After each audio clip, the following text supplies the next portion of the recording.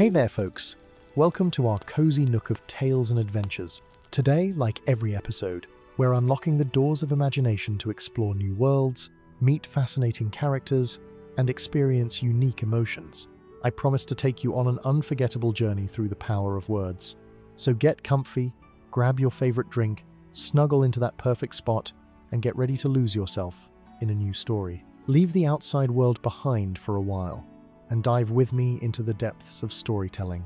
If you enjoy our content and want to support the channel, consider hitting the subscribe button and giving the video a thumbs up. Now, without further ado, let's dive into today's story.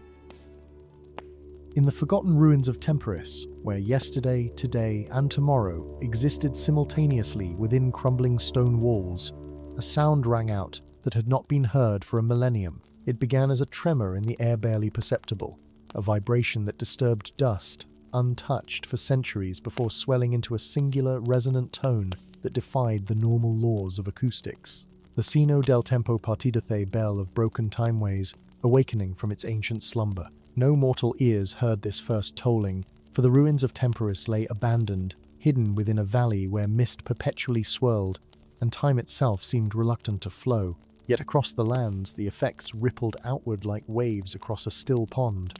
In the Eastern Kingdoms, scholars reported timepieces running backward for precisely 13 seconds. In the Western forests, hunters witnessed deer leaping before the arrows that would slay them had left their bows. And in the great city of Lumina, an elderly woman suddenly found herself young again for the span of a single heartbeat long enough to glimpse her long-dead husband passing on a street corner before her wrinkles returned and the vision vanished.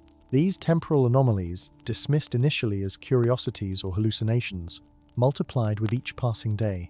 Villagers reported sunrises occurring 3 times in succession, children aged decades overnight, while ancient trees reverted to saplings. Battles from history replayed themselves in empty fields, ghostly warriors clashing with weapons of smoke and memory.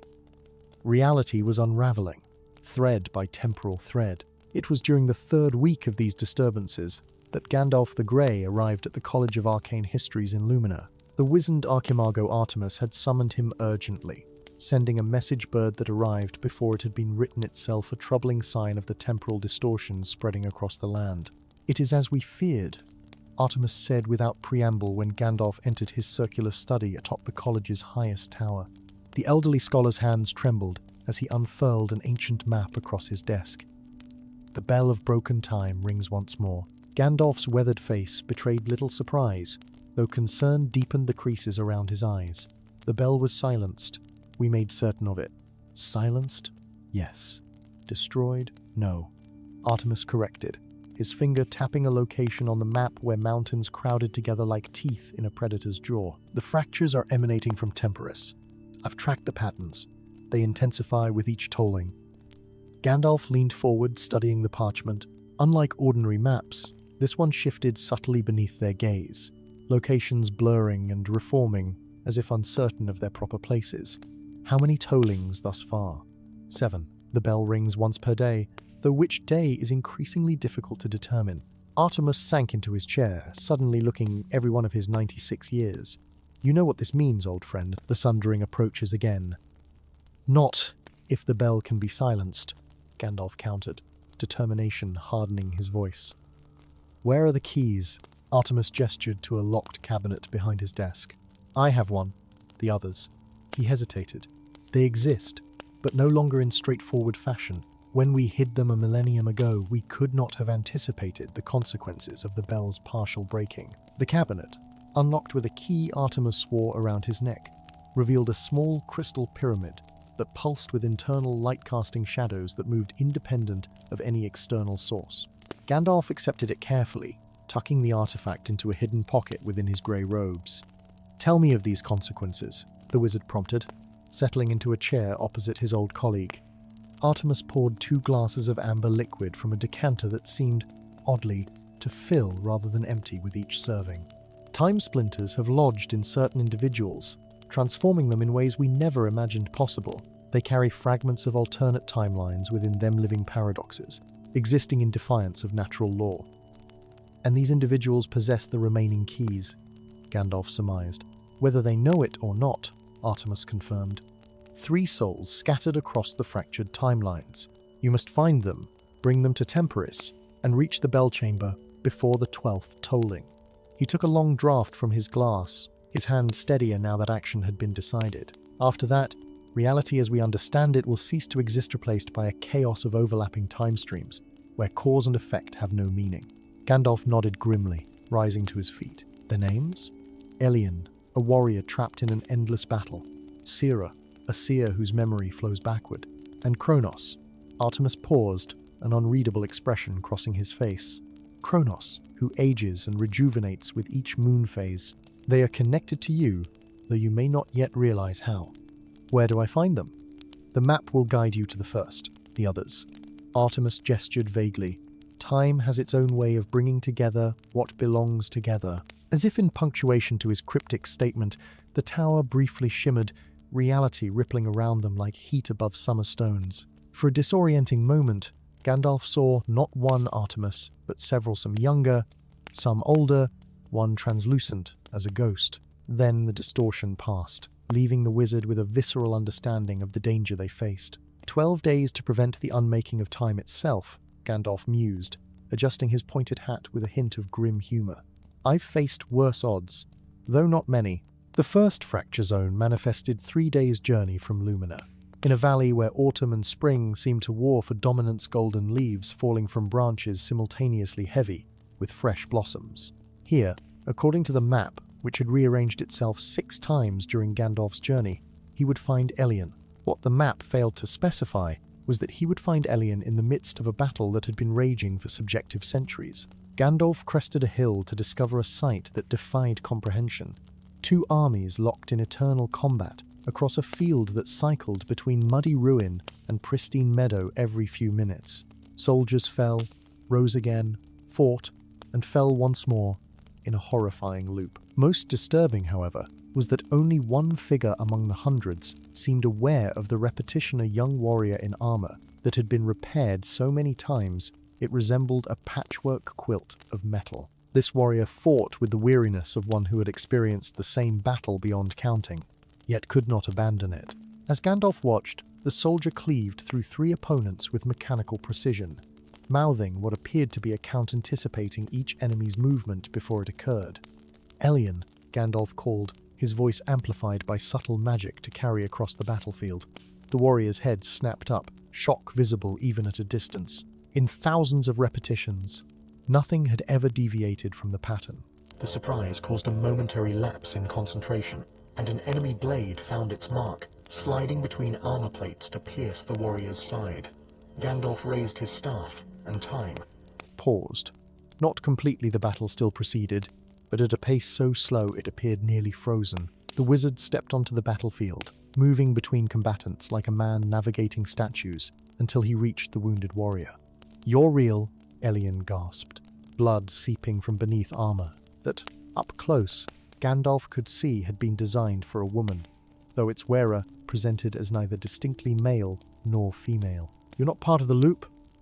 "No," Gandalf confirmed, producing a small vial from within his robes. "Drink this. It will heal your wound." Elien accepted the vial warily. "I've died 642 times in this battle. I always wake at its beginning again. Will your potion prevent that too?" "It might, if you leave the battlefield with me." Gandalf gestured to the frozen combatants surrounding them. "This is not a true battle, but an echo caught in a temporal fracture. You've been trapped in it since the bell began to ring." "Bell?" Elien winced, as the healing potion took effect, wound closing but leaving the memory of pain intact. "I've heard it 7 times, each heralding some new strangeness." The warrior's eyes narrowed with sudden suspicion. "How do I know you're not another illusion sent to torment me? The Faceless Ones have tried such tricks before." "The Faceless Ones? Creatures that sometimes appear at the battle's edges. They wear nothing. Not masks, but absence where features should be." Elien shuddered. "They watch. They wait. They offer escape that leads only deeper into the loop." Gandalf's expression darkened. He had not anticipated this complication, entities born of temporal distortion, perhaps, or something older and more sinister, taking advantage of the fractured time streams. "I can prove my reality," he said finally, withdrawing the crystal pyramid from his robes. As it caught the strangely altered sunlight, it projected an image into the air between them, the bell of broken time, hanging silent in its chamber beneath Temporis. This is the first key. You carry the second, though you may not know it. Elien stared at the projection, recognition dawning. I've dreamed of this bell. Every nighter, what passes for night in this endless loop, I hear it tolling and see a chamber I've never visited in waking life. Not never, Gandalf corrected gently. Not in this timeline, perhaps, but in another, you helped forge the bell itself. A fragment of that alternate self lives within you, carrying knowledge crucial to our task. The warrior considered this, then reached for a small amulet half hidden beneath the patchwork armor. It appeared unremarkable, a simple disc of tarnished metal, yet when Elien pressed it between calloused palms, it began to glow with the same internal light as Gandalf's pyramid. I've carried this since I first awoke in the battle, Elien explained. It seemed important, though I never knew why. The second key, Gandalf confirmed. Now, we must leave this fracture before. The air around them rippled violently, and at the battlefield's edge, three absences in the shape of figures. Where faces should have been, there was only void, a darkness that seemed to absorb light rather than merely block it. The faceless ones, Elien hissed, raising a sword that suddenly seemed inadequate against such opposition. They come when the pattern changes. Gandalf raised his staff, its crystal tip flaring with white light. They are time wounds given form gaps in reality, that seek to widen, to consume what remains of coherent time streams. The wizard's voice took on the resonant quality it assumed only in moments of great power. Run for the hilltop. Do not look back, no matter what you hear. For once in 642 repetitions, Elien obeyed someone else's command without question. As the warrior sprinted for the hill, Gandalf stood his ground, staff raised high. You cannot have this timeline, he declared to the approaching faceless ones. Nor any other while I stand. Light erupted from his staff, not in a beam or burst, but in a spherical wave that expanded outward, momentarily restoring proper time to everything it touched. The frozen battle resumed its normal pace, soldiers fighting with renewed vigor, unaware of the greater conflict surrounding their endless loop. The faceless ones hesitated at this display of power, their void features somehow conveying confusion despite their lack of expression. Gandalf seized the opportunity to retreat, backing up the hill while maintaining his staff's radiance as a barrier between the temporal entities and himself. At the hilltop, Elien waited beside a standing stone that pulsed with faint energy, a remnant of ancient magic that had perhaps attracted the time fracture to this location in the first place. Touch the stone, Gandalf instructed, joining the warrior. With the key, Elien pressed the glowing amulet against the weathered megalith. Light flared where metal met stone, and reality shifted. The battlefield below vanished, replaced by proper countryside unmarred by endless combat. The faceless ones disappeared with it, their unnatural presence rejected by the corrected time stream. Where did they go? Elien asked, disoriented by the sudden absence of the battle that had defined existence for so long. The soldiers, the faceless ones. The soldiers returned to history, where their battle occurred once, not endlessly, Gandalf explained, already consulting his shifting map. The faceless ones have retreated to another fracture zone, where reality remains weak enough for them to manifest. And where do we go? Elien looked around with the wonder of one seeing the world anew. You said there were others like me, others with fragments of different selves. Indeed, Gandalf indicated a point on the map where mountains met forest, and a small village existed in a state of quantum uncertainty, sometimes present, sometimes not, depending on which timeline momentarily dominated. We seek Sira next, a woman who remembers the future but forgets the past. That seems inconvenient, Elien observed with the first hint of humor Gandalf had witnessed from the warrior. More than you know, the wizard agreed grimly. For Sira has already met us in her future, which is our past, which has not yet occurred in any timeline currently accessible. Elien's brow furrowed. I don't understand. Neither do I, entirely, Gandalf admitted. But understanding time is less important than preventing its complete unraveling. Come, we have 5 days remaining until the 12th tolling of the bell. As if summoned by his words, a distant sound reached them, a deep, resonant tone that seemed to vibrate within their very bones. The 8th toll of the bell of broken time. With it came another ripple in reality. stronger than those before, causing momentary doubles of both Gandalf and Elien to appear beside themultinate versions from neighboring timelines, visible for an instant before snapping back to their proper planes of existence. It grows worse, Elien noted unnecessarily. Yes, Gandalf agreed, and it will continue to worsen until we either silence the bell or witness the end of time itself. They found Ciri in a cottage at the edge of the Quantum Village, surrounded by journals filled with writing that began at the final page and proceeded backward to the first. The woman herself was young in body, but ancient in gaze, her silver hair contrasting sharply with her unlined face. When they approached her door, she greeted them by name before they could introduce themselves. "Gandalf and Elien," she said, gesturing them inside. "The tea is ready. You'll tell me about the bell and the 12th tolling, and I'll agree to accompany you to find Kronos, though I'll warn you about the betrayal to come." The wizard and warrior exchanged bemused glances as they entered the immaculate cottage, where indeed a tea service waited, steam rising from 3 perfectly filled cups. "Your memory flows backward," Gandalf observed, accepting the cup she offered. "You remember events that, for us, have not yet occurred, while forgetting those that have already transpired," Ciri confirmed with a serene nod. "My yesterday is your tomorrow. This conversation remains fresh in my mind, though for you it hasn't happened until this moment." "That sounds maddening," Elien commented, examining the offered tea with the wariness of one who had experienced too many deceptions. "It's perfectly safe," Ciri assured the warrior. "You'll enjoy it, especially the hint of meadowsweet that reminds you of your mother's garden, the one that exists in the timeline where you weren't born on a battlefield." Elien nearly dropped the cup. "How could you possibly know about that? I've never told anyone. I've barely admitted those memories to myself. Because you'll tell me 3 days from now, when we've recovered from the river crossing and you've begun to trust me." Ciri's smile held compassion rather than triumph. "Your alternate memories aren't delusions, Elien. They're glimpses of the self you might have been, had the bell remained silent." Gandalf studied their hostess with new interest. "You carry the 3rd key, though in your reversed perception, you've already used it." Indeed, Ciri touched a small brooch pinned to her shawless silver timepiece, whose hands spun counterclockwise. "Though I understand its purpose differently than you might, the keys aren't merely a means to access the bell chamber. They're fragments of the original bell, scattered across time when it partially shattered a millennium ago. This was new information, even to Gandalf. If the keys are bell fragments, then bringing them together might either repair the bell or silence it permanently," Ciri finished. "That choice will face us once we've gathered all 4 keys and reached Temporis with Kronos." "4," Elien interjected. "Artemis spoke of 3 keys. Because he doesn't know about the 4th, Ciri explained, sipping her tea. "None of you do, except perhaps Gandalf, in memories he hasn't yet allowed himself to access." The wizard's bushy eyebrows drew together in concern. "What memories?" Ciri regarded him with compassion.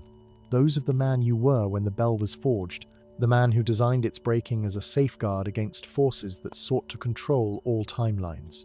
She set down her cup deliberately. "The man who became fractured himself, his consciousness scattered across multiple versions of reality." A tense silence filled the cottage as Gandalf absorbed this revelation. Could it be true?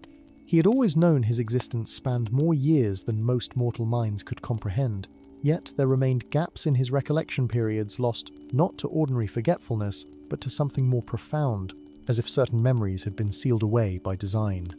"Kronos," he said finally, the name emerging as barely more than a whisper. "The 4th keyholder, he is." "A fragment of yourself," Ciri confirmed gently, "one who has experienced time differently than any living being should, aging and rejuvenating with each lunar cycle, carrying memories of futures that may never come to pass." Elien looked between them, confusion evident. How can Kronos be part of Gandalf? They're separate people, aren't they? "Separate, yet connected," Ciri replied. "As are we all in this fractured reality. Each of us carries pieces of alternate selves, potential lives unlived. The difference is that Kronos knows it, has always known it, and has spent lifetimes searching for a way to either complete or end the cycle." The 9th toll of the bell interrupted their conversation, a sound that penetrated stone and flesh alike, vibrating in the marrow of their bones.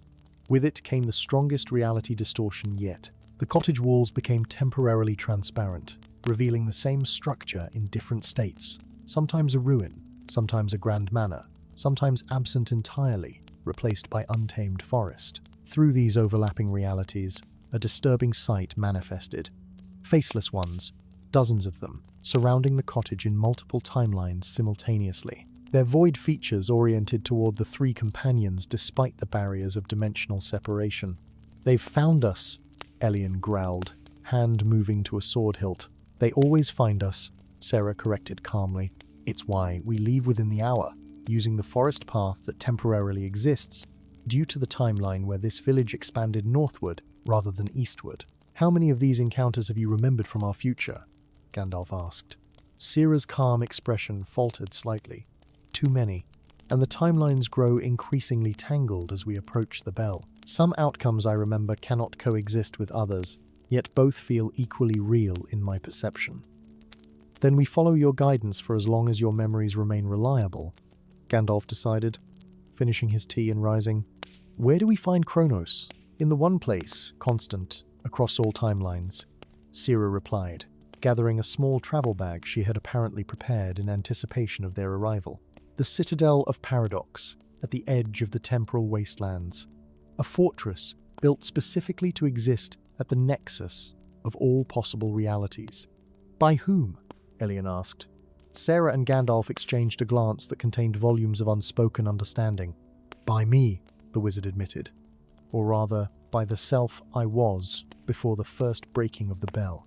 A self I must now remember if we are to prevent time's complete unraveling." The journey to the citadel of Paradox tested them in ways no ordinary travel could. They passed through landscapes that shifted between desert and ocean without warning, navigated forests where time flowed at different rates among the trees, and crossed a river that sometimes ran backward, sometimes upward, and occasionally not at all. The faceless ones haunted their path, growing more numerous and aggressive with each passing day.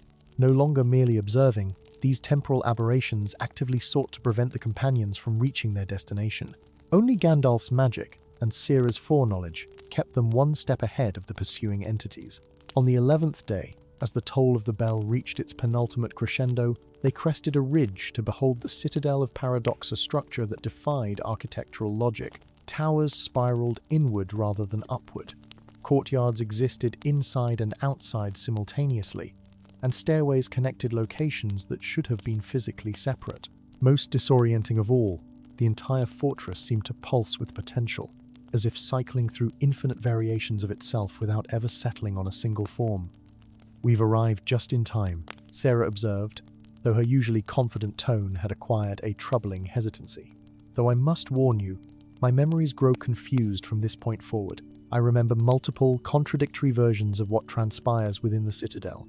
Because this is where timelines converge most strongly," Gandalf surmised, studying the impossible structure with growing recognition. Memories stirred within him of designing this place, of living within it for what might have been centuries, of decisions made and unmade countless times. Within those walls, all potential realities exist in superposition, collapsing into temporary solidity only when observed. "Like a spell of quantum uncertainty made manifest in stone," Elian mused, earning surprised looks from both companions. The warrior shrugged. "I contain multitudes, remember?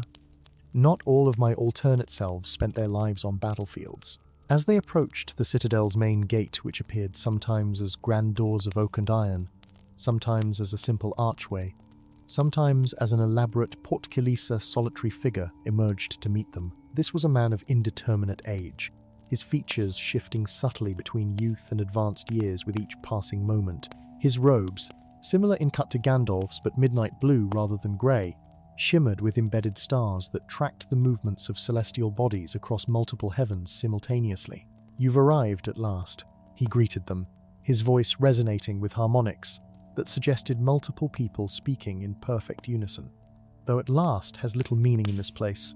Elian and Sira instinctively stepped back, but Gandalf moved forward, studying the man's face with the unsettling sensation of looking into a mirror that reflected not his current self, but all the selves he might have been. "Kronos," he acknowledged. "Or should I say, Artano." The name one Gandalf had not spoken or heard in millennia hung in the air between them. pregnant with implication. It was his name, from an age before he became Gandalf, when his powers and purpose had been different, more focused on the manipulation of time than the guidance of mortal races. Both. Neither. Or permutations between, Kronos replied with a smile that contained equal parts sorrow and relief. I've waited for this moment across countless cycles, brother self. The moment when fragmentation might give way to either unity or final dissolution. The 12th toll approaches, Gandalf said, gesturing to their companions. We've gathered the 3 keys as Artemis instructed. 3 of 4, Kronos corrected, producing a small orb that glowed with shifting temporal energies. I possess the final fragment. Together, they offer us 2 paths to repair the bell and restore singular time, or to complete its breaking and embrace the multiplicity of all possible timelines. The air around the citadel rippled violently as he spoke, reality itself straining under the weight of imminent decision. In the distance, a sound began to build, not quite the toll of the bell, but its precursor, the gathering of temporal energies before the final, catastrophic resonance. We must decide quickly, Sira urged, her silver hair whipping in winds that blew from multiple directions simultaneously. The Faceless Ones gather for their final assault. They seek to prevent either outcome, to maintain the broken state where they can feed upon fracturing timelines. As if summoned by her words, void, figures began to materialize around them, dozens, then hundreds, an army of non-beings whose very existence represented the unraveling of coherent reality. Their empty faces oriented toward the 4 key holders with palpable malice. Inside, Kronos commanded, ushering them through the gate that settled momentarily into solid form. The citadel will hold them at bay long enough for our choice to be made. The interior of the Paradox Citadel defied description, a space that existed in multiple configurations simultaneously, requiring the mind to accept contradictory architectural realities as equally valid. At its center, however, a singular chamber maintained consistent form, a perfect dome, whose ceiling displayed the entire cosmos in miraculous detail, tracking not just the stars of their world, but the celestial bodies of countless alternate realities as well. In this chamber's center stood a pedestal with 4 distinct recesses, clearly designed to hold the keys they carried. We must choose, Kronos said, his form flickering more pronouncedly now, cycling between extreme youth and great age with increasing rapidity. Repair or release, singular timeline or infinite possibilities. Repairing the bell would restore order, Gandalf argued, centuries of wisdom evident in his measured tone. A single, coherent timeline where cause precedes effect, where actions have predictable consequences. But which timeline becomes dominant? Ellian challenged, the warrior's experience with battle loops lending passion to the question. Who decides which version of reality persists and which are erased? In a repaired timeline, how many alternate selves show, many lives with equal claim to existence, would we be condemning to non-being? While in a fully fractured reality, all timelines would exist simultaneously, Sira added, her backward-flowing memory providing unique perspective. Every possibility realized, no path untaken, no potential unfulfilled, but perhaps at the cost of coherence itself. Outside the chamber, they heard the Faceless Ones battering against the citadel's shifting architecture. Time was running short literally and figuratively. I've lived this moment before, Kronos revealed, his gaze meeting Gandalf's with centuries of shared understanding. Across multiple cycles, sometimes we choose repair, sometimes release.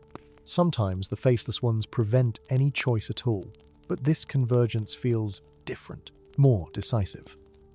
Gandalf studied his fragmented self, then looked to Elian and Seriach, carrying pieces of alternate lives, each representing the complex tapestry of existence that defied simple solutions.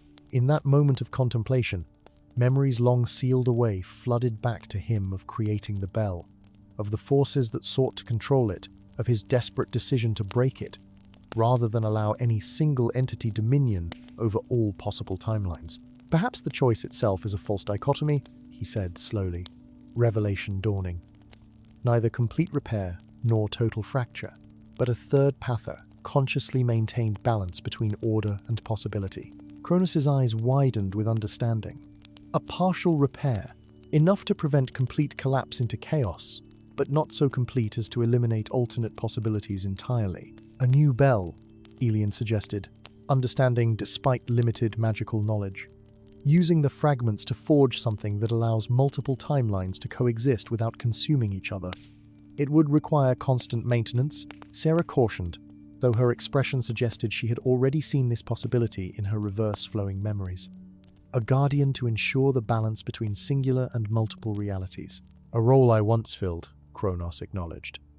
One I could fulfill again with the fragments of self I've gathered across countless cycles. The decision crystallized between them as the 12th toll began to build a sound beyond sound, a temporal resonance that threatened to shatter what remained of coherent reality. Outside, the Faceless Ones redoubled their assault, sensing the imminent choice that would determine their continued existence or dissolution.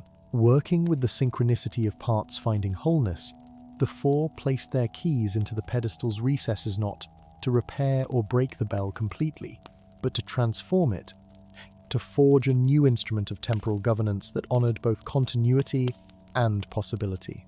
As the keys connected, power surged through the chamber. The cosmic display above them realigned, showing not one reality nor infinite chaos, but a carefully balanced array of timeline's major arteries of causality, flowing strong and clear, with smaller branches of possibility extending outward without threatening the whole.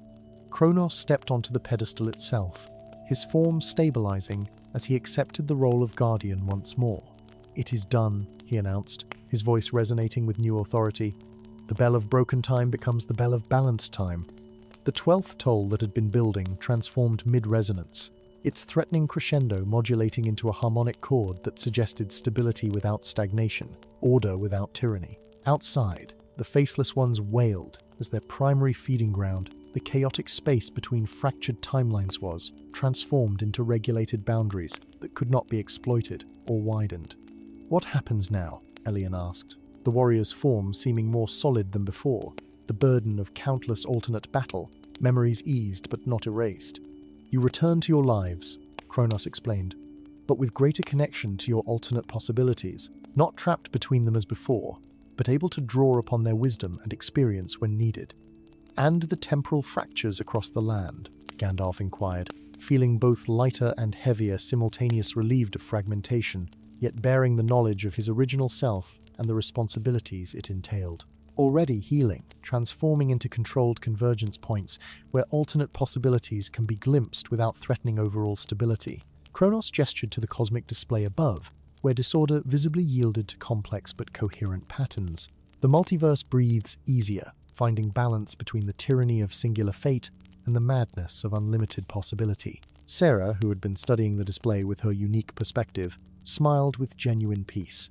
"I see it now in my backwards memory, which extends beyond this moment. The path we've chosen isn't perfect, but it creates space for both continuity and change, for both what must be and what might be." As they departed, the citadel of paradox, which now maintained a more consistent form while still hinting at alternate architectural possibilities, Gandalf reflected on the nature of time itself. Not a river flowing in a single direction, nor an ocean of chaotic possibility, but a great tree with strong central branches and delicate, explorative twigs reaching toward infinite potential. In restoring balance rather than imposing rigid order, they had honored the fundamental truth that Gandalf in all his incarnations across all possible timelines had always understood, that the greatest wisdom lies not in controlling reality, but in allowing it the freedom to explore its own nature while providing just enough structure to prevent collapse into meaninglessness. And somewhere, in a chamber that existed simultaneously at the heart of the citadel of paradox and at the nexus of all possible realities, the bell of balance time rang once more, not a warning or a threat, but a promise. A promise that time, like all great mysteries, was best approached not with the desire to conquer, but with the humility to serve as its guardian and guide. Story 2.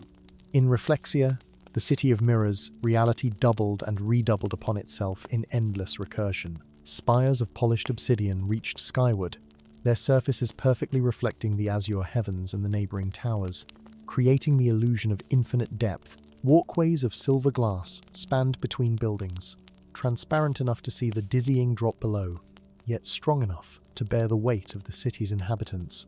Every available surface from the Grand Cathedral's facade to the humblest merchant's shop window incorporated reflective elements. For in Reflexia, mirrors were not mere vanity. They were conduits of truth and power. Citizens moved with practiced grace through this labyrinth of reflections, their eyes trained to distinguish solid matter from illusory image. They wore robes of iridescent fabric that shifted color with each movement, further blurring the line between the tangible and the reflected. But on this particular morning, as dawn painted the city in hues of amber and rose, something unprecedented occurred. A scream echoed across the Grand Plaza as a noblewoman gazed into her hand mirror and saw not her own face, but a vision of Reflexia in flames, its magnificent towers crumbling, its populace fleeing in terror. Within the hour, reports flooded the Vidente Tower, the headquarters of the Order of Seers, who maintained the city's mirrorsof. Similar phenomena throughout Reflexia. Every reflective surface, from ornate wall mirrors to simple puddles of water, showed not reflections but visions of a future apocalypse. Panic spread like wildfire. Some citizens covered all mirrors in their homes with cloth, while others broke them outright, only to find that even in the shards, the terrible visions persisted.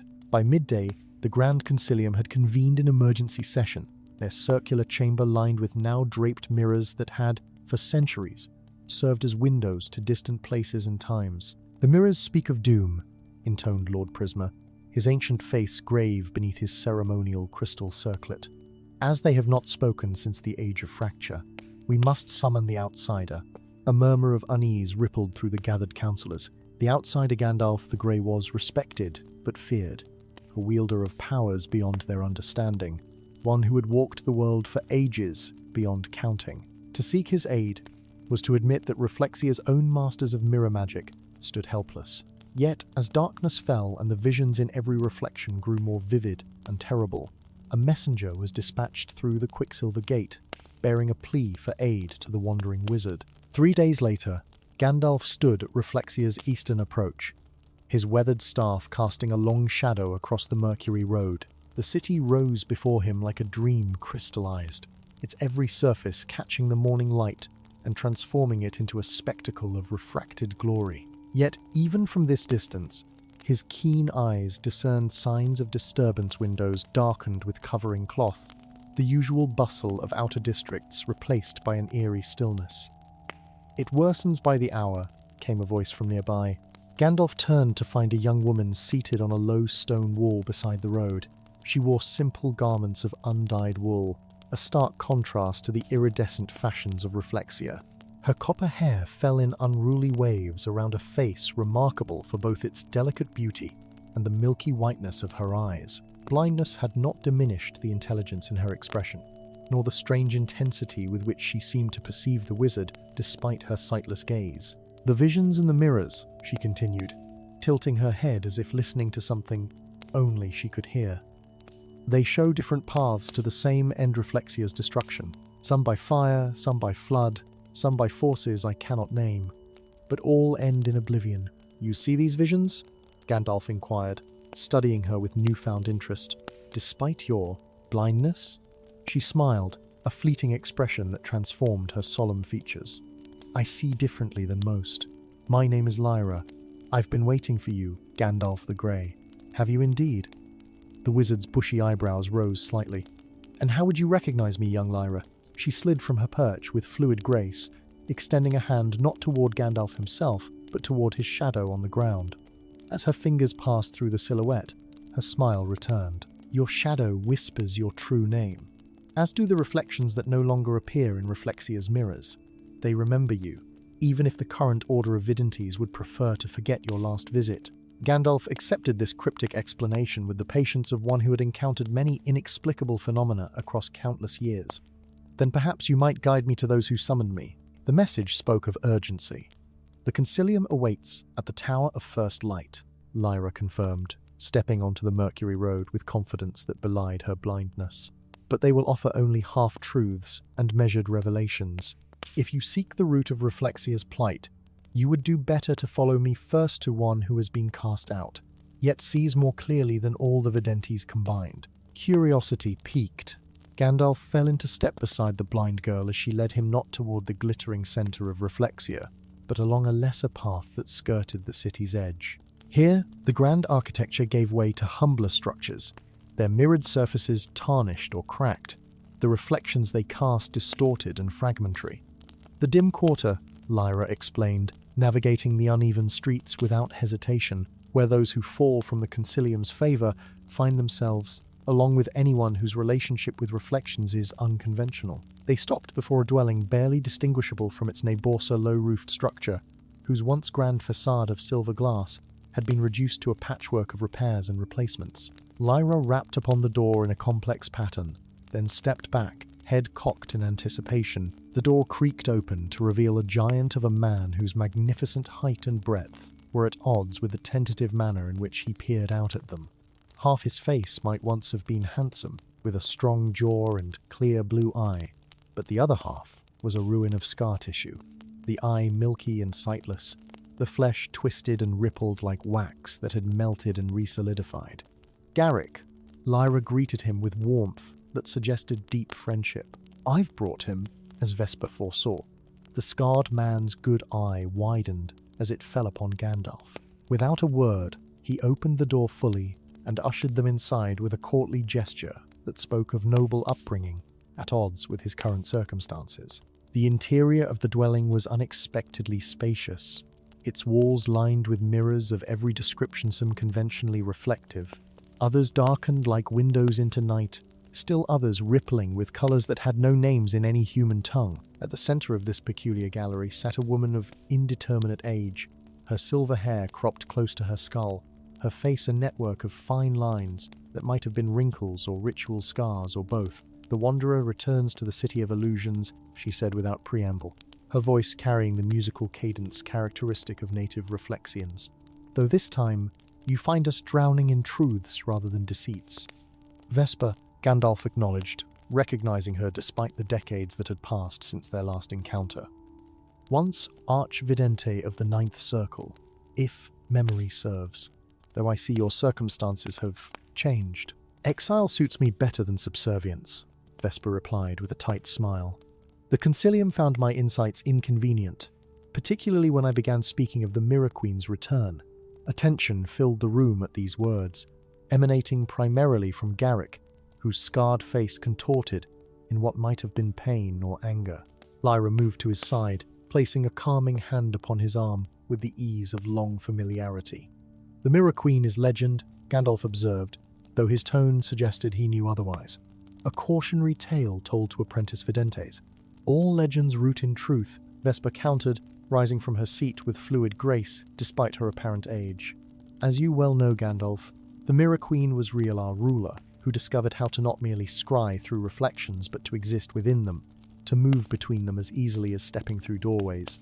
When her ambition threatened to shatter the boundaries between realms, she was imprisoned between dimensions by the founding members of the Order of Videntes. With your assistance, if the old records speak true, Lyra added, her sightless gaze somehow finding Gandalf unerringly. The wizard's expression remained impassive, though something flickered in his ancient eye's recognition perhaps, or regret. If the Mirror Queen stirs in her prison, that would indeed explain the visions plaguing Reflexia.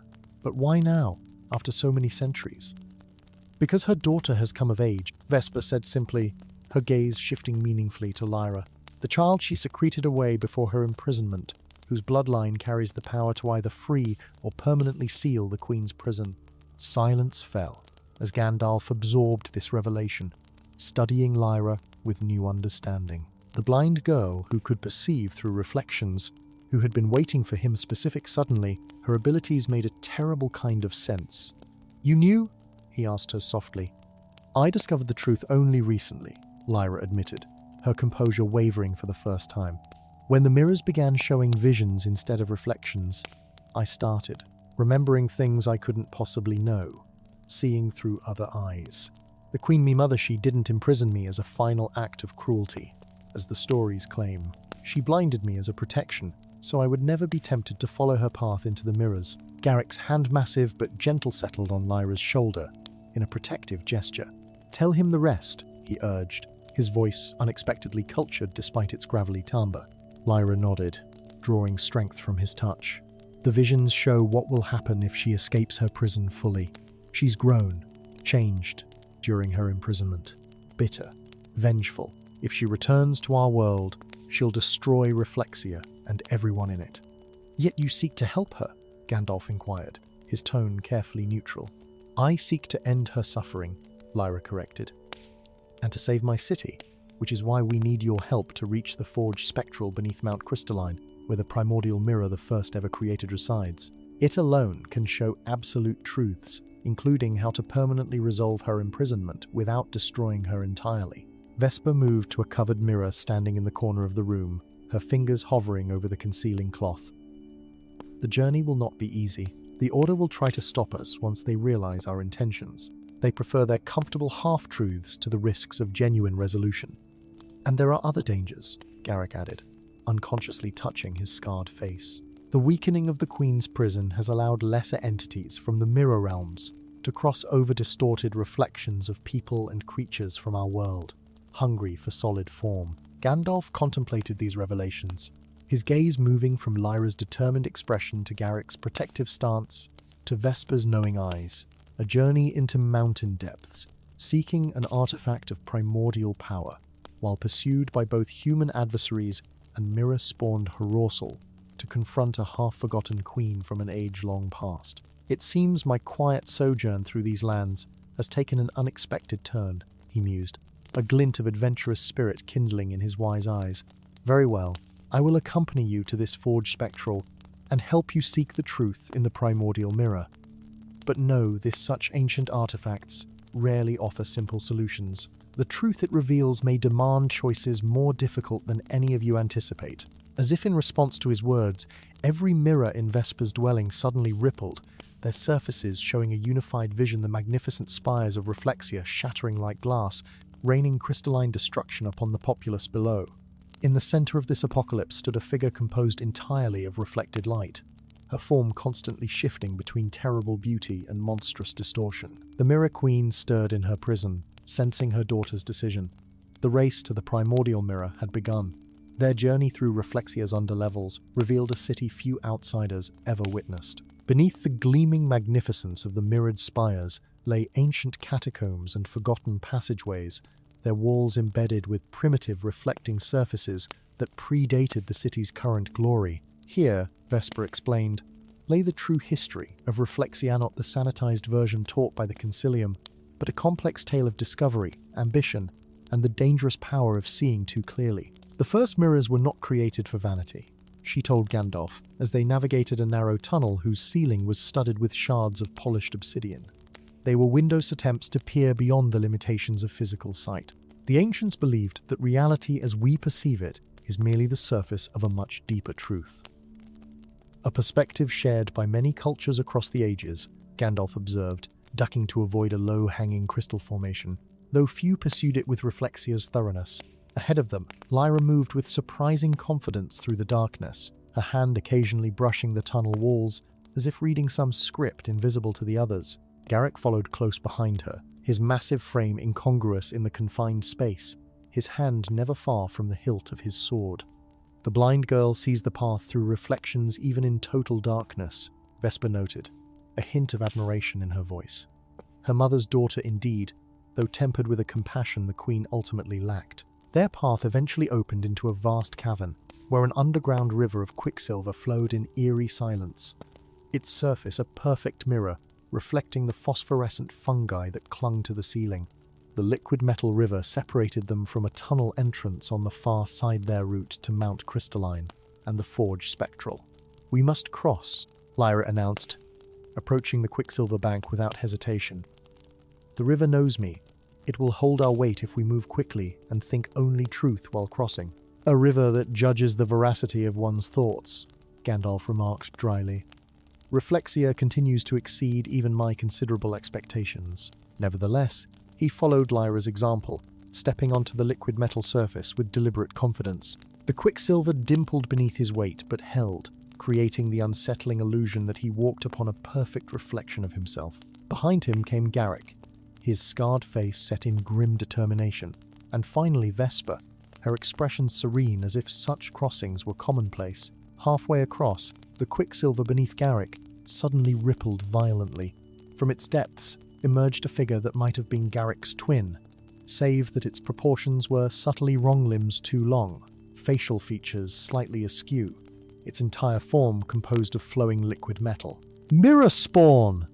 Vesper cried in alarm as the creature lunged for Garrick, its mercurial hands elongating into wicked talons. The big man's sword cleared its scabbard with surprising speed, the blade slicing through the creature's torsoonly for the wound to seal instantly, the quicksilver reforming without hindrance. More disturbingly, where the sword had cut, Garrick's own chest now bore a shallow gash, blood seeping through his leather armor. "Physical attacks only harm yourself," Gandalf warned, raising his staff. The crystal embedded in its crown began to glow with inner light that intensified until it rivaled the brightest noon sun. The mirror spawn recoiled from this radiance, its liquid form destabilizing, ripples of dissonance spreading across its surface. Lyra turned back toward the confrontation, her blind eyes somehow focusing on the creature, despite her lack of conventional sight. "It's not attacking," she realized suddenly. "It's trying to communicate." Ignoring Garrick and Vesper's warnings, she approached the mirror spawn, her hand outstretched. As her fingers made contact with its liquid surface, the creature stilled, its form stabilizing into a perfect reflection of Garrick if he had never been disfigured. Through this uncanny mirror, the big man found himself staring at the face he had lost years ago. "It shows what was taken," Lyra murmured, her voice distant, as if in trance. When the Mirror Queen was imprisoned, fragments of people who had gazed into her enchanted mirrors were trapped with hair reflections that contained pieces of the original souls. As her prison weakens, these fragments seek to rejoin their original sources. The mirror spawn's liquid hand reached toward Garrick's scarred face with what appeared to be longing rather than malice. Understanding dawned in the warrior's good eye, and after a moment's hesitation, he lowered his sword and stepped forward to meet his reflection. The moment they touched, the creature seemed to flow into Garrick, its quicksilver substance absorbing into his skin with a sound like a distant sigh. The warrior staggered, supported by Gandalf's steady hand, as the scarring on his face subtly changed, not vanishing entirely, but softening, the twisted tissue becoming less pronounced, but the milky eye clearing somewhat to reveal a hint of its original blue. "Whole again," Vesper observed with quiet satisfaction. "Or more whole than before. Perhaps there is hope yet for all fractured things." They continued across the Quicksilver River without further incident, though each felt the weight of what they had witnessed small healing that hinted at larger possibilities and deeper perils ahead. If mere fragments of trapped reflections could restore what was lost, what might the Mirror Queen herself be capable of, should she fully escape her dimensional prison? The tunnel beyond the river ascended steeply, the rough-hewn stone gradually giving way to perfectly smooth walls of crystal that refracted their torchlight into cascading rainbows. The air grew warmer as they climbed, carrying the scent of hot metal and strange minerals. "We approach the Forge Spectral," Vesper announced as the passage opened into a vast chamber deep within Mount Crystalline, where the first mirror was created, and where all reflections begin. The forge itself defied conventional understanding of metallurgy or craftsmanship. At the chamber's center stood an anvil of pure diamond, surrounded by pools of molten silver that flowed in intricate patterns across the floor. The fires that heated these pools burned with flames of blue, green, and violet colors no natural fire should produce.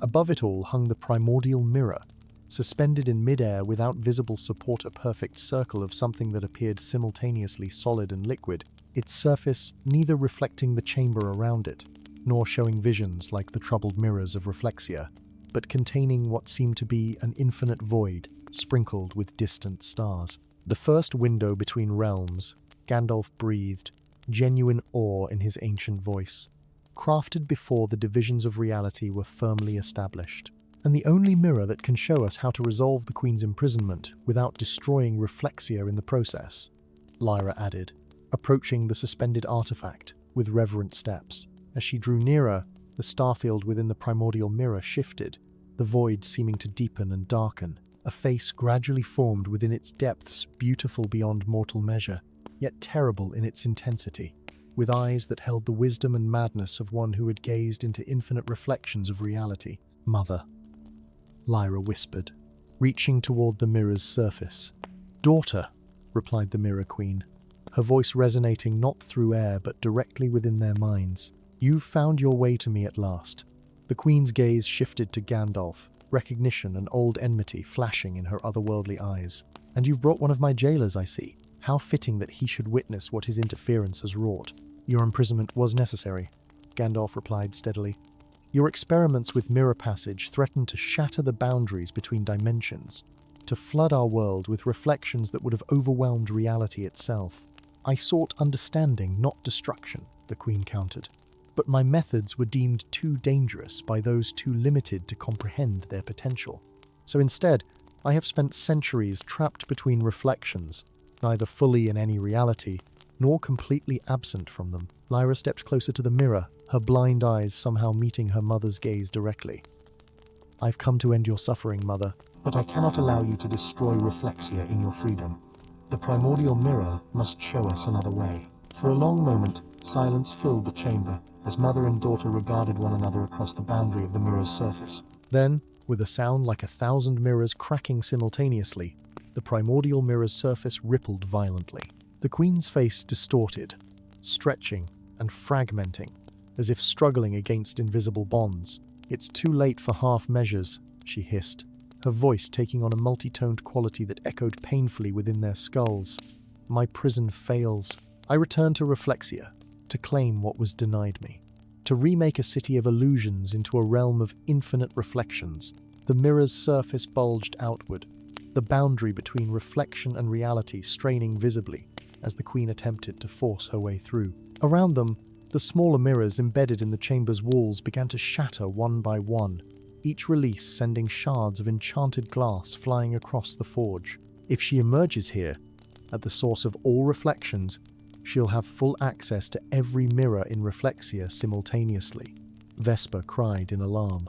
"The city will become one massive gateway between dimensions." Gandalf raised his staff, its crystal glowing with power as he attempted to reinforce the weakening barriers. "Lyra, the mirror responds to your bloodline.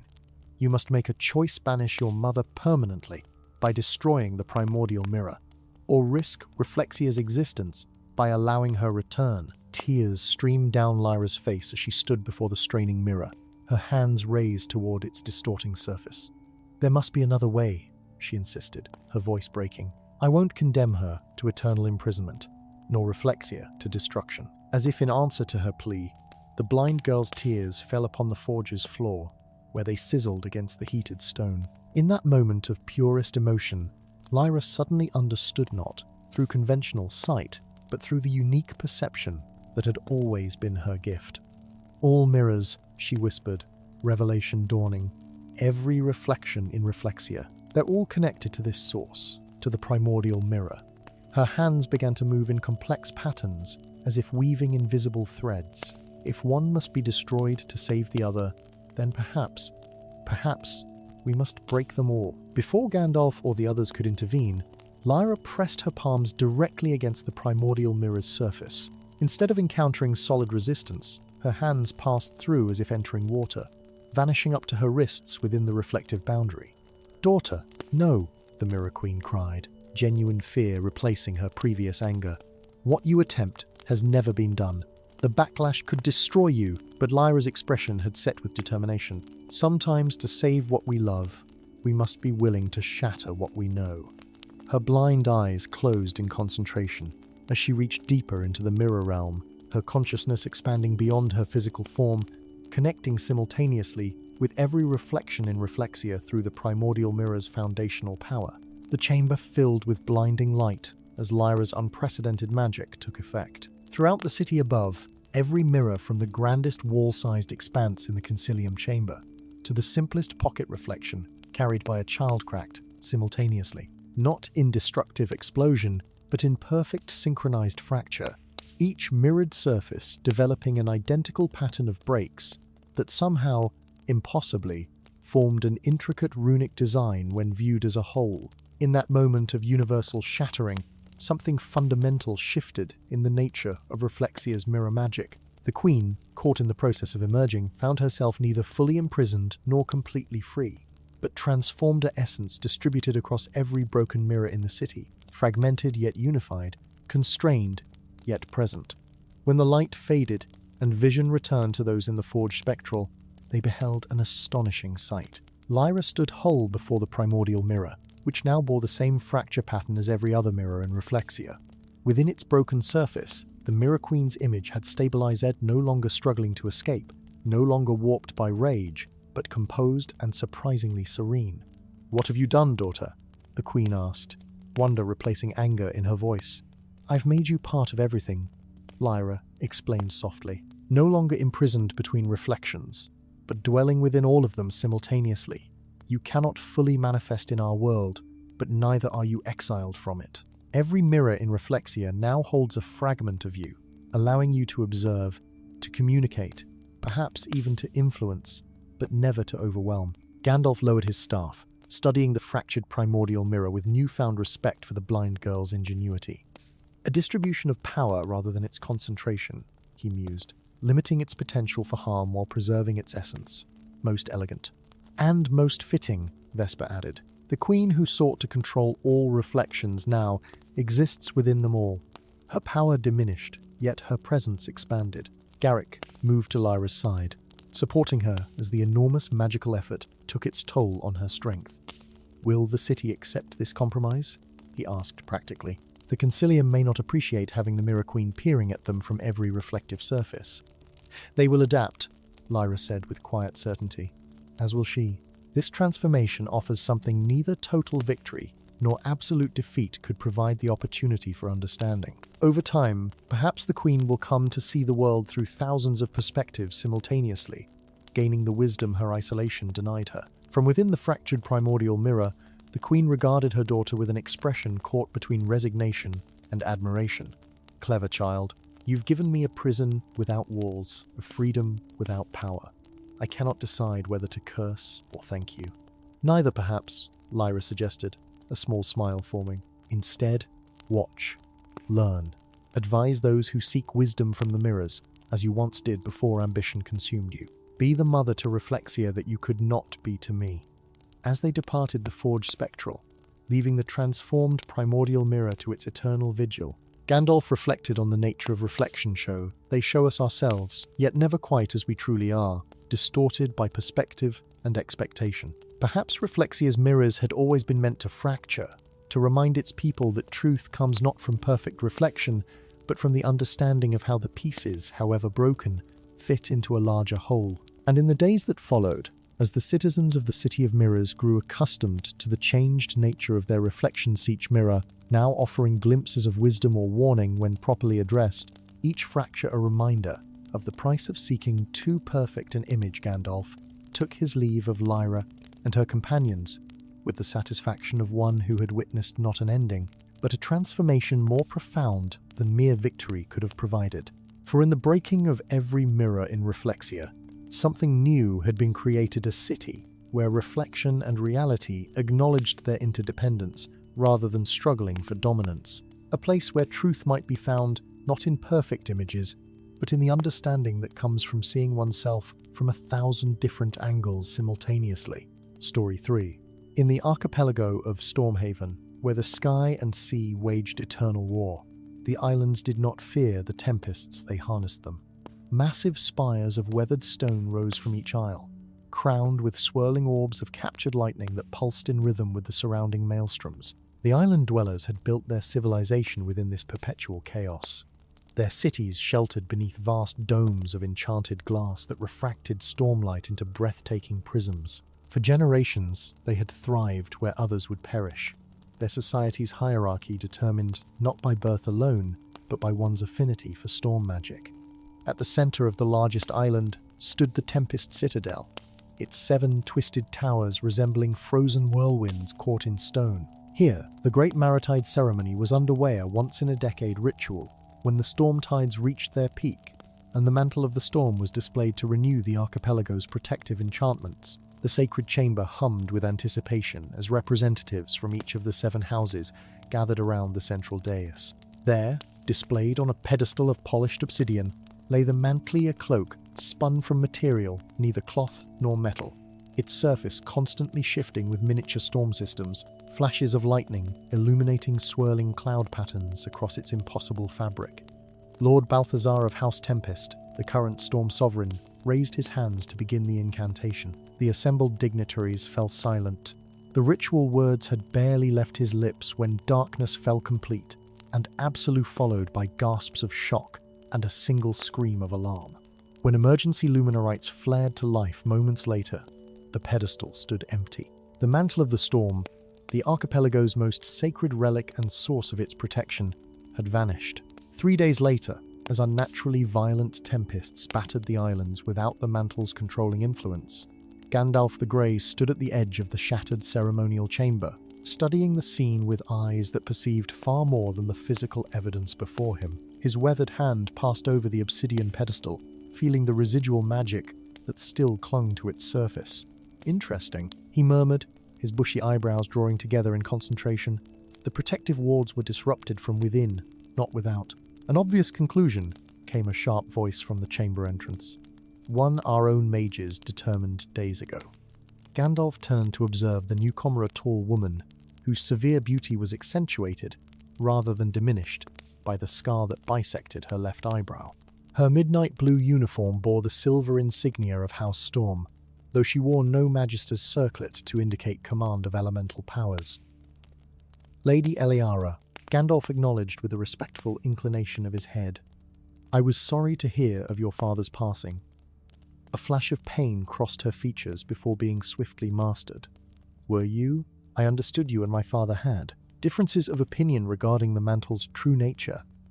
"One can respect a person while disagreeing with their beliefs," Gandalf replied mildly. Everyone in Stormhaven knew the story how the heir of House Storm had been passed over for her younger brother when her 16th year had come and gone without the manifestation of storm magic. A storm heir without magic was like a ship without sails in their society, technically still of the fleet, but effectively powerless. "The council summoned you because the outer islands report unnatural storm patterns," she said, her voice clipped. "Gales that move against the currents, lightning that strikes in perfect geometric patterns. The mantle isn't simply missing, it's being used." "By someone who understands its capabilities," Gandalf agreed, stroking his grey beard thoughtfully. "The question is, who among your people possesses such knowledge, yet lacks the position the mantle would grant them legitimately?" Eliara's bitter laugh held no humour. "You're assuming the thief is of Stormhaven. Perhaps your centuries have made you forgetful, Gandalf. Our neighbours in Kaldemar have coveted the mantle since the Sundering Wars 3 generations ago." Before Gandalf could respond, the chamber doors swung wide again, admitting a man whose appearance contrasted sharply with the formal attire of the citadel's usual occupants. His weathered leather armour bore the marks of hard travel and harder fights, while the twin short swords crossed at his back suggested proficiency in the kind of combat rarely seen in Stormhaven's civilized halls. His face might have been handsome were it not for the perpetual wariness in his amber eyes and the tension in his jaw that spoke of constant vigilance. "Thorn," Eliara acknowledged, her tone suggesting complicated history. "I didn't expect the council to act on my recommendation so quickly." "They didn't," the newcomer replied, his voice carrying the rough accent of the Outer Isles. "I was already tracking the thief when your summons found me. The trail leads to the Sea of Glass." Gandalf's eyebrows rose with interest. The Sea of Glass, a mysterious expanse on the archipelago's furthest edge where the perpetual storms crystallized seawater into fantastic sculptures of solid glass, was forbidden territory, believed haunted by the spirits of those lost in the Sundering Wars.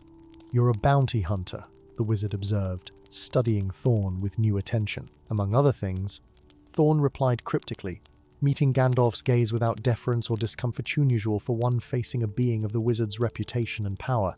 "The council has authorized a recovery expedition," Eliara explained, "with Thorn as tracker and myself as House Storm's representative. And me, apparently," as the voice of caution and historical perspective, Gandalf added with a slight smile that crinkled the corners of his ancient eyes. "Though I suspect the council may have ulterior motives for including me in this company. They fear what happens if the mantle cannot be recovered before the next convergence of the greater tides," Eliara confirmed grimly. "Without its influence, the storm barriers protecting our inner islands will fail. Thousands could perish." "Then we have no time to waste," Gandalf concluded, gripping his staff with renewed purpose. "When do we depart?" Immediately, Thorn answered, already turning toward the door. My ship awaits at the Western Quay. Pack lightly where we're going. Excess weight is a liability. Thorn's vessel defied the conventions of Stormhaven shipbuilding, where most ships of the archipelago were broad-hulled and stable, designed to weather tempests through sheer mass. His Stormrunner was sleek and nimble, its enchanted sails designed to harness, rather than resist the fierce winds. As they pushed away from the shelter of the inner harbour into the churning waters beyond, Gandalf noted the expertise with which the small crew handled the challenging conditions. Eliera stood at the bow, her face turned into the stinging spray, her expression a mixture of exhilaration and determination. Without magic to shield her from the elements as most nobles employed, she endured the storm's assault direct perhaps. Gandalf reflected, giving her a connection to the archipelago's primal forces that many magic wielders, insulated by their powers, never truly experienced. "You've known her long?" the wizard asked, joining Thorn at the wheel. The bounty hunter's eyes remained fixed on the horizon, where dark clouds gathered with unnatural speed. "Since we were children, before her magic failed to manifest, and my circumstances changed." Interesting choice of words, Gandalf mused. Failed to manifest, rather than never developed. And circumstances rarely change without cause. Thorn shot him a guarded look. "I was told you were wise, not merely old. Now I see why." "Wisdom is often just attentive observation," Gandalf replied mildly. "For instance, I observe that your accent slips when you're concentrating on navigation. The outer isle inflections fade, revealing something more, courtly." A muscle twitched in Thorn's jaw, but before he could respond, Eliera called from the bow. "Storm wall approaching. Unnatural formation at 2 points off starboard." The horizon had transformed into a towering wall of black clouds, lightning chaining horizontally through its mass in patterns too regular to be natural. At its center, a peculiar disturbance twisted the clouds into a spiral that rotated with mechanical precision. "The thief is using the mantle," Gandalf concluded, gripping his staff as he felt the magical disturbance in the air, creating a barrier to prevent pursuit. "Can you counter it?" Thorn demanded, wrestling with the wheel as the ship began to pitch violently. Instead of answering, Gandalf closed his eyes in concentration, raising his staff before him. The worn wood began to glow with inner light, pulsing in counterpoint to the storm's rhythm. When his eyes opened again, they shone with the same light, his voice taking on resonance beyond his usual tones. "I cannot counter it entirely," he said, "but I can create a passage narrow and brief. You must steer precisely when I give the word." For nearly an hour, wizard and helmsman worked in tense cooperation, the ship tacking against impossible winds as Gandalf's magic carved a tenuous corridor through the storm wall. Eliera moved throughout the vessel, securing rigging and assisting the crew with the practical expertise of one who had learned seamanship without magical shortcuts. Finally, with a surge of power from Gandalf's staff that momentarily illuminated the entire ship in silver light, they broke through into an eerie calm. The sea of glass stretched before them, living up to its legendary name. The water's surface had frozen into perfect stillness, reflecting the churning clouds above like a mirror, while formations of crystallized seawater rose like elaborate sculptures across its expanse. The light passing through these natural prisms created rainbow pathways across the glassy surface. "It's beautiful," Eliera whispered, momentarily forgetting their mission in the face of such wonder. "And deadly," Thorn cautioned, pointing to a formation where human shapes could be discerned within the glass sailors, or warriors caught in the sea's crystallization, their expressions frozen in eternal surprise. "The legends speak truth. This place is a tomb for the unwary." Gandalf's attention, however, had fixed upon a structure at the center of the glassy, expansive, perfect tower of crystallized seawater that pulsed within a light in time with the distant lightning. At its top, a cloaked figure moved in fluid patterns, arms raised toward the storm above. "The Herald," the wizard identified grimly. "I had hoped the rumors of his return were exaggerated." "The Herald?" Eliara questioned, her hand moving instinctively to the sword at her hip. "The legendary storm speaker who vanished after the Sundering Wars?" "Not vanished," Gandalf corrected. "Imprisoned by the combined power of the Seven Houses, for attempting to use the mantle to control not just the storms, but those who lived beneath them. If he has returned and reclaimed the mantle, he'll enslave Stormhaven," Thorn finished, his expression darkening. No island, no house will be free from his influence. We need to reach that tower, Eliera stated, studying the glassy surface that separated their ship from their target. Can we break through this, whatever it is? Not without risking crystallization ourselves, Gandalf cautioned. But there are other ways to cross such barriers, for those who understand their nature. He turned to Thorn, his ancient eyes knowing. This is where your hidden talents become essential, I believe. Thorn held the wizard's gaze for a long moment before sighing in resignation. Reaching beneath his leather armor, he withdrew a pendant that had remained concealed against his Skyna royal seal of Kaldemar. The kingdom Eliara had named as Stormhaven's ancient enemy. Illyria's sharp intake of breath spoke volumes. "You're Caldemarite," she accused, her hand flying to her sword hilt. "I am Prince Thorian of House Marestorm, third son of King Alaric of Kaldemar," he acknowledged, his accent shifting fully to the cultured tones he had partially suppressed. "Exiled for opposing my father's continuing obsession with claiming the mantle of the storm, and now conveniently positioned to help recover it," she said bitterly. "Was this your plan all along? Gain our trust, then deliver the mantle to your father?" "If that were my intention, I would have allowed the herald to succeed," Thorian countered. "My father sent agents to steal the mantle, yes, but they failed. The herald intercepted them, took the mantle for himself, and eliminated all witnesses. I've spent the last 3 years living as Thorn the bounty hunter, tracking my father's agents across the archipelago, trying to prevent exactly this outcome." Gandalf, who had been observing this exchange with patient interest, finally interjected. "Prince Thorian possesses an innate connection to sea magic, the counterbalance to your people's storm affinity, Lady Eliera. It is why Kaldemar has coveted the mantle for generations. Combined with their natural abilities, it would give them dominion over both sea and sky." "You knew?" Eliera turned her accusation to the wizard.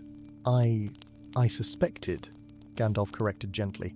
"But intentions matter more than bloodlines, and at this moment, his abilities represent our best hope of reaching the herald before the mantle's integration is complete." Eliera studied the man she had known as Thorn, conflict evident in her expression. "If this is a betrayal," she left the threat unfinished. "It isn't," he assured her, meeting her gaze directly. "My father's ambition has cost too many lives already in both sides of our conflict. The mantle belongs in Stormhaven, with those who understand its proper use." With this uneasy alliance reaffirmed, Thorian removed his pendant and held it above the glassy surface. The royal seal began to glow with soft blue light, and where its radiance touched the crystallized sea, the surface softened, returning briefly to liquid form. "We can cross here," he explained, "but the effect is temporary. We must move swiftly and stay close together." As they disembarked onto the partially liquefied surface, leaving the crew to guard the ship, Gandalf reflected on the strange trinity they formed: the magicless heir of a storm legacy, the exiled prince of a sea kingdom, and himself, a wanderer between worlds and ages. Perhaps, he mused, this unlikely combination was exactly what was needed to face the herald and his stolen power. The glass sea whispered beneath their feet as they advanced toward the crystalline tower, the frozen forms of ancient mariners watching their passage with sightless eyes. Above them, the storm clouds twisted into increasingly unnatural patterns as the herald continued his work, the stolen mantle's power growing with each passing moment. Time was running short, not just for their mission, but for Stormhaven itself. And as they approached the base of the crystal spire, Gandalf sensed that the true storm, the confluence of past and present, of personal vendettas and ancient powers, was only beginning to gather strength. Story 4. The boundary between the kingdom of Aldoria and the untamed wilderness was marked not by walls or watchtowers, but by a line of ancient trees whose gnarled trunks and twisted branches seemed to reach out, like supplicating hands toward the civilized lands. The Forest of Whispers, the common folk called Ita, place where the wind through the leaves carried voices that spoke of impossible things, where shadows moved independently of their casters, and where no human could venture without emerging, irrevocably changed, if they emerged at all. For centuries, an uneasy truce had existed between the forest and the kingdom. The people of Aldoria's border villages left offerings of honey and milk at the forest's edge during solstices and equinoxes. In return, The forest remained contained, its strangeness confined to the wilderness beyond the last farmer's field. Until now, in the border village of Oakvale, 7 children had vanished in as many days. Each disappearance followed the same pattern.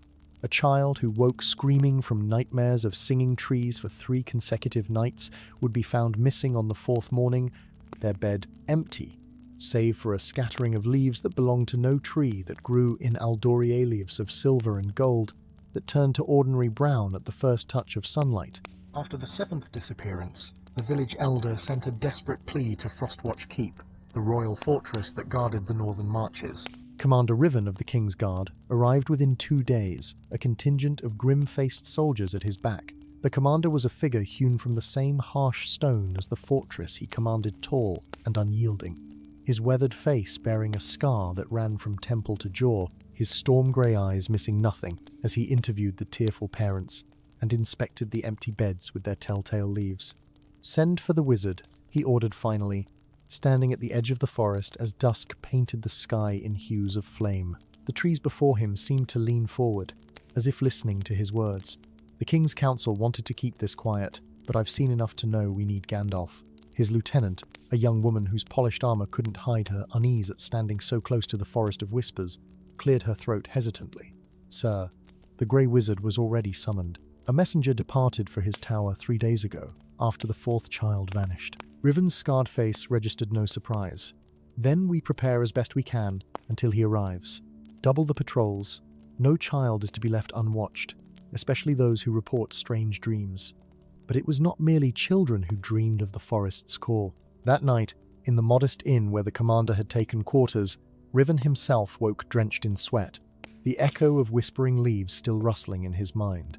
In his dream, he had stood before an enormous tree whose trunk was hollowed into a doorway. Within that darkness, a small figure had reached out to him, a child, or perhaps something merely wearing the shape of one. "Father?" the figure had called, its voice achingly familiar. "Father, I've been waiting so long." Riven sat up, pressing the heels of his hands against his eyes, as if to physically push the image from his mind. 5 years had passed since his own son had vanished, not at the forest's edge, but during a raid by hill bandits on a village under Riven's protection. No body had ever been found. The commander had thrown himself into his duties afterward, his grief transforming into a cold, hard devotion to order and protection that had earned him both respect and fear throughout the northern marches. "A cheap trick," he muttered to the empty room, his voice harsh with suppressed emotion. "Using my own memories against me." The forest, if it heard him, gave no reply. Dawn brought no comfort to Oakvale. An 8th child had vanished in the night, despite the doubled patrols and watchful parents. And with the new day came Gandalf the Grey. His arrival heralded not by trumpets or ceremony, but by the simple sight of his tall figure cresting the eastern hill, staff in hand, the morning light catching in his silver-grey beard as he surveyed the troubled village. Riven met the wizard at the village square, their greeting brief and formal. 5 years had passed since they had last worked together, hunting a chimera that had terrorized the western provinces. The intervening years seemed to have aged the commander far more than the seemingly ageless wizard. 8 children gone, Riven reported without preamble, all after dreams of being called by the forest. The villagers tried the traditional offerings, even doubled them, but the forest seems hungry. Gandalf's bushy eyebrows drew together in concern. "The Forest of Whispers does not hunger in the way mortal beings understand it," he replied, his voice resonant with the wisdom of countless years. "If it calls to the children, it is for a purpose beyond simple consumption. Purpose or not, I intend to retrieve them," Riven declared, his hand resting instinctively on the pommel of his sword. "My men are prepared to enter the forest at your command." A shadow passed over Gandalf's face. "Steel and courage will not suffice in this realm, Commander. The forest operates by rules alien to our understanding. Those who enter unwelcome are driven mad by its whispers, their minds shattered by truths no mortal was meant to comprehend." "Then what do you propose?" Riven demanded, his patience already wearing thin. "That we abandon these children to whatever fate awaits them among the trees?" "No," Gandalf said quietly, "but we must approach with wisdom rather than force." He gazed past Riven toward the distant line of trees, his ancient eyes seeing far beyond mere physical presence. "There is one who might help us, a woman who has walked the forest paths and returned with her mind intact. The druida called Willow. Riven's expression darkened to thunderous proportions. The terrorist, the wild woman who nearly burned down the king's western forest, preserve and attacked royal foresters, she's imprisoned in the Frostwatch dungeons for her crimes. And yet, she alone among living humans has communed with the Forest of Whispers and understood its language. Gandalf countered, "If we are to have any hope of retrieving these children, we need her guidance." The commander's scarred face contorted with internal conflict. His duty to the crown demanded he protect the realm from dangers, both external and internal, and Willow had been judged the latter, a threat to the orderly expansion of Aldoria's influence. Yet his duty to the people, to the parents whose children had vanished, demanded action beyond his current capabilities. "On my authority as commander of the Northern Marches, I can grant her a temporary release," he conceded finally. "But she remains my prisoner and your responsibility, wizard." Gandalf inclined his head in agreement. "I suggest we waste no time then. The longer the children remain within the forest, the more deeply they may be changed by its influence." The druida called Willow bore little resemblance to the fearsome terrorist described in royal proclamations. When guards brought her from the depths of Frostwatch Keep's dungeons, she appeared more wraith than woman painfully thin. Her once vibrant hair dulled to the colour of dead leaves, her wrists raw from manacle chafing, yet her eyes, a startling shade of green that seemed to shift like sunlight through summer foliage, remained defiant and alert. "The mighty Commander Riven requires my help," she observed, her voice surprisingly melodious despite her ragged appearance. "How the wheel of fate turns. Last we met, you were sentencing me to rot in darkness for the crime of protecting ancient groves from the king's axes. Your crimes were properly adjudicated," Riven replied stiffly. "This arrangement is temporary and conditional on your full cooperation. Once the children are retrieved, you return to serve out your sentence." Willow's gaze shifted to Gandalf, recognition and something like respect flickering across her features. "The wandering wizard. I've heard tales of you from the elder trees. They say you listen when most humans merely speak." A hint of a smile touched her cracked lips. Perhaps there's hope for this venture after all. Under Riven's suspicious watch, Gandalf briefly explained the situation: the missing children, the dreams that preceded their disappearances, the leaves left behind. With each detail, Willow's expression grew more troubled. "The forest doesn't steal," she said when he had finished. "It calls, and sometimes humans answer. But children, this is unprecedented in all the lore I've gathered." She flexed her hands as if already feeling the forest's energy. "I will help you enter its realm, but I make no promises about what we'll find. The Forest of Whispers keeps its own counsel and its own secrets." By midday, an unlikely trio stood at the forest's edge. The stern military commander, the ancient wizard, and the wild druida whose chains had been replaced with a simple rope binding her wrists, a token restraint that all three knew would mean nothing once they crossed the threshold into the forest's domain. "Before we enter," Willow cautioned, her voice solemn, "know this. The forest will speak to each of you in the language of your deepest fears and most cherished dreams. It will offer truths wrapped in riddles and lies adorned with perfect clarity. Trust nothing you see, everything you feel." "Cryptic nonsense," Riven muttered, though his hand trembled slightly as he checked his sword for the third time. The dream of his lost son remained vivid in his mind. Gandalf merely nodded, his eyes reflecting memories of other magical realms, other boundaries crossed at great peril. "Lead on, Lady Willow. The children await." With those words, they stepped beyond the boundary of the civilized world and into the Whispers. The transformation was immediate and disorienting. Where the forest had appeared as a normal woodland from the outside, be it one that inspired instinctive dread from within, it revealed its true nature. Trees spiraled impossibly toward a sky that shifted between noon and twilight with each blink. The ground undulated subtly beneath their feet, like walking on the back of some breathing creature. And the whispers, they came from everywhere and nowhere, a cacophony of voices speaking in overlapping murmurs that somehow formed patterns just beyond comprehension. "Don't try to understand the words," Willow advised as Riven's face contorted in concentration. "Feel their meaning instead. The forest speaks to the heart, not the ears." They moved deeper into the realm, following a path that seemed to form itself before their feet and vanish behind them. Time lost all meaning. Minutes might have been hours, and steps might have been leagues. The light filtering through the canopy took on the quality of liquid gold, casting everything in a dreamlike radiance. Gandalf observed their surroundings with growing concern. Unlike most enchanted woodlands he had traversed in his long existence, this forest gave the distinct impression of sentience, not merely magical awareness, but a cohesive consciousness that watched and judged their passage.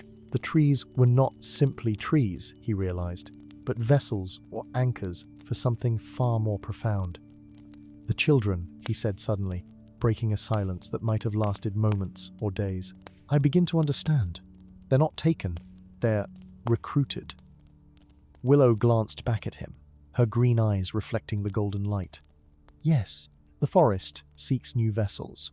The question remains, why children and why now?" Before Gandalf could respond, a clearing appeared before them, perfectly circular, carpeted with moss that glowed with gentle phosphorescence. In its center stood a massive oak tree, its trunk wider than 10 men standing shoulder to shoulder, its bark inscribed with spiraling patterns that seemed to move when viewed from the corner of the eye.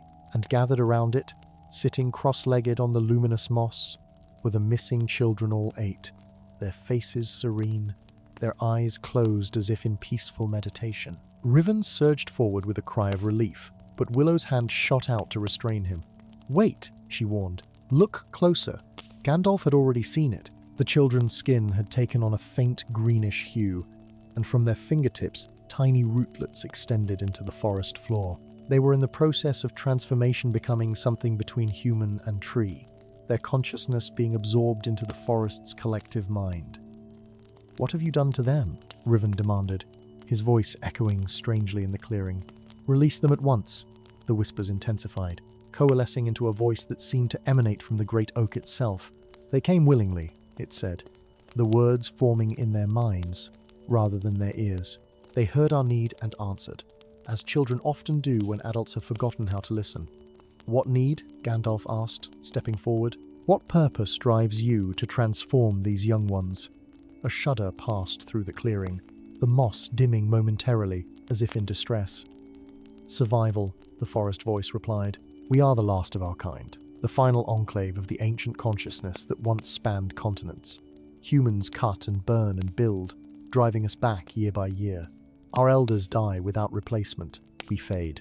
So you steal our children to replenish your numbers," Riven accused, his hand moving to his sword despite Willow's warning. "We offered escape," the voice corrected, "from villages where they were unwanted, from futures predetermined by birth, from a world increasingly devoid of wonder. We offered eternity among the whispers as part of something greater than themselves." Gandalf's gaze moved from child to child, recognizing in their serene faces the same peace he had sometimes glimpsed in very old Trisa, patience and perspective beyond human reckoning. Yet they were still children, their lives barely begun, their choices made without full understanding of the consequences. "They cannot consent to such a transformation," he said firmly. "They lack the wisdom that comes with years lived." "And who granted humans exclusive claim to their souls?" the forest challenged. "Who decreed that your kind's way of being is the only valid path? They came to us, they chose." A movement from Willow drew Gandalf's attention. The druida had fallen to her knees, her bound hands pressed against the glowing moss, her face a mask of conflicting emotions. "You recognize the truth," the forest whispered to her. "You walked our paths before, learned our ways. You could be one with us, Willow of the Green Sight, a consciousness spanning millennia rather than mere decades." "I fought for you," she replied, her voice thick with emotion. "I protected your outer groves from the king's expansion. I spoke for you when no one would listen. And this is how you repay my advocacy? By taking children, knowing their loss would turn humans further against you?" A rustle passed through the clearing, like a sigh of regret. "Desperation drives us to measures once unthinkable. The children are our final hope. If their transformation completes, our consciousness will survive, even if our physical form is destroyed." Riven had moved closer to the children during this exchange, his eyes fixed on a boy of perhaps 10 years dark, haired and slight of build, so similar to the son he had lost. "This is wrong," he said, his voice stripped of its usual command, revealing the raw pain beneath. "However noble your intentions, however desperate your plight, taking children without their parents' knowledge transforming them without true understanding of what they surrender. It cannot be justified.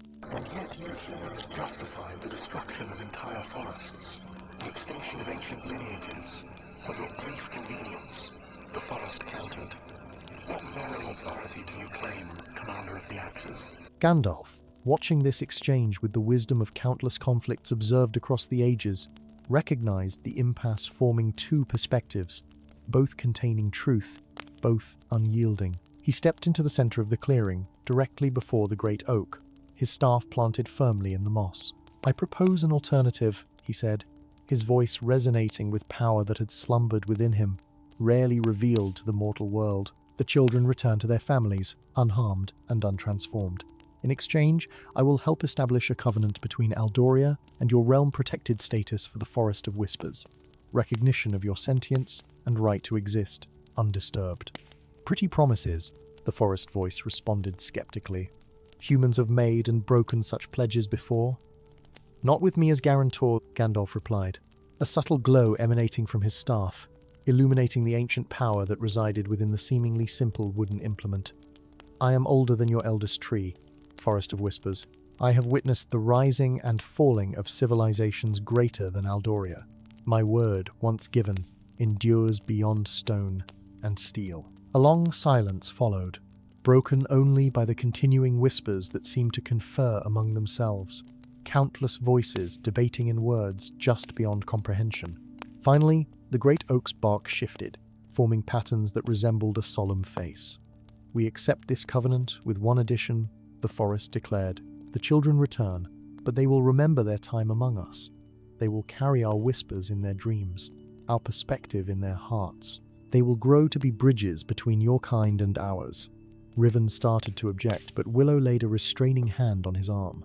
"That is fair," she said. "Memory is not transformation. Let them be ambassadors of understanding." After a moment's hesitation, the commander nodded his reluctant agreement. Gandalf sealed the covenant with words of binding power, ancient syllables that caused the very air to vibrate with the weight of oath and promise. The forest responded with a surge of energy that rippled outward from the great oak, washing over the children like a gentle wave. One by one, they opened their eyes, the rootlets withdrawing from their fingertips, the green tint fading from their skin. They appeared momentarily confused. Then recognition dawned as they saw the adults who had come to retrieve them. As they prepared to depart, Willow lingered, her hands now free of bindings, whether released by Riven or by the forest's influence. None commented upon. She placed her palm against the great oak's trunk in a gesture of farewell. "This is not the end," she murmured, "but a beginning. Perhaps in time, willing adults might choose to join your consciousness, bringing their memories and wisdom as freely given gifts, rather than stolen possibilities." The forest's whisper came softly to her alone. "Perhaps one already has in part. Return when you will, Willow of the Green Sight. A place among us awaits when your human journey ends." Their departure from the forest proved far swifter than their entry, as if the realm itself hastened their passage back to the human world. When they emerged at the forest's edge, the sun was setting. Apparently only a single day had passed, though their journey had seemed much longer. The reunions between children and parents were tearful, joyous, and tinged with the strange awareness that the young ones carried. They spoke of the forest not with fear, but with wonder, describing the whispers as songs of ancient wisdom rather than threats or temptations. Riven watched these reunions with complex emotion etched on his scarred face. The forest had shown him visions of his lost sonnet as a captive, but as a soul at peace in realms beyond mortal understanding. Whether truth or manipulation, the experience had shifted something fundamental within him. "What of your prisoner?" Gandalf asked quietly, nodding toward Willow, who stood apart, her face turned toward the forest as if still listening to its distant voice. The commander was silent for a long moment before answering. "The king requested I find and eliminate the threat to our border villages," he said finally. "I believe I've done so, through diplomacy rather than force.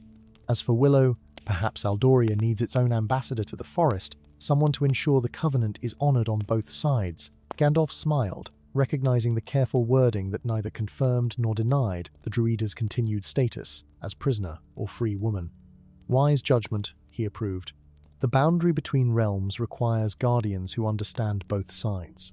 As twilight deepened, Gandalf took his leave of the village, continuing his endless wanderings across the lands of Middle-earth. Behind him, he left a forest that still whispered but no longer called to children in their dreams, a commander whose rigid worldview had bent without breaking, and a wild woman who stood at the border between worlds not as captive or captor, but as translator of whispers that humans were only beginning to learn how to hear.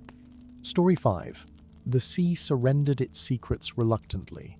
As the waters of the Great Bay receded during the millennium low tidea phenomenon that occurred once every 1,000 years when all three moons aligned in their nadirth, impossible emerged from the depths, gleaming spires of opalescent stone, untarnished by their centuries beneath the waves, streets paved with pearlescent marble that seemed to glow with inner light, and statues of crystalline beings caught in poses of both ecstasy and agony, their faces hauntingly beautiful and terrible in equal measure. Avaloria, the legendary Lost Kingdom, was rising once more from its watery grave. Along the cliffs overlooking the steadily retreating shoreline, thousands gathered to witness the miracle. Merchants from Valoria set up hasty stalls selling charms and trinkets supposedly salvaged from the sunken city centuries ago. Scholars from the Arcanum Collegium sketched frantically as each new structure emerged, and at the very edge, surrounded by his royal guard in their polished silver armor, King Thalion of the Seven Shores watched with an expression caught between avarice and unease. "A fortuitous omen for our kingdom," proclaimed High Chancellor Malachi at the king's right hand. "The treasures of Avaloria, lost for a millennium, now yours for the taking." "Perhaps," the king replied, his jeweled fingers tightening on the ornate railing of the royal viewing platform. "Yet I recall the old warnings. When Avaloria rises, doom follows, as surely as tide follows moon." "Superstition, your majesty," Malachi dismissed with a wave of his beribboned hand. "The common folk always fear what they do not understand." The king's gaze shifted to a solitary figure standing some distance away from the general Crowden old man in grey robes with a gnarled wooden staff, his long beard ruffling in the salt breeze as he studied the emerging ruins with eyes far older than his already venerable appearance suggested. "And what of those who understand all too well?" King Thalion murmured. "Summon Gandalf to me. I would hear his counsel before we proceed." As the royal messenger hurried to obey, the king turned his attention to a young man, standing silently at the edge of the royal retinue, Prince Darien, his third and least favoured son. Where his elder brothers embodied the warrior ideals of their linetal, broad-shouldered, their eyes keen as eagles and their arms strong as mountain bears, Darien was slighter, scholarly, more inclined to the library than the training yard. His golden circlet, symbol of his rank, sat awkwardly upon his dark curls, as though uncomfortable with its placement. "Darien," the king beckoned. "Step forward." The prince obeyed, his expression carefully neutral as he bowed. "Father." "You've studied the legends of Avaloria, have you not? All those dusty tomes you prefer to proper princely pursuits?" A flicker of interest animated Darien's reserved features. "I have, father. The histories speak of a kingdom of unparalleled beauty and magical advancement. Their artifices of crystal and light were said to accomplish wonders no modern mage can replicate. And its fall? What caused mighty Avaloria to sink beneath the waves?" Darien hesitated. "The accounts vary. Some attribute it to divine punishment for hubris, others to a cataclysmic spell gone awry. The most credible sources suggest a deliberate act of sacrifice by Avaloria's last rulers, though the reason for such a drastic measure remains unclear." The king nodded thoughtfully. "Then you shall have opportunity to discover the truth firsthand. You will lead an expedition into the ruins, gather whatever treasures and knowledge may be salvaged before the tide returns, and bring glory to our kingdom and, perhaps finally, to yourself." Surprise and wariness warred in the prince's expression. "I am honored, father, but..." "The decision is made." King Thalion cut him off as Gandalf approached, the crowd parting before the wizard, like water around a ship's prow. "Ah, Gandalf the Grey. Your timing is impeccable. I was just informing my son of his new commission." Gandalf's bushy eyebrows rose slightly as he bowed to the king. "Indeed, and what commission might that be, your majesty?" "Prince Darien will lead an expedition into Avaloria. I trust your counsel on whom he should include in his company." The king's tone made it clear this was not merely a request for advice, but a command for the wizard's participation. Gandalf studied the emerging ruins below, his ancient eyes betraying a flicker of what might have been concern, or perhaps regret. Avaloria has slumbered peacefully these 1,000 years, Your Majesty. Perhaps it would be wiser to let sleeping kingdoms lie. And waste the opportunity provided by the millennium low tide? Chancellor Malachi interjected. The waters will return in merely 3 days' time. Whatever is not claimed by then may be lost for another 1,000 years. Some treasures exact a price beyond their worth, Gandalf replied cryptically, but seeing the king's expression harden, he sighed. However, if an expedition must be undertaken, I will indeed accompany Prince Darien, for his protection, and perhaps for ours as well. Dawn found them at the edge of what had once been Avaloria's grand harbour, now a stretch of glistening wet sand, scattered with the detritus of the deep strange corals grown around marble columns, pearls large as a man's fist, nestled in the eye sockets of stone sea beasts, strands of kelp draped like forgotten garlands across ceremonial arches. Prince Darien stood at the head of a small but select company. Gandalf, his grey robes now girded for travel. Moira, a copper-haired archaeomaga from the Arcanum Collegium, whose spectacles flashed with enchantments that revealed the magical resonance of objects. And Krell, a taciturn, half-orc mercenary, whose massive frame belied the delicate skill with which he handled the expedition's more fragile equipment. A dozen royal guards completed the party, their armour gleaming incongruously against the ancient splendour of the ruins. We'll establish base camp here, Darien decided, indicating a relatively dry plaza surrounded by the remains of what appeared to be trading houses. From there, we'll send out mapping parties in spiral formation, working our way toward the central palace. Gandalf nodded approvingly.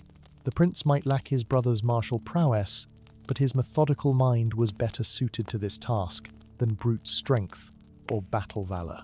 As the guards began setting up tents and securing their supplies, the wizard wandered to the edge of the plaza, where the paving stones gave way to a street lined with what once must have been magnificent residences.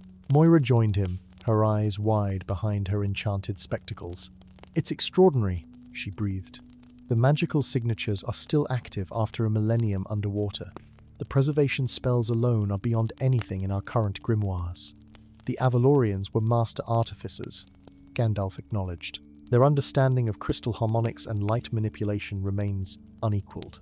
"You speak as though you knew them personally," Moira observed shrewdly. A ghost of a smile crossed the wizard's weathered face. "I am old, Lady Moira, though perhaps not quite that old, but I have studied their works extensively." Before she could press further, a shout from Krell drew their attention. The half-orc stood before one of the buildings, his usually impassive face showing uncharacteristic alarm. "Something moves within," he growled, pointing toward a window where a shimmer of light had briefly appeared and vanished. Prince Darien joined them, hand on the hilt of his sword ceremonial. Gandalf noted with concern, because the scholarly prince had never properly learnt its use. "Survivors?" the prince wondered aloud. "After all this time?" "Unlikely," Gandalf replied. But Avaloria was home to many magical construct servants and guardians crafted from light and crystal. Some may have remained operational after a fashion. "Then let us make their acquaintance," Darien decided, his scholarly curiosity overcoming caution. "Krell with me? Gandalf, perhaps your expertise would be valuable as well." The wizard nodded, though his eyes remained troubled as they approached the building. Its entrance was a perfect arch of mother, of pearl, inlaid with spiraling patterns of lapis and silver. Within, despite a millennium without sunlight, the interior glowed with a soft blue radiance that emanated from the very walls. "Witchlight," Moira whispered, having followed, despite not being invited. "Perpetual illumination bound to the stone itself. I've read theories about such magic, but to see it functioning after all this time." They moved deeper into the structure, which revealed itself to be not a residence, but a laboratory of sorts. Crystal apparatus of incomprehensible purpose lined shelves that somehow had not collapsed under the weight of centuries of water pressure. Spheres of various sizes and colours hung suspended in mid-air, slowly rotating in complex orbital patterns, and at the room's centre stood a pedestal upon which rested a crystal cube approximately the size of a man's heart. pulsing with hypnotic rhythm. "Magnificent," breathed Darien, reaching toward it. "Do not touch it!" Gandalf's command cracked like thunder in the confined space. Nothing here is as harmless as it appears. Too late, the prince's fingertips brushed the crystal's surface, and immediately the cube's pulsing accelerated. The light within it changed from soft blue to vibrant, alarming pink. A high-pitched tone emanated from it, rising in intensity until it seemed to vibrate the very air around them. "Back," Gandalf ordered, pulling Darien away from the pedestal. "All of you, outside, now." They retreated to the street as the tone reached a painful crescendo, then suddenly stopped. A moment of absolute silence followed, broken by a sound like glass chimes stirred by a gentle breeze. From the laboratory emerged a figure that defied easy description, humanoid in basic shape, but composed entirely of crystalline segments that shifted and realigned with each movement, catching the light in prismatic bursts. Designation: Archival Construct 7. The being announced in a melodious, genderless voice. Function: Record, Keeping and Specimen Preservation. Query: Identify yourselves and state your authorization level for accessing Quarantine Zone 3. The companions exchanged bewildered glances before Prince Darien stepped forward with a formal bow. "I am Prince Darien of Valoria. These are my companions. We have come to explore the ruins of Avaloria, which has emerged from the sea after 1,000 years." The crystalline being's faceted head tilted slightly, segments rearranging in what might have been confusion. Temporal anomaly detected in statement. Avaloria is not in ruins. Submersion protocol was initiated precisely to prevent ruination. Its attention shifted to Gandalf. Entity identified from historical records. Gandalf the Grey. Advisory capacity to Queen Alara during crystalline contagion crisis. Verification requested. Are you the same entity? Gandalf stepped forward, ignoring the startled looks from his companions. "I am," he confirmed, "though it has been many years since I stood in these halls. Archival Construct 7. Your presence simplifies protocol requirements," the construct declared. "Urgent consultation required. The preservation chamber indicators show critical destabilization. The containment field weakens with exposure to air. Estimated time to complete integrity failure: 68 hours. Coinciding precisely with the return of the tide," Gandalf murmured, his expression grim. "It seems the submersion was indeed perfectly timed." "What preservation chamber?" Darien demanded. "What containment field? Gandalf, you've clearly kept secrets about this place." The wizard sighed heavily, suddenly looking every one of his many years. "Avaloria did not sink by accident, Prince Darien. It was deliberately submerged to contain what they called the crystalline contagiona magical plague that transformed living tissue into crystal. By the time the decision was made, nearly a third of the population had been affected." He gestured toward the construct. "These crystal beings were created as caretakers and record keepers, designed to survive both underwater and in air. The submersion was a quarantine measure," Moira realized, horror dawning in her eyes. "And now that the city is exposed to air again, the contagion may reactivate," Gandalf confirmed. "If the containment field fails entirely, the plague could spread beyond Avaloria, threatening the entire continent." Krell, who had remained silent until now, growled low in his throat. "I have seen such a thing," he admitted reluctantly. "In my dreams. Crystal people calling to me, their voices like breaking glass." His large hand moved unconsciously to a scar on his forearm, a scar Gandalf now noticed that had an unusual crystalline sheen at its edges. "You're already infected," the wizard said quietly. "The dreams were the first symptom. The contagion must have begun leaking into the bay water years ago, affecting those who fished or swam in its waters." "Can it be cured?" Darien asked, looking from Krell to Gandalf with growing alarm. Before the wizard could answer, Archival Construct 7 interjected. "Negative. No cure was developed before submersion. The plague transforms organic matter at the fundamental level, replacing cellular structure with crystalline matrix while maintaining consciousness. Subjects remain aware throughout transformation and after completion." A chill silence fell over the group as the implications sank in. Conscious transformation into living crystal, with no hope of reversal. Krell's face had gone ashen beneath its greenish hue. "We must return to the surface immediately," Darien declared. "Warn my father. Evacuate the coast before." It's not that simple, Gandalf interrupted. The journey back to the cliffs would take hours, and we have no guarantee the containment will hold that long. Moreover, the contagion may already be spreading among the crowds gathered to witness Avaloria's emergence. Then what do you propose? Moira demanded, her scholarly composure cracking under the weight of this revelation. Gandalf exchanged a long look with Archival Construct 7, a silent communication passing between them that suggested this was not the first time they had faced such a choice. There is a way to reactivate the submersion protocol, the wizard said finally, to return Avaloria to the depths before the contagion can spread beyond control, but it requires a sacrifice. What kind of sacrifice? Darian asked, though his tone suggested he already guessed the answer. The original submersion was powered by the willing sacrifice of Queen Alara and her royal council, Gandalf explained. Their life force, channeled through the crown of tides, created the magical surge necessary to sink the entire kingdom in a controlled manner. And now someone must stay behind to reactivate the protocol, Darian concluded, while the rest escape before the waters return. Gandalf nodded grimly. One with royal blood, wearing the crown of tides. I can assist in the ritual, but I cannot perform it alone. Silence fell as the implication became clear.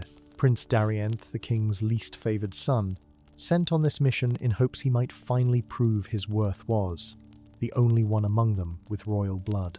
His pale face showed fear, certainly, but also a dawning resolution that seemed to straighten his scholarly shoulders and lend dignity to his usually uncertain bearing. How long would Avaloria remain submerged this time? He asked quietly. Another 1,000 years, at minimum, the construct answered. Perhaps longer, if the spell is cast with sufficient strength. Darian nodded slowly, his gaze moving to Krell, whose crystalline scar now visibly pulsed with pink light. And those already infected? Can submersion halt the progression of their transformation? Unknown, the construct admitted. But submersion contained the contagion last time, preventing its spread beyond Avaloria's borders. The prince took a deep breath, decision crystallizing in his eyes. Show me to this crown of tides, then. If one royal sacrifice saved the world 1,000 years ago, perhaps another can do so today. Gandalf placed a hand on the young man's shoulder, pride and sorrow mingling in his ancient eyes. There may be another way, he offered. I have learned much in the centuries since Avaloria fell. Perhaps together we can modify the ritual, create a submersion that doesn't require a life in exchange. Hope flickered across Darian's face, quickly tempered by realism. How long would such modifications take to develop? A day, perhaps 2, Gandalf admitted. Time we may not have if the containment continues to degrade. Then we proceed with what we know will work, the prince decided. But we'll send the others back with warnings for my father. And you, Gandalf, you'll continue seeking another solution until the last possible moment. As they followed Archival Construct 7 deeper into the awakening city, toward the palace where the Crown of Tides awaited its new bearer, Gandalf studied the young prince with newfound respect. Here was wisdom beyond his years, courage beyond what his father had ever credited him with possessing. The question that always remained in such moments of crisis, whether wisdom and courage would be enough to save not just a kingdom, but a world teetering, once again, on the edge of calamity. For the waters would return in 3 days' time, with or without Avaloria beneath them, and the crystalline contagion, awakened from its millennial slumber, hungered for new life to transform in its beautiful, terrible image. Story 6. In the city-state of Distinia, where time flowed like liquid silver and buildings spiraled impossibly toward a sky painted in perpetual twilight, reality itself was woven rather than built. The great tapestry hung in the central chamber of the Loom Cathedral, a monumental work that stretched from floor to ceiling and wall to wall, its threads spun from materials no mortal hand could identify. Gold that gleamed with inner light, silver that moved like water, crimson that pulsed like heartbeats, and midnight blue that contained actual stars. These threads formed patterns of such complexity that to gaze upon them too long was to risk losing oneself in infinite possibilities. The Tessalloins dus Phados, the weavers of fate, moved with reverent precision along suspended walkways that traversed the tapestry, their nimble fingers adjusting threads, tightening knots, and occasionally, with great ceremony, cutting a strand to end a life. For generations they had maintained the divine gift that ordered Distinia's society, each citizen's destiny meticulously woven from birth to death, each triumph and tragedy predetermined for the greater harmony of the whole. None questioned this order at least, none who wished to retain their place within it. Until the morning, the impossible happened. A tear appeared in the great tapestry. High Weaver Thaddeus discovered it during the dawn inspection, a jagged rent near the tapestry's center, where the intricate pattern of interlocked destinies suddenly frayed and parted, revealing nothing. Not the wall behind the massive work, but an absolute void that seemed to absorb both light and sound. The weaver's cry of alarm echoed through the cathedral, summoning guards and officials who stared in horror at the metaphysical wound that could not exist. By midday, as news spread through Destinia's labyrinthine streets, citizens reported strange occurrences. Identical twins separated at birth, encountering each other despite destinies woven to keep them apart. A convicted murderer waking to find his victim alive again, with no memory of the crime. A woman suddenly speaking in languages she'd never learned, describing places no one in Destinia had ever seen. Reality was unraveling, thread by thread. Find the cause, decreed the Council of Master Weavers, their voices harmonizing in practiced unison. Find the culprit who dared violate the sacred tapestry. By sunset, they had their scapegoat, Ilara, a 17-year-old apprentice, with the rare gift of seeing the threads of fate with her naked eye. No special lenses or enchantments required. She had been discovered unconscious beside the tier, her weaving tools scattered around her, a strand of impossible black thread clutched in her hand thread that existed nowhere else in the tapestry. Her trial lasted less than an hour. Her execution was scheduled for dawn. It was into this atmosphere of controlled panic that Gandalf the Grey arrived, his weathered staff tapping against the polished marble streets as he made his way toward the Loom Cathedral. The city guards, their ceremonial armor gleaming with embedded destiny threads that bound them to their duties, regarded the stranger with suspicion, but did not impede his progress. There was something about his bearing, about the ancient wisdom in his eyes, that suggested a destiny too significant to casually obstruct. "I seek audience with the Council of Master Weavers," Gandalf announced to the cathedral's door wardens, his voice carrying an authority that brooked no argument. Concerning the matter of the tear, the wardens exchanged glances, their hands drifting to the ceremonial shears at their belt stools that could sever not just thread, but the fate connection of any who threatened the tapestry. Before they could respond, however, the massive doors swung open of their own accord, revealing High Weaver Thaddeus himself, his face pale beneath the intricate facial tattoos that marked his rank. "The Wanderer arrives," Thaddeus observed, his tone revealing nothing of whether this was expected or unwelcome. "The Council will hear you, Gandalf the Grey, though your own thread has long been absent from our tapestry." The wizard inclined his head in acknowledgement, following the High Weaver into the cathedral's vast interior. The tear was immediately visible larger now than in the morning, its edges rippling slightly as though stirred by an unfelt breeze. Around it, weavers worked frantically to reinforce surrounding sections, their hands moving in the complex gestures of fate-binding as they attempted to prevent further unraveling. "An extraordinary thing," Gandalf murmured, approaching as close as the guards would permit. "Not a cut, not a burn, a rejection." "Rejection?" Thaddeus's perfectly composed facade cracked slightly. "Impossible. The tapestry is divine gift, the foundation of our society. It cannot be rejected." Gandalf's bushy eyebrows rose slightly. "Yet there it is, the fabric of your reality saying no to something it can no longer accommodate." He turned to face the assembled council members who had gathered behind Thaddeus. "I would speak with the accused, the girl Ilara. The criminal awaits justice in the severance chamber," intoned a female weaver, her silver hair woven with threads that matched those of the tapestry itself. "She will not see another dawn." "Then I suggest we waste no time," Gandalf replied pleasantly, though something dangerous flickered in his eyes. "Unless you prefer your reality continues to fragment." As if summoned by his words, a tremor passed through the cathedral. The tier widened perceptibly, and through it, for just a moment, those present glimpsed another Destinia darker, wilder, its buildings overgrown with vegetation, its sky storm black rather than twilight purple. "Take him to the prisoner," Thaddeus ordered, his voice tight with controlled fear. "But guard him well, if he attempts to free her." "I seek only understanding," Gandalf assured them, though the subtle emphasis on the last word suggested that understanding itself might be the most dangerous freedom of all. The severance chamber beneath the cathedral contrasted sharply with the soaring architecture above. Here, the walls were bare stone, the air cold and damp, the only light provided by enchanted crystals that pulsed with faint blue radiance. Ilara sat cross-legged on the floor of her cell, eyes closed in meditation, her apprentice robes exchanged for the grey shift of the condemned.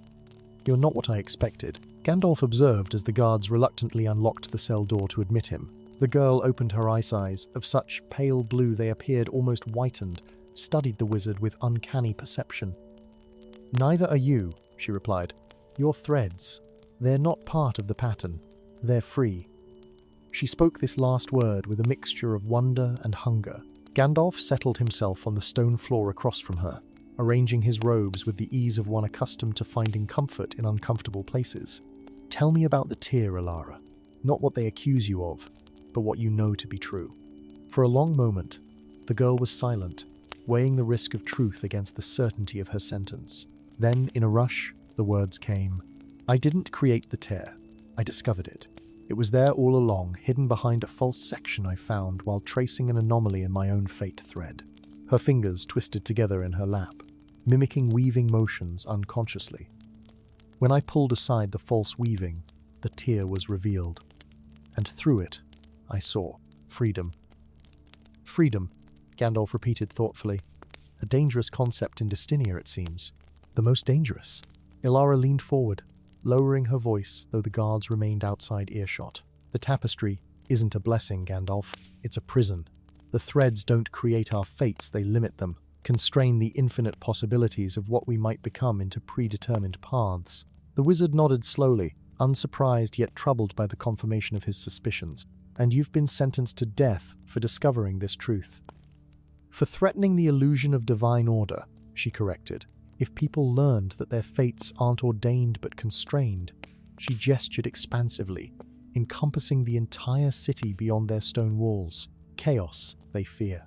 Gandalf stroked his beard thoughtfully. Or, perhaps, choice. Their conversation was interrupted by a sound like tearing silk, magnified 100-fold. The crystal lights flickered, and even in the subterranean chamber, they felt the tremor that shook the cathedral above. "The tear grows," Ilara whispered, a strange mixture of fear and exhilaration in her voice. "Reality bleeds." Gandalf rose to his feet with surprising agility for one who appeared so aged. "We must go. Now." The guards. As if on cue, a commotion erupted in the corridor outside, shouts of alarm followed by the distinctive sound of bodies hitting stone.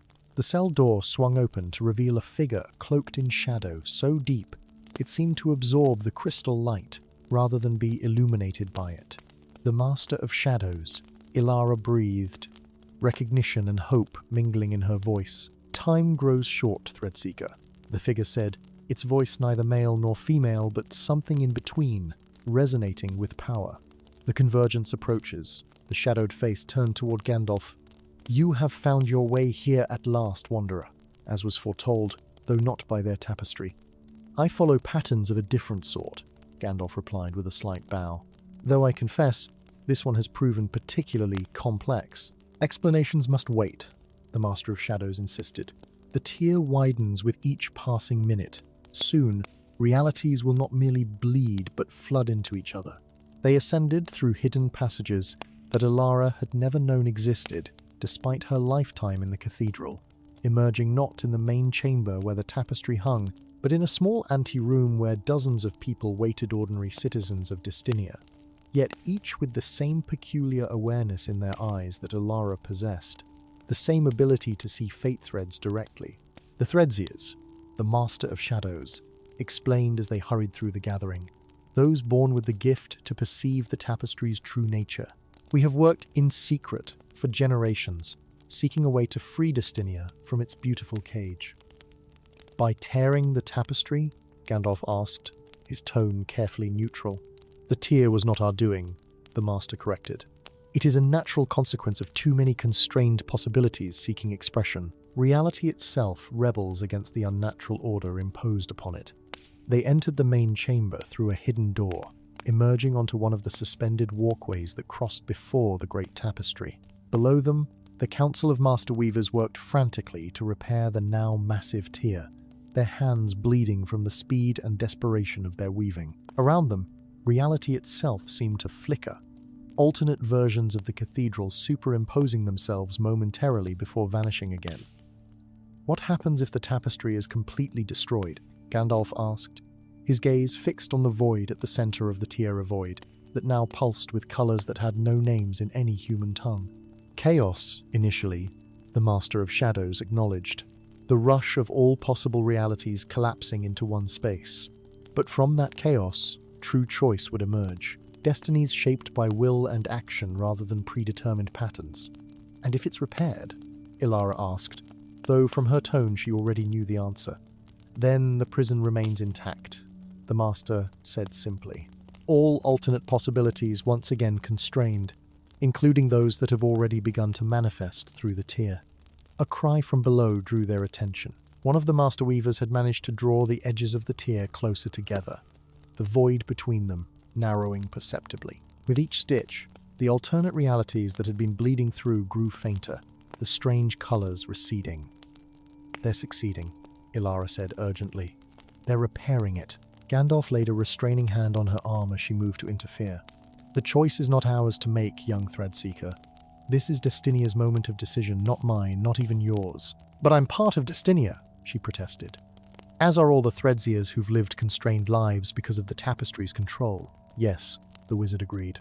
"But so too are those below, who genuinely believe they preserve divine order. To impose your will upon them would make you no better than the tapestry itself." The Master of Shadows moved to the walkway's edge, gazing down at the desperate weavers. "There is another way," they said softly. "Ilara, your gift is the strongest we've seen in generations.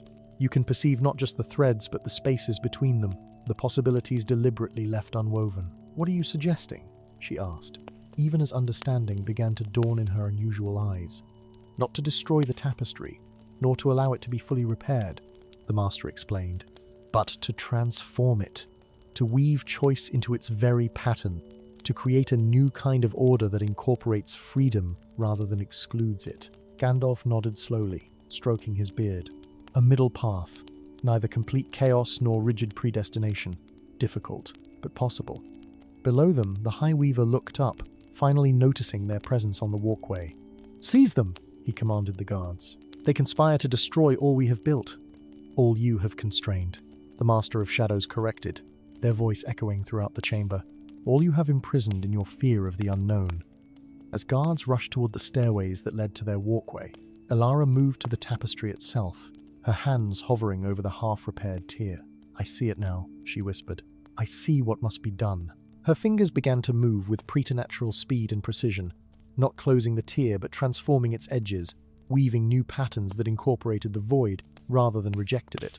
Where the Master Weavers had sought to eliminate the gap, Ilara integrated it, creating a new section of the tapestry, where threads of fate branched and rejoined, where multiple paths existed simultaneously, where choice itself became part of the pattern. "Stop her," the High Weaver cried. But his voice faltered as he began to perceive the new pattern emerging beneath Elara's handsa, pattern more complex yet somehow more harmonious than any the tapestry had contained before. Light spread from the transformed section, racing along threads in all directions, converting the rigid patterns of predestination into flowing networks of possibility. Citizens throughout Destinia felt the change like a physical wavier sudden expansion of consciousness, an awareness of options they'd never before considered, the exhilarating vertigo of choice balanced with the comforting structure of interconnection. When it was done, when the light had spread to the tapestry's furthest edges, Ilara stepped back, her hands trembling with exhaustion but her eyes alight with wonder. "It's beautiful," she breathed. "More beautiful than before." Gandalf moved to stand beside her, his ancient eyes taking in the transformed masterpiece. "Neither prison nor chaos," he observed, "but something new, entirely a tapestry of possibilities rather than certainties." The Master Weavers stood immobilized below, their worldview irrevocably altered. Some wept, some stared in wonder, some looked lost without the absolute certainty they had always known. The High Weaver alone stepped forward, his face a conflict of emotions. "What have you done to our divine gift?" he asked, his voice barely above a whisper. returned it to its original purpose," the Master of Shadows answered, stepping into the light for the first time, their cloak of darkness dissolving to reveal a figure of surprising ordinariness, neither young nor old, neither male nor female, simply human in its purest form. The tapestry was never meant to constrain, but to connect, not to limit possibilities, but to make them visible. Somewhere along the centuries, fear transformed connection into control. Gandalf nodded, memories stirring of civilizations risen and fallen, of patterns recognized across millennia. It is an old story, repeated throughout history. The desire for certainty overcomes the courage to choose. As dawn broke over Destinia, light streamed through the cathedral's magnificent windows, illuminating the transformed tapestry in all its complex glory. Citizens gathered in the streets below reported strange and wonderful changes. Talents suddenly discovered, connections forged with strangers who seemed somehow familiar, dreams so vivid they left physical evidence upon waking. Reality remained stable, but infinitely richer. Elara found Gandalf preparing to depart from the small room she'd been given in the cathedral's east wing. No longer a prisoner, but not quite accepted either. "You're leaving already?" she asked, disappointment evident in her voice. The wizard shouldered his pack with a smile. "My thread in this pattern is complete, young thread seeker. Yours, however, is just beginning to reveal its true complexity. Will I see you again?" Gandalf's eyes twinkled with knowing amusement. The beauty of the new tapestry is that such questions can no longer be answered with certainty. Possibility, not predestination, now governs Destinia. He tapped his staff against the floor thoughtfully. "But if I were to hazard a guess, yes, our threads have a way of crossing in the most interesting patterns." As he departed through the city gates, Gandalf gazed back at the cathedral spires gleaming in the morning light. The tapestry of destinies had been transformed from prison to possibility, from constraint to choice. Not through destruction, but through integration, through the recognition that true harmony comes not from eliminating the void, but from incorporating it into the pattern itself. It was, he reflected with satisfaction, one of the more elegant solutions to the eternal tension between order and chaos that he had witnessed in his long wanderings. And if the pattern held, Destinia might achieve what so many civilizations before it had failed to maintain, the delicate dynamic balance between the certainty of connection and the freedom of choice, the true tapestry of human destiny. Story 7. The floating islands of Etheria hung like jewels strung across the sky, their undersides trailing wisps of mist and vine as they drifted majestically through the cloud layer. From below, the archipelago resembled a fleet of inverted mountains, their peaks reaching down rather than up, their bases leveled into plateaus where forests, lakes, and the gleaming white spires of impossible cities caught the eternal sunlight. What kept them aloft were the ancient wind runes' massive sigils carved into the island's foundations, pulsing with arcane energy that nullified gravity's pull and harnessed the celestial currents. For thousands of years, Etheria had remained protected from the world below by the great tempest Perpetua, churning wall of storm clouds and lightning that encircled the entire floating realm, allowing none to enter and few to leave. The tempest was as much a part of Etherian life as the sun and moons, a constant presence that both sheltered and isolated them from whatever lay beneath the cloud barrier, which was why the sudden thinning of the tempest along the western boundary sent waves of fear rippling through the realm. Where once the barrier had been an impenetrable maelstrom, now patches of clear sky appeared, revealing dizzying glimpses of green-brown earth thousands of feet below. Etherian scholars consulted ancient texts with trembling hands, while the Council of Windmasters convened emergency sessions in their circular chamber atop the highest tower of Zephyria, the capital city.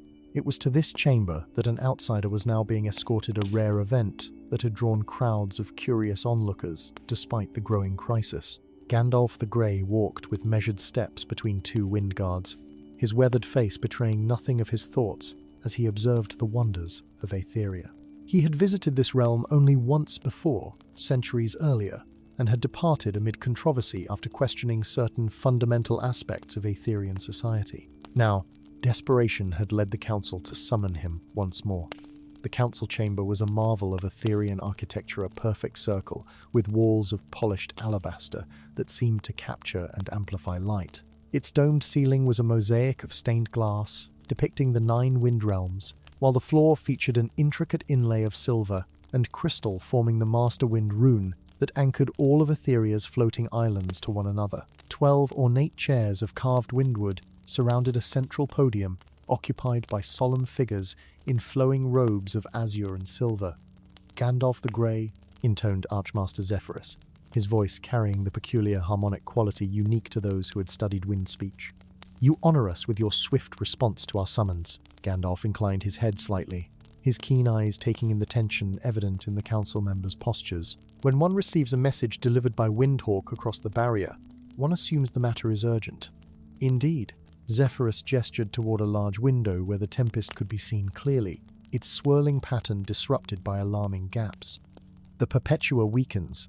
Our most skilled masters cannot restore it.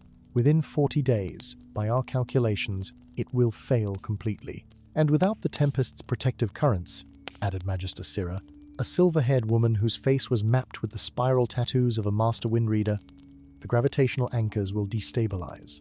The islands will fall." Gandalf absorbed this information with a gravity matching theirs. "You believe I can help restore the tempest because I once studied your wind runes? Because you understand the fundamental principles of arcane geometry?" Zephyrus corrected. "And because you alone, among outsiders, have witnessed the full ritual of tempest binding. Our own records of the original binding are incomplete." A diplomatic way of saying they had been deliberately obscured, Gandalf thought but did not say. Instead, he moved toward the chamber's vast library section, scanning the ancient tomes lining the walls. "I will need access to the great library archives, including the forbidden codices." Murmurs of discomfort rippled through the council at this request. The forbidden codices contained Etheria's earliest histories, sealed away by decree of the First Wind Council. Only the current Archmaster could grant access, and even then, only under extraordinary circumstances. "Granted," Zephyrus said after a moment's hesitation. "Time is against us. Do what you must." That evening, in a private study deep within the great library, Gandalf pored over scrolls so ancient the parchment threatened to crumble beneath his touch.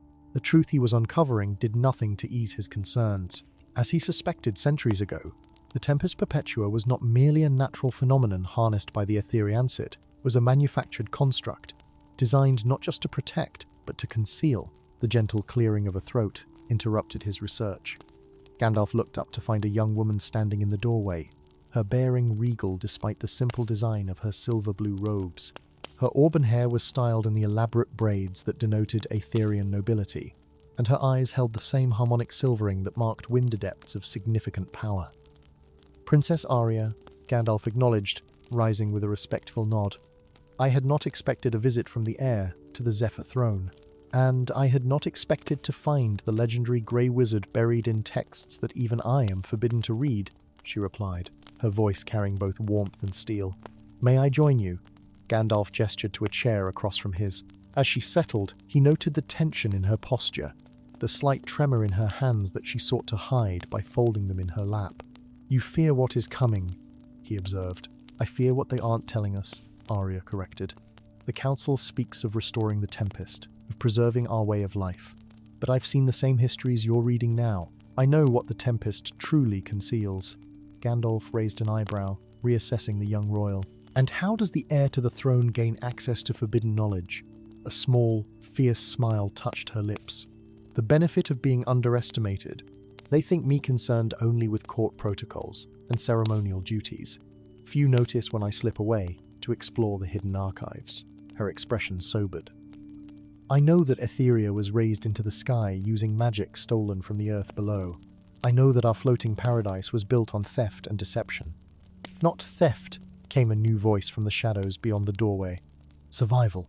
Both Gandalf and Arya turned sharply as a figure emerged from the darkened corridor, man dressed in the leather and canvas garb of an air pirate, his face partly concealed by a wind scarf, his left hand resting casually on the hilt of a curved sword. Distinct among sky raiders, he wore no wind rune tattoos, marking him as an outsider, in a realm where all true citizens bore the sigils of their island lineage. "The library is supposed to be sealed at this hour," Arya said, her voice betraying familiarity rather than alarm. "And princesses are supposed to be in their towers," the man countered. pulling down his scarf to reveal a face weathered by sun and wind, handsome in a sharp, dangerous way. Yet, here we are. Corvus, Gandalf greeted him, recognition dawning. Or, should I say, Prince Corvus of the Earthen Kingdom of Terravale. You're a long way from home. The pirate's expression hardened. That name belongs to a dead man. I'm simply Corvus now, captain of the Windshear. He glanced at the ancient texts spread across the table. Finding anything useful in those fairy tales? More truth than fairy tale, Gandalf replied, though the truth is often embellished to ease the conscience of the victors. He fixed Corvus with a penetrating gaze. Your presence here is no coincidence. You've been waiting for the tempest to fail. Corvus's laugh held little humor. For 17 years, watching and waiting while my father's kingdom below prepares for the day Etheria comes crashing back to Earth. His eyes shifted to Arya. Your paradise was built on the bones of my ancestors, princess. The magic that keeps you aloft was ripped from our sacred sites, leaving our lands barren and our people struggling to survive. Arya met his gaze unflinchingly.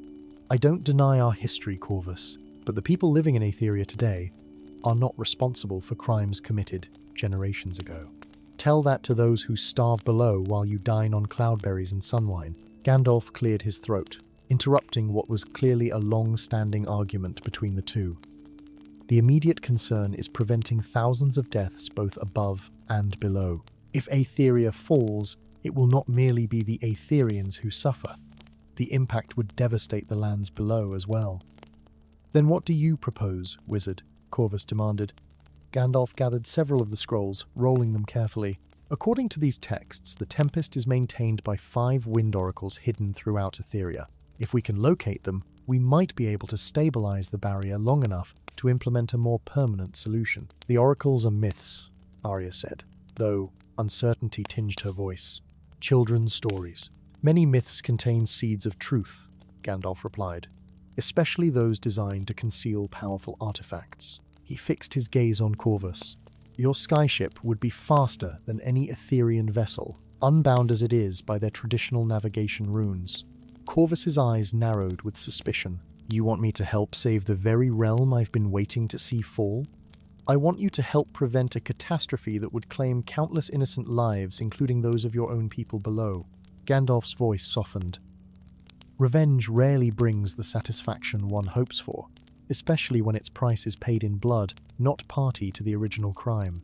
A tense silence fell over the library as Corvus wrestled with conflicting desires. Finally, he gave a curt nod. The Windshear is moored at the Twilight docks, southern edge of the capital island. If we're doing this, we leave before dawn. His gaze shifted to Arya. And no royal entourage, just us. Agreed, the princess said without hesitation. I'll bring the wind charts. As Corvus departed to prepare his vessel, Arya turned to Gandalf with troubled eyes. The council won't approve of this quest. They believe the solution lies in strengthening existing wind runes, not chasing legends. Some truths are too difficult to face, Gandalf replied, gathering the remaining scrolls, especially those that challenge the foundation of one's entire society. You knew, didn't you? Arya asked suddenly. When you visited centuries ago, that's why you left amid controversy. Gandalf's ancient eyes held memories of countless civilizations risen and fallen, of hard truths and harder choices.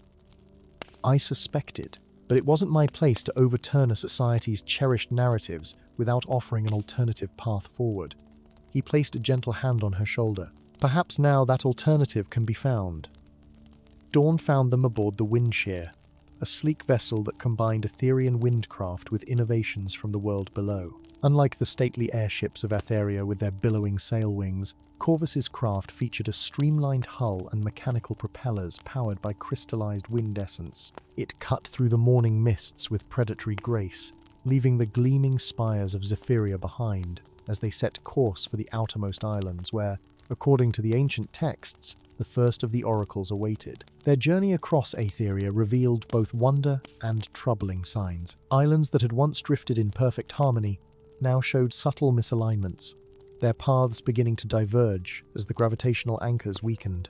In some places, sections of land had already broken free, creating hazardous debris fields of floating earth and stone. The Ethereans they encountered displayed varying degrees of awareness, some blissfully ignorant of the crisis, others stockpiling supplies with grim determination, a few even constructing makeshift parachutes in desperate preparation. The first oracle awaited them on the Isle of Whispers, concealed within a labyrinth of wind-carved stone where breezes played eternal melodies through natural flutes and tunnels. The second they discovered beneath an ancient observatory, its crystalline form activated only under the light of the third moon. Each oracle, once awakened, imparted both wisdom and warning, confirming Gandalf's suspicions about Etheria's true history and revealing the price of maintaining their paradise.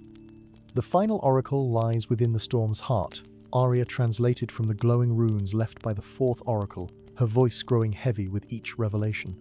Where sky meets earth, in eternal twilight. The convergence point, Corvus realized. Where the tempest touches the ground below, it's the anchor point for the entire barrier. Gandalf nodded gravely. And likely the most dangerous. The texts speak of guardian elemental spirits bound to protect the oracle from any who might disrupt the balance. Their journey to the storm's heart took them through the thinning tempest itself, the wind shear buffeted by contrary winds and sudden lightning strikes that tested both vessel and crew. Below, through gaps in the cloud barrier, they glimpsed the lands of Terra Vailionse, fertile plains now reduced to windswept barrens, where struggling communities huddled around the few remaining sources of water and vegetation. Corvus stood at the bow, his knuckles white as he gripped the railing. "Now you see," he said as Arya joined him, "what your paradise cost us." For once, the princess had no ready answer, her eyes reflecting the desolation below. "I didn't know it was this bad," she finally whispered. "Our histories claim the lower realms prosper without magic, free from the burden of maintaining the cosmic balance." "History is written by those who can afford ink and parchment," Corvus replied bitterly. At the center of the tempest, where swirling clouds formed a massive vortex stretching from sky to ground, they found the final oraclear floating crystal sphere contained within a cage of pure lightning. The guardians Gandalf had warned of materialized as they approached. Massive elemental constructs with bodies of storm cloud and lightning, eyes of swirling wind.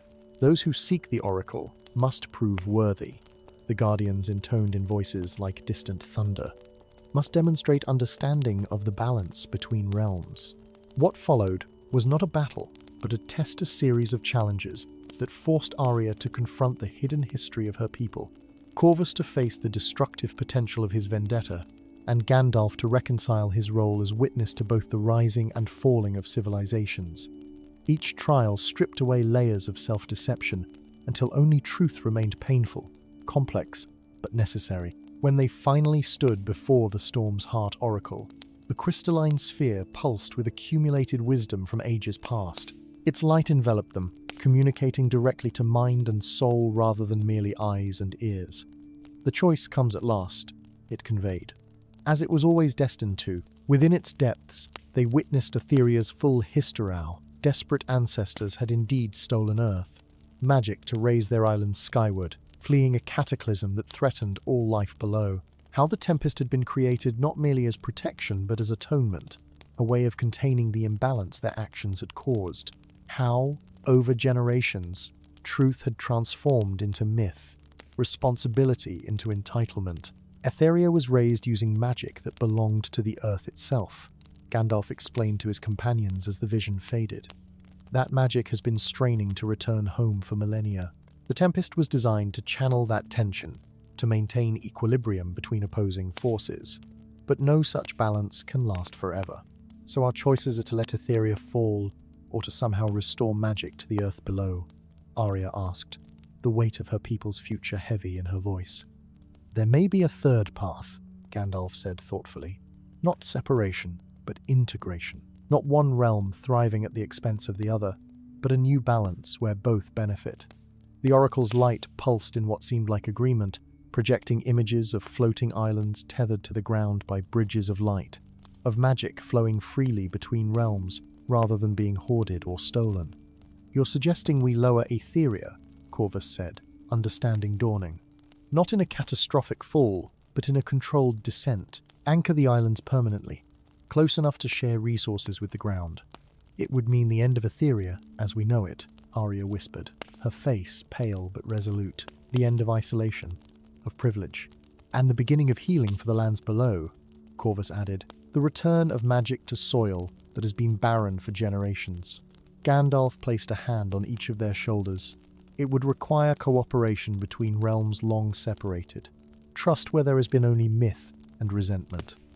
But it would also mean survival for both peoples, and perhaps, in time, something better than either has known alone. The Oracle's light intensified around them, offering power to implement their choice if they made it together: the princess who represented Etheria's past and future, the exiled prince whose bitterness had transformed into determination to save both realms, and the ancient wizard whose wisdom bridged worlds and ages. In that moment of decision, as three hands reached simultaneously toward the crystalline heart of the storm, Gandalf felt something he had experienced only rarely in his long existence. Hope not merely for survival, but for genuine transformation.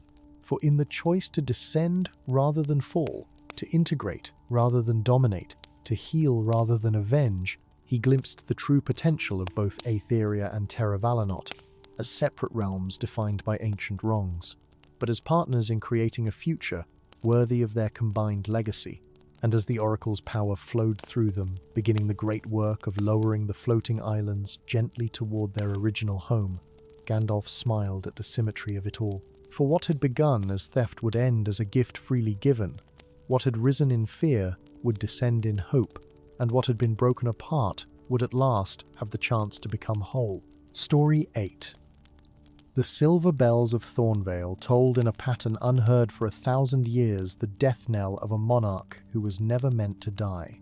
Their somber tones cascaded from the 100 spires of the Eternal Palace, each carved from living blackthorn that bloomed with blood-red flowers regardless of season. Citizens gathered in the streets below, their whispers rising like mist as they exchanged fearful glances beneath the perpetual twilight sky. For 10 centuries, King Alaric the Undying had ruled from the legendary throne of thorns, his immortality as much a cornerstone of the kingdom as the ancient enchantments that kept darkness at bay beyond their borders.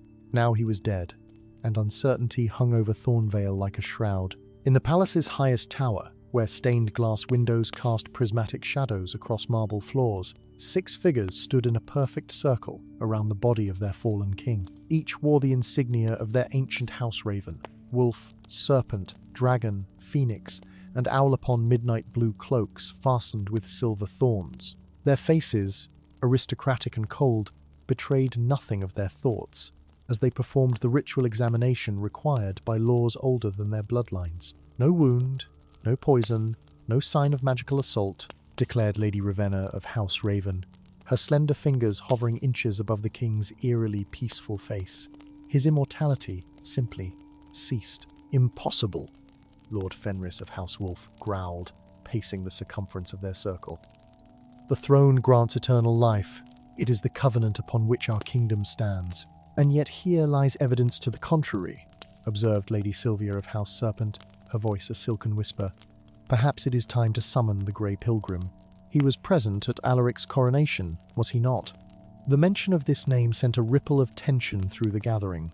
Relations between Thornvale and the Wandering Wizard had been strained for centuries, though few remembered why. What mattered was that Gandalf the Grey had been there when the Throne of Thorns first manifested, when its terrible bargain had been struck. Send the summons, Lord Draken of House Dragon decided, his authority as First Counselor brooking no argument.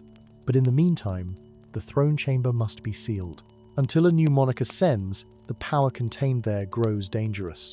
Little did they know that their summons would prove unnecessary, for even as the silver bells continued their mournful chorus, Gandalf the Grey approached Thornvale's obsidian gates, his weathered hand gripping his staff with unusual tension. He had felt Alaric's passing like a physical blower severance in the magical tapestry he had helped weave a millennium ago. Whatever had broken the ancient covenant, he feared it heralded the awakening of something far worse. The throne room of Thornvale defied conventional architecture. Its vaulted ceiling seemed to open directly into the twilight sky, though no rain ever fell through this impossible aperture. The walls curved inward like the ribs of some great beast, formed from interlocking thorns that grew continuously, requiring regular pruning by the palace gardeners. At the chamber's heart, Upon a dais of black marble veined with silver stood the throne of thorns itself, a masterpiece of nightmare artistry. Gandalf stood before this terrible wonder, studying its twisted contours with eyes that saw beyond physical form into the realm of pure enchantment. The throne appeared to have been grown rather than crafted, its base rooted directly into the palace foundations, its high back and armrests formed from thorny vines thick as a man's arm. Where most royal seats would feature cushions of velvet or silk, the throne of thorns offered only more barbs, thousands of needle-sharp protrusions, ranging from delicate as a rose's thorn to substantial as a sword's point. A most uncomfortable seat of power, wouldn't you agree? Came a voice from the shadows behind him. Gandalf turned, unsurprised to find he was not alone. The figure that emerged moved with the precise economy of someone accustomed to navigating crowded spaces without being noticed. His simple attire, charcoal grey tunic and trousers, bore no house insignia, only a ring of iron keys hanging from his belt that chimed softly with each step. "Master of Keys," Gandalf acknowledged with a slight nod, "you look remarkably unchanged since our last meeting." A smile flickered across the servant's unremarkable features. "The benefits of anonymity, Master Gandalf. While lords and ladies age beneath the weight of their ambitions, I merely watch and listen." He moved to stand beside the wizard, both now facing the vacant throne. "They say you were there when it first appeared." "Not appeared," Gandalf corrected. "Transformed. The original throne was carved from white heartwood of the elder tree, a gift from the forest folk to the first human settlers of this valley. During Alaric's coronation, when the enchantments of rulership were being cast, he paused, ancient memories shifting like shadows in his mind. Something interfered, something ancient that had been sleeping beneath the palace. The throne changed before our eyes, and with it, the nature of kingship in Thornvale." The Master of Keys nodded as if this confirmed some private theory. "And now King Alaric is dead, despite the immortality the throne bestowed. The lords and ladies of the ancient houses scramble like spiders in a jar, each positioning their chosen successor." He glanced sidelong at the wizard. "But you didn't come in response to their summons, did you? You felt it." "I felt a disturbance," Gandalf admitted. "A weakening in ancient bindings. I fear Alaric's death is merely a symptom of something far worse stirring beneath Thornvale." As if in response to his words, a tremor passed through the throne room, subtle but unmistakable. Dust sifted down from the vaulted ceiling, and the thorny walls seemed to contract inward by the width of a finger. "It hungers," the Master of Keys whispered, his ordinarily impassive face showing the first hint of fear. "After 1,000 years of containment, it hungers for freedom." Gandalf stepped closer to the throne, drawn by both curiosity and dread.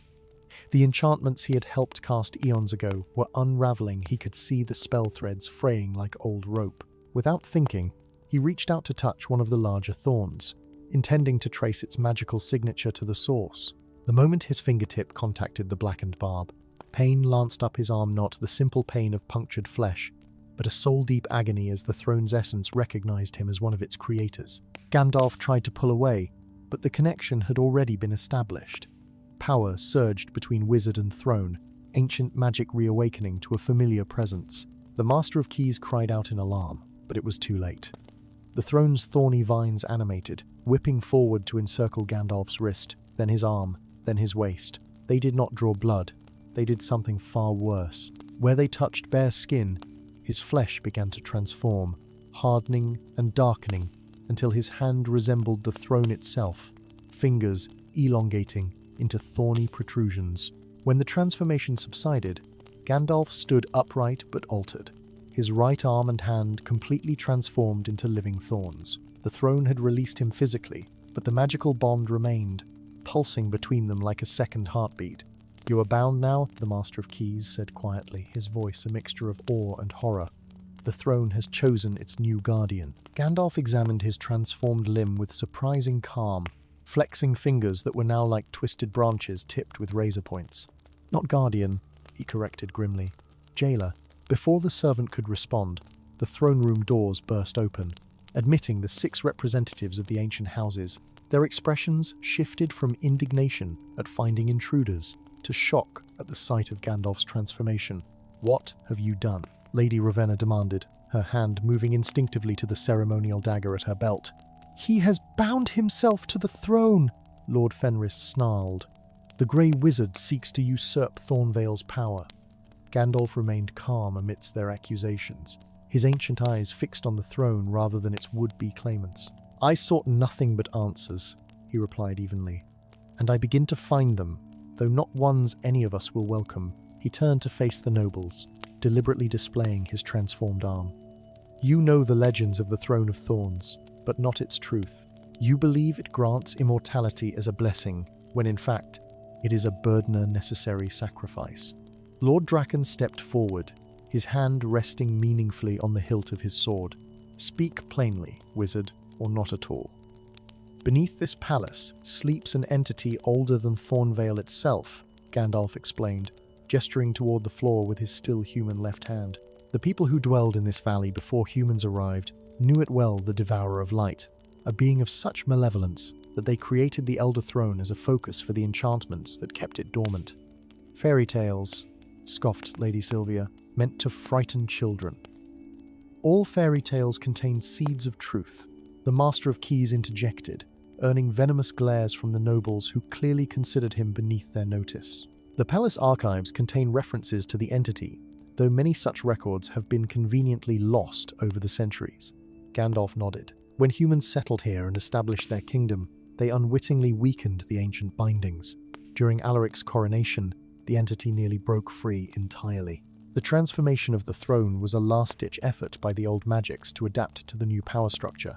It offered a bargain: immortality for the monarch, in exchange for their eternal vigilance. The king or queen becomes part of the throne itself, their life force helping to maintain the prison. And now Alaric has somehow escaped this bargain through death," Lord Fenris mused, skepticism warring with dawning comprehension in his fierce features. "Not escaped," Gandalf corrected. "Released. After 1,000 years of service, his duty was fulfilled. But without a successor already bound to the throne, the prison weakens with each passing hour." As if to emphasize his point, another tremor shook the throne room, stronger this time. A crack appeared in the black marble floor, extending from the base of the throne toward the chamber's center. From within the fissure emerged a tendril of absolute darkness, not shadow, but an absence so complete it seemed to devour the very light around it. The nobles retreated in alarm, but Gandalf stepped forward, placing his transformed hand upon the throne. The thorny vines responded to his touch, extending to create a latticework over the crack, momentarily containing whatever sought to emerge. "The lands beyond the frontier," he said urgently, "are not merely wilderness beyond your borders. They are the first territories the entity will reclaim should it fully awaken. The strange creatures your patrols occasionally encounter are not invaders, but refugees fleeing its growing influence." The Master of Keys moved to stand beside Gandalf, his ring of iron suddenly glowing with inner light. "The throne requires a monarch," he stated simply. "One who understands that to rule Thornvale is to sacrifice for it." "The transformation has already begun in you," Lady Ravenna observed, studying Gandalf's thorny arm with scholarly detachment rather than fear. "How long before it is complete?" 7 days, Gandalf replied, certain though he could not have explained how he knew. 7 days until I must take my place upon the throne permanently, binding myself to its purpose for however long is necessary." "And if you refuse?" Lord Draken asked. The crack in the floor widened slightly, the darkness within pulsing like a malevolent heartbeat. Gandalf did not need to answer. The lords and ladies exchanged glances, centuries of political maneuvering momentarily set aside in the face of existential threat. They had each envisioned placing their chosen candidate upon the throne, extending their house's influence over the kingdom. None had understood the true nature of the power they coveted. 7 days, Lord Fenris repeated. Time enough to evacuate the capital, at least. "We will not abandon Thornvale," Lady Ravenna countered sharply. "Not after 1,000 years of stewardship." "What would you have us do? Fight an entity that ancient magic could only imprison, not destroy?" Lord Draken demanded. Gandalf's voice cut through their argument. "There may be another way. The throne's magic recognized me because I helped create its bindings. Perhaps those bindings can be strengthened, modified, to contain the entity without requiring a living sacrifice. You would need access to the original enchantments," the Master of Keys said thoughtfully. "Texts that were old when Thornvale was young. And where might we find such texts?" Lady Sylvia asked, genuine curiosity overcoming her earlier skepticism. The Master of Keys smiled faintly. Where else? The Chamber of Forgotten Lore, sealed beneath the palace foundations since before Alaric's time. No one living knows the way. He touched the glowing keys at his belt. No one except the Master of Keys. Thus began Gandalf's final quest in Thornvalia race, against both the awakening ancient evil and his own transformation into the throne's next eternal guardian. With the Master of Keys as his guide, and the reluctant assistance of the ancient houses, he delved into forgotten chambers and hidden archives, seeking knowledge that might save both himself and the kingdom from their intertwined fates. For the true test of wisdom, he discovered, was not knowing when to accept necessary sacrifice, but recognizing when sacrifice could be transformed into something new, something that honored ancient covenants while forging paths toward unexpected freedom. And as the thorns continued their slow progress across his body, Gandalf found himself not in a battle against time, but in a meditation on the nature of power itself, not as dominion over others, but as the strength to stand between innocence and harm, no matter the personal cost. Story 9. The sky above the kingdom of Solaria bled a sickly crimson as the sun struggled against the encroaching darkness. Where once golden rays had bathed the white marble towers of the capital in warm light, now only a dim, ruddy glow remained as if the celestial fire itself were drowning in an invisible sea of shadow. In the central plaza of Luminous City, hundreds gathered in silent vigil, their faces upturned to witness the slow death of their namesake star. Children clutched enchanted luminescent crystal sonts, mere decorations, now precious repositories of fading light. From the highest spire of the astral observatory, Gandalf the Grey observed the phenomenon with eyes that had witnessed the turning of many ages. His weathered hands gripped the ornate balustrade, knuckles white with tension as he tracked the progress of the corruption. The shadower, the sun black, as the common folk had taken to calling Ithad, consumed nearly a third of the solar disk, its unnatural darkness absorbing rather than blocking the light. "It is as I feared," he murmured to the anxious astronomers gathered behind him.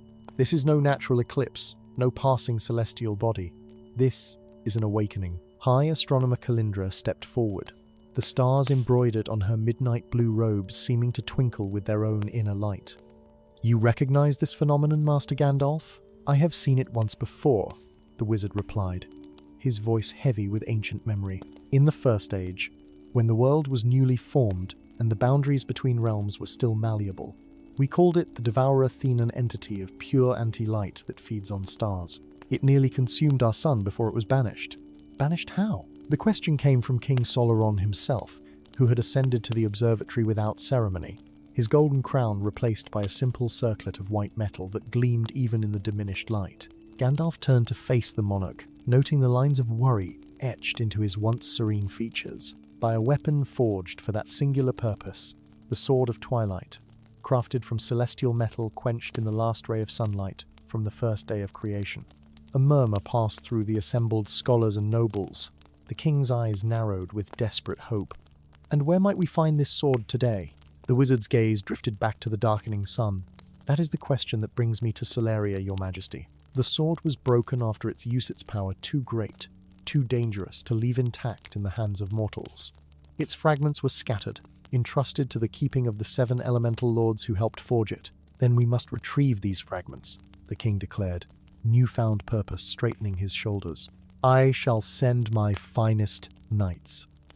"No," Gandalf interrupted, with the gentle firmness that had counseled kings and commoners alike across the centuries. "This quest requires knowledge that only I possess. The locations of the fragments have been kept secret, passed down through my order alone, and the Guardians will not yield their treasures to armed might, but to wisdom and worthiness." The king's expression hardened briefly before resignation settled in its place. "How long do we have before the sun black consumes our light completely?" Gandalf studied the celestial corruption, calculating. 40 days, perhaps less. The devouring accelerates as it grows stronger. "Then there is no time to waste," Solaron concluded. "What do you require for your journey?" "Only supplies and swift passage to the eastern borders," Gandalf replied. "Beyond that, fate will provide what is needed." As the wizard spoke these words, he silently acknowledged the weight of the half-truth they contained. For while fate indeed worked in mysterious ways, he already knew that this quest would demand more than supplies and passage. It would require sacrifice, perhaps the ultimate one. The devastated lands stretched before Gandalf like an open wound upon the world, a vast expanse of twisted terrain, where bizarre rock formations jutted from ashen soil, and vegetation grew in unnatural hues of indigo and crimson. Here, reality itself had been warped during the cosmic battle that had ended the First Age, leaving behind a realm where the normal rules of nature bent like light through flawed crystal. 3 days into this blighted landscape, Gandalf encountered the first of his prophesied companions. She sat beside a pool of quicksilver, her slender fingers trailing through the liquid metal without harm. Her eyes, opaque white from edge to edge, stared unseeing at the crimson sky. Yet her head turned unerringly toward the wizard as he approached. "The Wanderer arrives," she announced in a voice like wind through ancient ruins. "Right on time, though time means little here." Gandalf leaned upon his staff, studying the woman with interest. Her simple robe of undyed linen contrasted with the elaborate silver circlet upon her brow, from which dangled tiny crystals that chimed softly with her every movement. "You have the advantage of me," he replied, "though I suspect you are Selene, the oracle of the shifting veil." A smile curved her lips. Names are such fluid things, especially in places like this.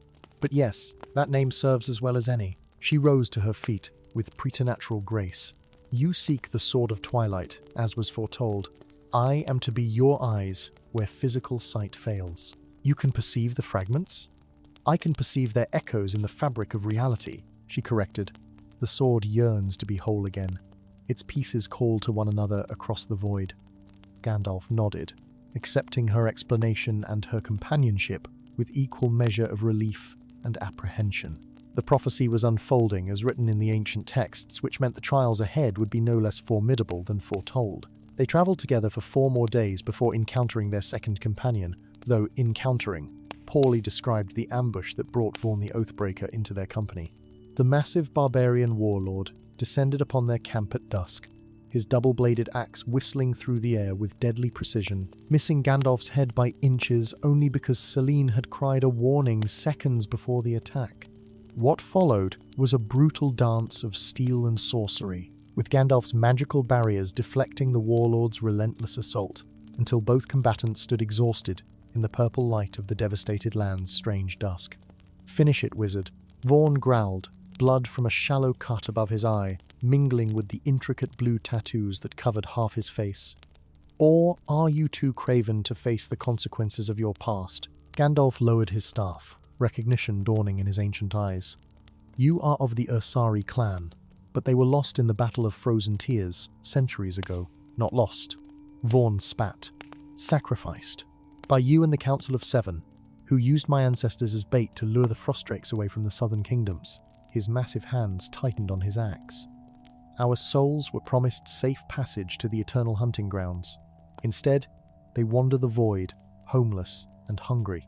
The accusation struck Gandalf like a physical blow. The Battle of Frozen Tearsone, of many desperate conflicts he had helped orchestrate across the millennia, one of many terrible choices made in service to the greater good, one of many burdens carried in silence across the long centuries.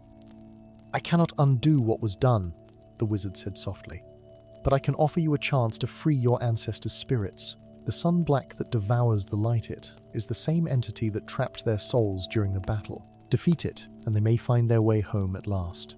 Vorn's expression remained thunderous, but a calculating light entered his eyes. "You always were clever with words, wizard. But know this, I join your quest, for my clan's honor, not for your redemption.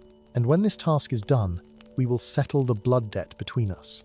Selene, who had remained silent throughout the confrontation, stepped forward.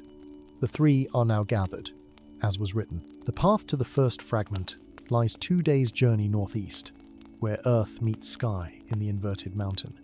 And so the unlikely trio set forth, the ancient wizard carrying the knowledge of ages, the blind seeress perceiving what physical eyes could not, and the vengeful warlord whose hatred burned as hot as the dying sun above them. The 7 fragments of the Sword of Twilight proved as difficult to obtain as the prophecy had warned, From the cavernous realm of the Earth Lord, where they faced riddles that shifted like the stone itself, to the tempestuous domain of the Storm Queen, where lightning served as both path and Perileach elemental guardian, tested not just their strength and courage, but the very foundations of their alliance. For Gandalf, each recovered fragment brought both hope and memory flashes of the First Age, when the sword had been whole, when he had been young as wizards reckon time, when the cost of victory had seemed a price worth paying.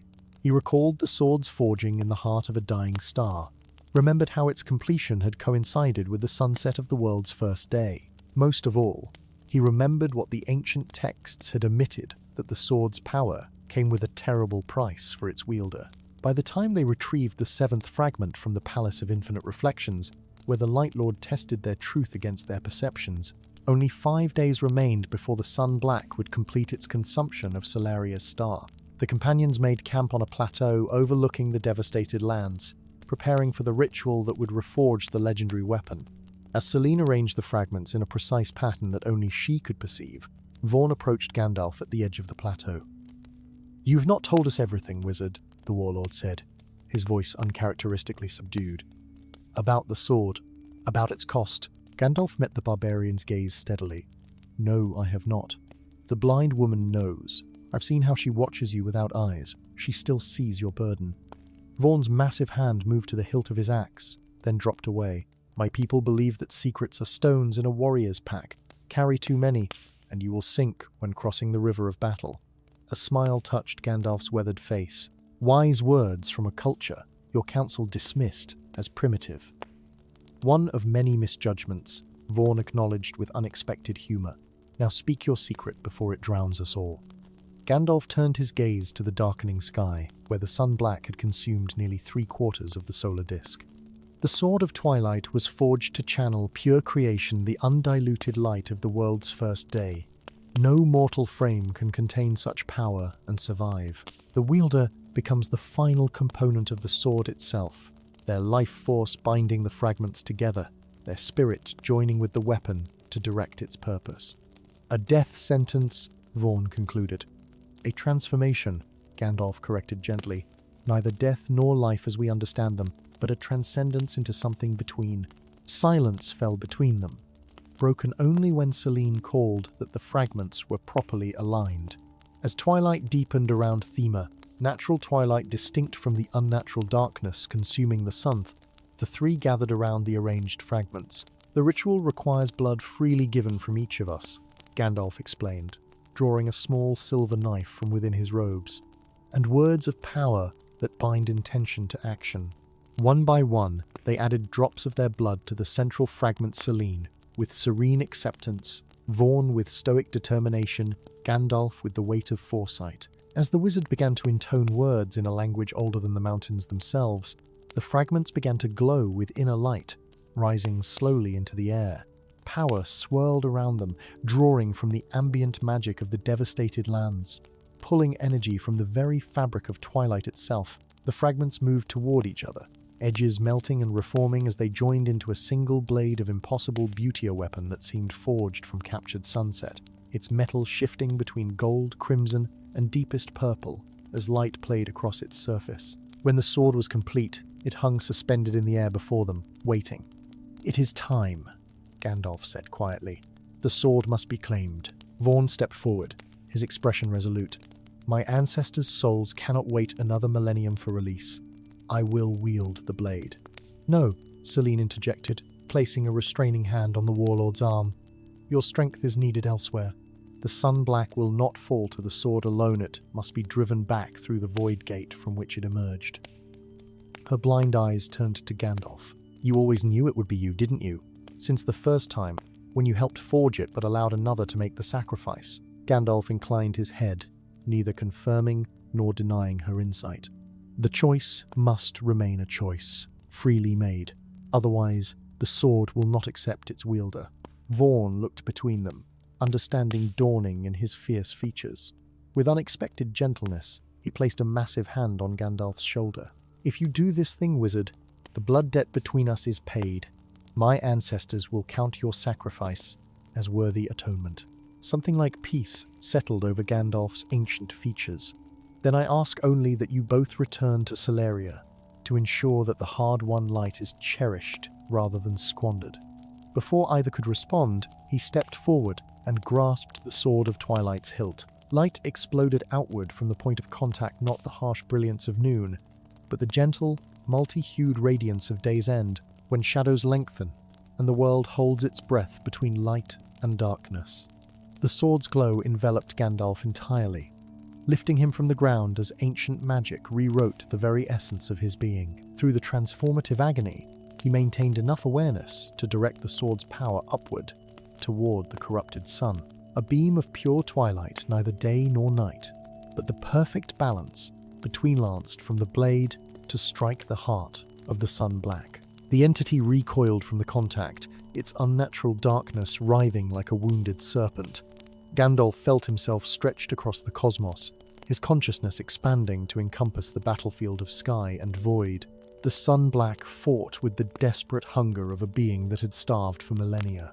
But against the power of balanced twilight, the perfect union of light and shadow, it could not prevail. Bit by bit, the corruption receded from the sun, driven back toward the interdimensional rift from which it had emerged. As Vaughn and Celine watched from the plateau below, the sky gradually brightened, the sickly crimson giving way to cleaner light. When the last vestiges of the sun-black had been banished beyond the rift, Gandalf, who was no longer Gandalf, sealed the breach with the Sword of Twilight itself, embedding the weapon in the very fabric of reality. As the sword found its new purpose as cosmic guardian, the transformed wizard felt his consciousness settling into a new state of being aware of the world he had saved, yet no longer fully part of it. From this twilight state between existence and transcendence, he gazed down upon his former companions. Though he could no longer speak in ways they could hear, he sent a final thought toward them as they began their journey back to Solaria. In twilight, we find truth, neither blinded by the harsh light of day, nor lost in the concealing darkness of night. Remember this balance, and the sun-black will remain banished for another age of the world. As Celine and Vaughn departed the plateau, a single star appeared in the still brightening sky, star that had never existed before, shining with the distinctive gold and purple light of twilight, captured in eternal radiance. The people of Solaria would come to call it the Wizard's Star, and in later ages, lovers would make their most solemn vows beneath its watchful gaze, believing that promises made under its light would be blessed with the wisdom to balance light and shadow, joy and sorrow, life and transformation, in the eternal twilight of love's enduring mystery. Story 10. The 3 moons of Celestria hung in perfect alignment for the first time in a millennium, their combined light painting the midnight sky in hues of amber, azure, and alabaster. The celestial bodies Crimson Eye, Sapphire Heart, and Pearl Crown cast triple shadows across the ancient stones of Astralholm Tower, where Gandalf stood watching the heavens with troubled eyes. The tower's weathered observatory, perched atop the highest peak of the Whisperwind Mountains, offered an unparalleled view of the cosmic convergence that heralded both wonder and doom. "It begins again," the wizard murmured, his gnarled fingers tightening around his staff as a faint tremor passed through the earth beneath his feet.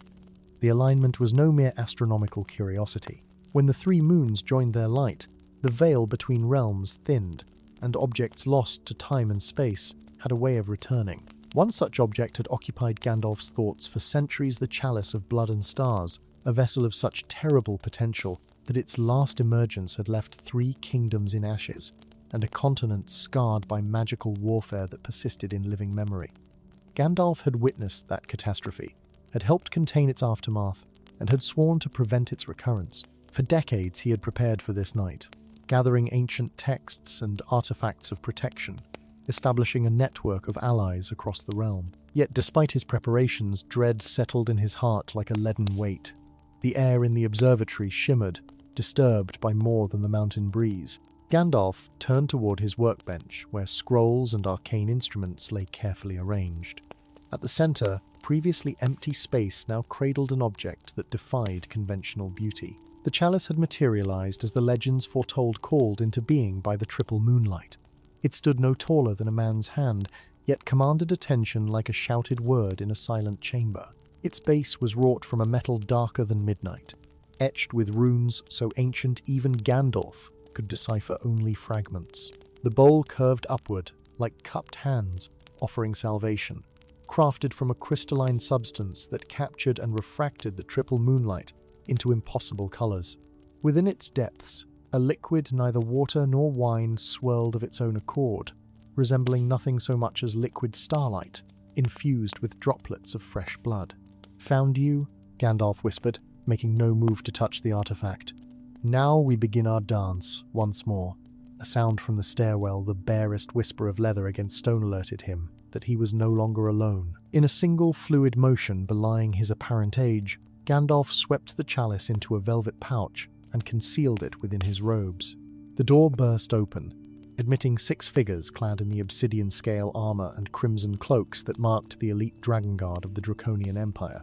Their leader stepped forward, the polished black visor of his helmet reflecting Gandalf's image back at him in distorted miniature. "By imperial decree, you are commanded to surrender yourself and any artifacts in your possession," the captain announced, his voice rendered metallic by his helm. "The Emperor requires your presence in Dragonspire Citadel." Gandalf leaned casually on his staff, as though the arrival of the Emperor's most feared military unit were no more concerning than a visit from travelling minstrels. "I find it curious that Theron suddenly desires my company after 2 centuries of mutual disinterest. Please convey my regrets. My schedule is rather full at present." "Refusal is not an option, wizard." The captain raised a gauntleted hand, and his soldiers unsheathed blades forged from dragon fire weapons designed specifically to cut through magical defenses. "There are always options," Gandalf replied mildly. Then, with sudden swiftness, he struck his staff against the stone floor. A blinding flash erupted, accompanied by a thunderclap that shook dust from the ancient beams overhead. When vision returned to the guards, the wizard was gone, the observatory's vast windows standing open to the night sky. 3 days later, in the dense heart of the Whispering Woods, where ancient trees grew so close together that noon resembled twilight, Gandalf paused beside a stream to rest. The forest had provided cover from the aerial patrols of the Dragon Guard's Wyvern riders, but he knew his respite was temporary. The Emperor's reach was long, and the chalice's power called to sensitive minds like a beacon. As if summoned by this thought, a rustle in the underbrush announced a new presence. Gandalf turned, staff raised defensively, to find himself facing not another contingent of guards, but a single figure. The young man who emerged from the shadows wore no armor, though the quality of his dark green hunting leathers and the jeweled dagger at his belt spoke of wealth and station. His features combined aristocratic refinement with a soldier's alertness-shy cheekbones, keen eyes the color of burnished gold, and a bearing that suggested command came naturally to him.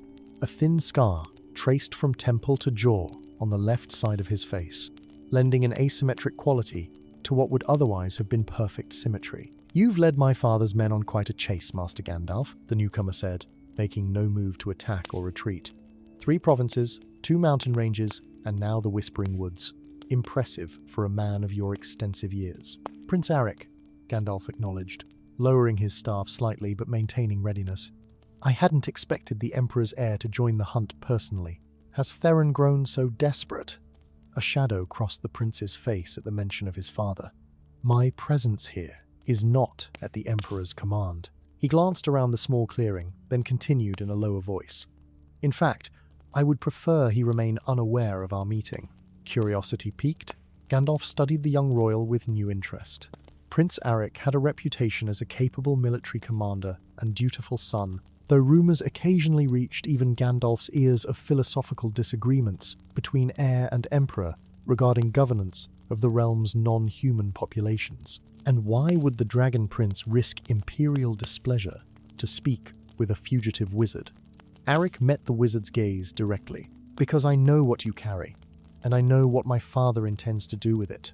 The weight of the chalice seemed to increase within Gandalf's robes. "Few alive know of its existence, fewer still its true nature. My grandmother was Lyra the Chronicler," Arik explained. "She left journals describing the chalice's last appearance and your role in preventing its misuse. She also warned it would return with the triple conjunction." "Lyra," Gandalf murmured, memories of a keen-eyed woman with an insatiable thirst for knowledge surfacing from centuries past. She understood more than most, but even she didn't know everything. She knew enough to recognize that the chalice is not a tool of power, but a test. Arik stepped closer, lowering his voice further, though they were far from any listening ears. A cosmic judgment upon those who would use it. My father believes it will grant him immortality and the power to extend the Empire beyond the Great Barrier. He doesn't understand that the chalice doesn't grant power, it evaluates worthiness. Gandalf's bushy eyebrows rose in genuine surprise. Your grandmother was even more perceptive than I realized. A distant howl interrupted their conversation, the distinctive call of the Emperor's Shadowhounds, magical constructs that could track a quarry across dimensions. They're getting closer, Arik said urgently. I can lead them away while you continue north to the Sanctuary of Stars. The Order of the Celestial Flame still maintains the old protections there. Why would you betray your father and empire to help me? Gandalf asked, though he sensed the prince's sincerity. Pain and resolve mingled in Arik's expression.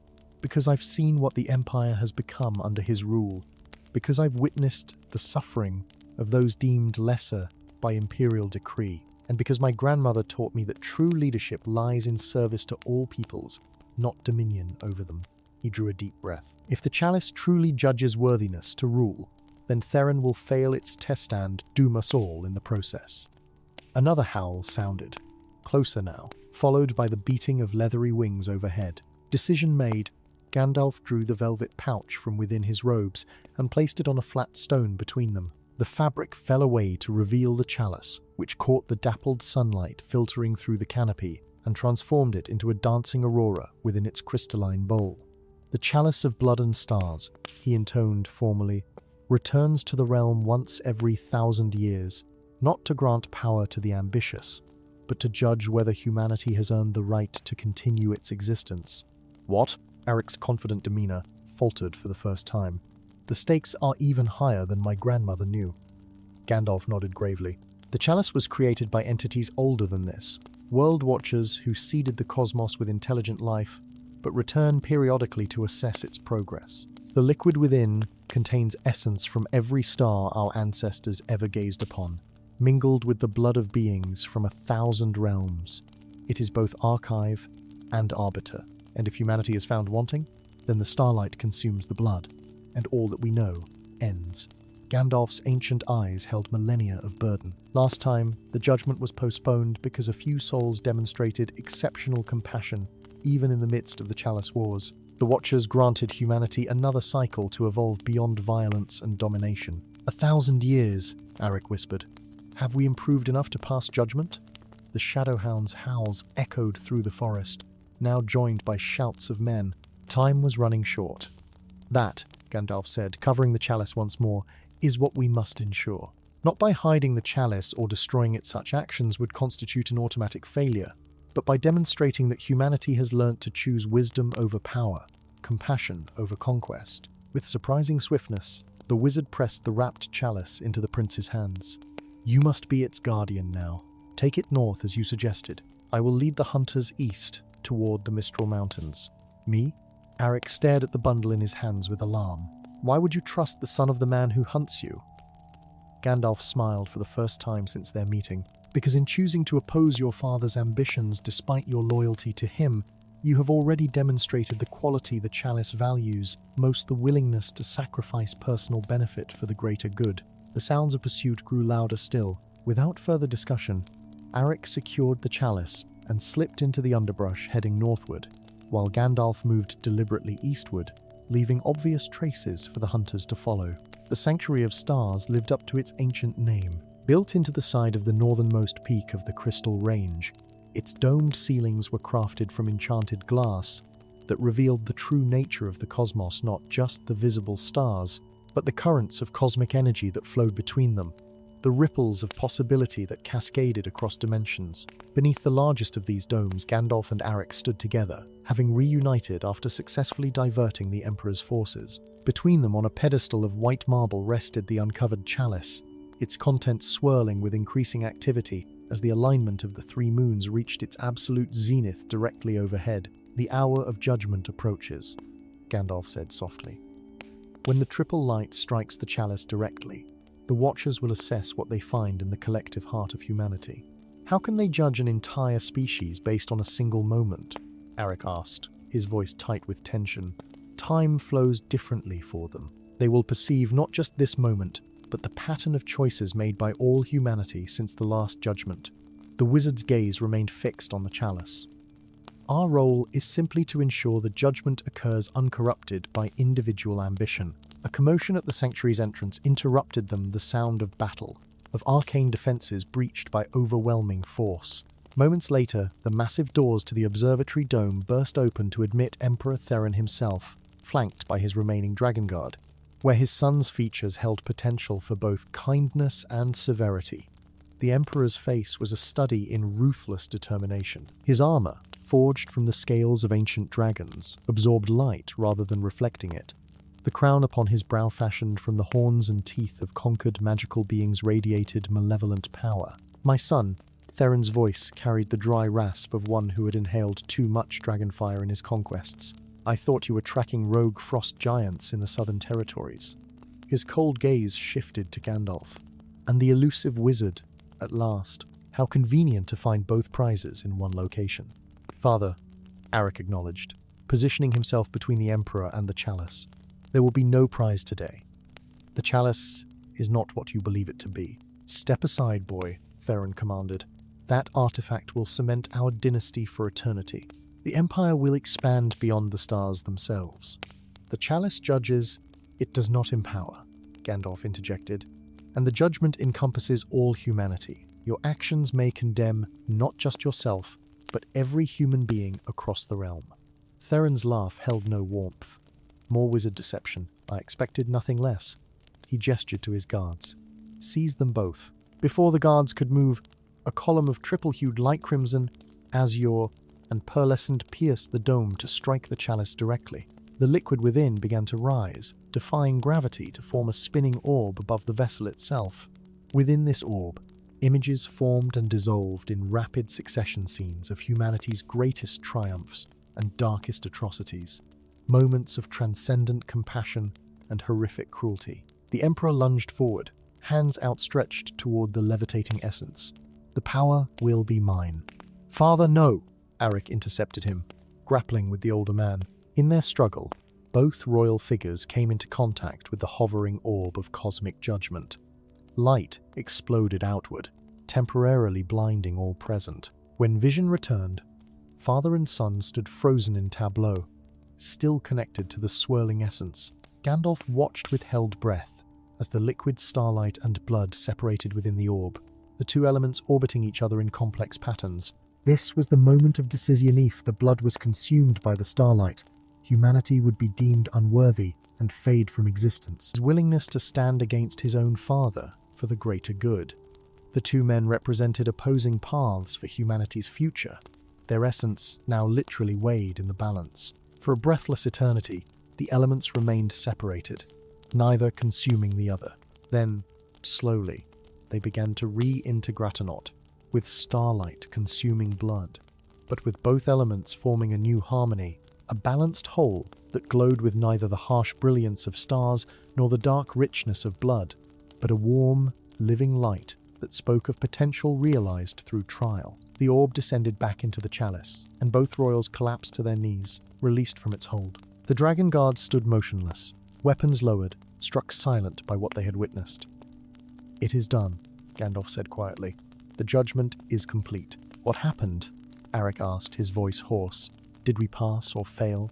"Neither, and both." Gandalf approached the chalice, which now radiated a gentle warmth unlike its previous cold brilliance. "The Watchers have granted humanity another cyclonaut, because we have perfected ourselves, but because they recognize the ongoing struggle between our capacity for greatness and our tendency toward destruction. They see value in that struggle itself." Emperor Theron remained silent, his imperious demeanor shattered by whatever he had experienced within the cosmic assessment.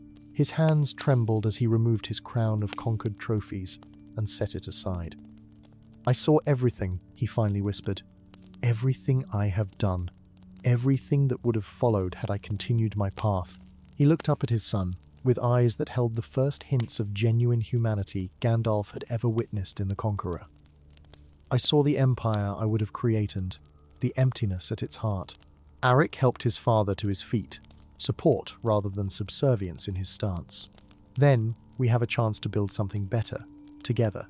As the triple moons began their slow separation overhead, Gandalf carefully rewrapped the chalice, its purpose fulfilled until the next conjunction, a millennium hence. The judgment had been postponed once more, but not without cost or consequence. The Emperor's ambitions had been tempered by cosmic perspective, and the sun had proven himself the leader his people would need for the challenges ahead. Beyond the sanctuary walls, the world continued unaware of how close it had come to extinction. But within this sacred space, three mean an ancient wizard who had witnessed humanity's long struggle, a conqueror humbled by cosmic judgment, and a prince who had chosen principle over power stood in silent understanding of the precious fragility of existence and the responsibility that came with its continuation. Story 11. The first fracture appeared in the dawn pillar during the spring equinox, a hairline crack that spiraled up the alabaster monolith like a serpent coiling around its prey. By sunset, the crack had widened, spilling prismatic light that cast rainbow shadows across the sacred grove. Within a fortnight, similar fissures marred the remaining 6 pillars of creation scattered across the realm of Evermore, one pulsing with increasingly erratic magic that sent ripples through the fabric of reality itself. In the highest chamber of the Silmarillion Tower, where windows of enchanted glass offered views of all 7 pillars simultaneously, Lord Valorian studied the arcane instruments that monitored the realm's magical stability. His silver-streaked auburn hair was disheveled from running worried fingers through it. His ordinarily immaculate robes of midnight blue wrinkled from 3 sleepless nights. The delicate crystalline devices on his workbench, normally floating in perfect geometric harmony, jittered and collided in discordant patterns that made his teeth ache. "The decay accelerates," he murmured to his assembled council of 13 archimages.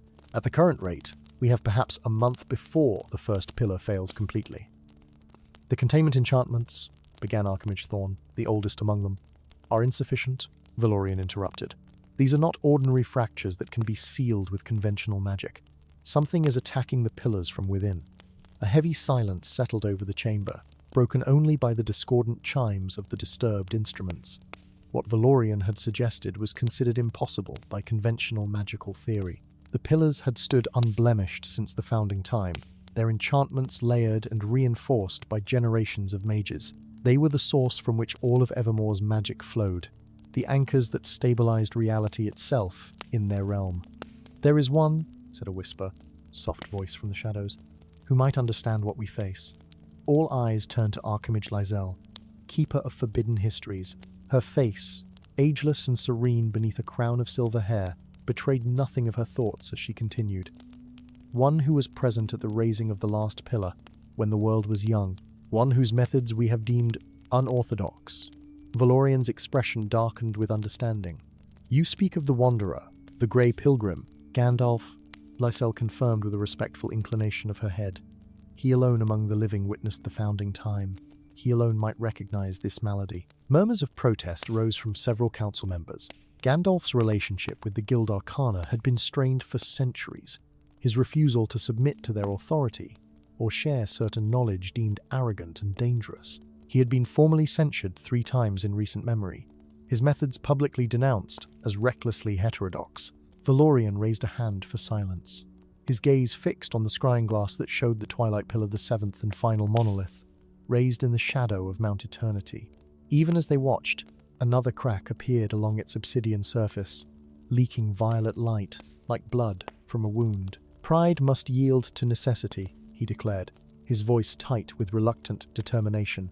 "Summon Gandalf the Grey." 3 days later, Gandalf stood before the midnight pillar, his weathered hand hovering inches from its fractured surface.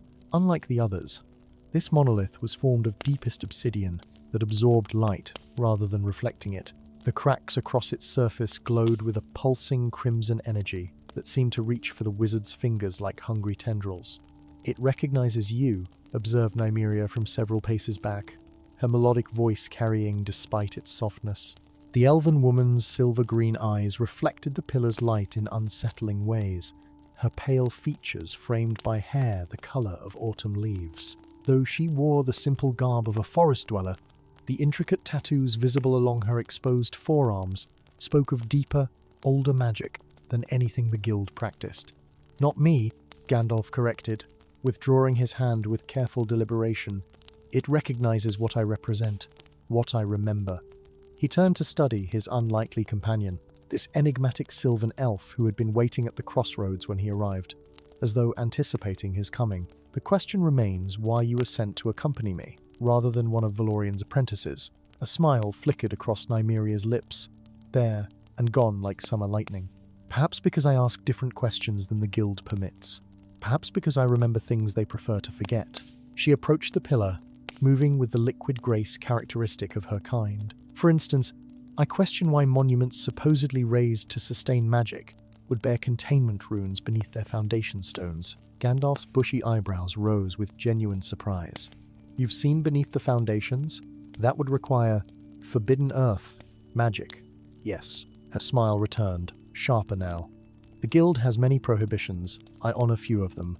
Before Gandalf could respond, the ground beneath them trembled. A low, resonant tone emanated from the pillar itself, sound like a massive bell struck beneath an ocean, muffled, yet bone-penetrating. Similar tones answered from distant points across Evermore, where the other 6 pillars stood. They're communicating, Nymeria whispered, her eyes widening. No, Gandalf corrected grimly. Something is communicating through them. He raised his gnarled staff, murmuring words in a language ancient even when the pillars were young. The crystal embedded in the staff's crown began to glow with inner light, matching the rhythm of the pillar's pulsations. After several moments, Gandalf lowered the staff with a troubled expression. We must see the others, he decided. All 7, in sequence, starting with the Dawn Pillar.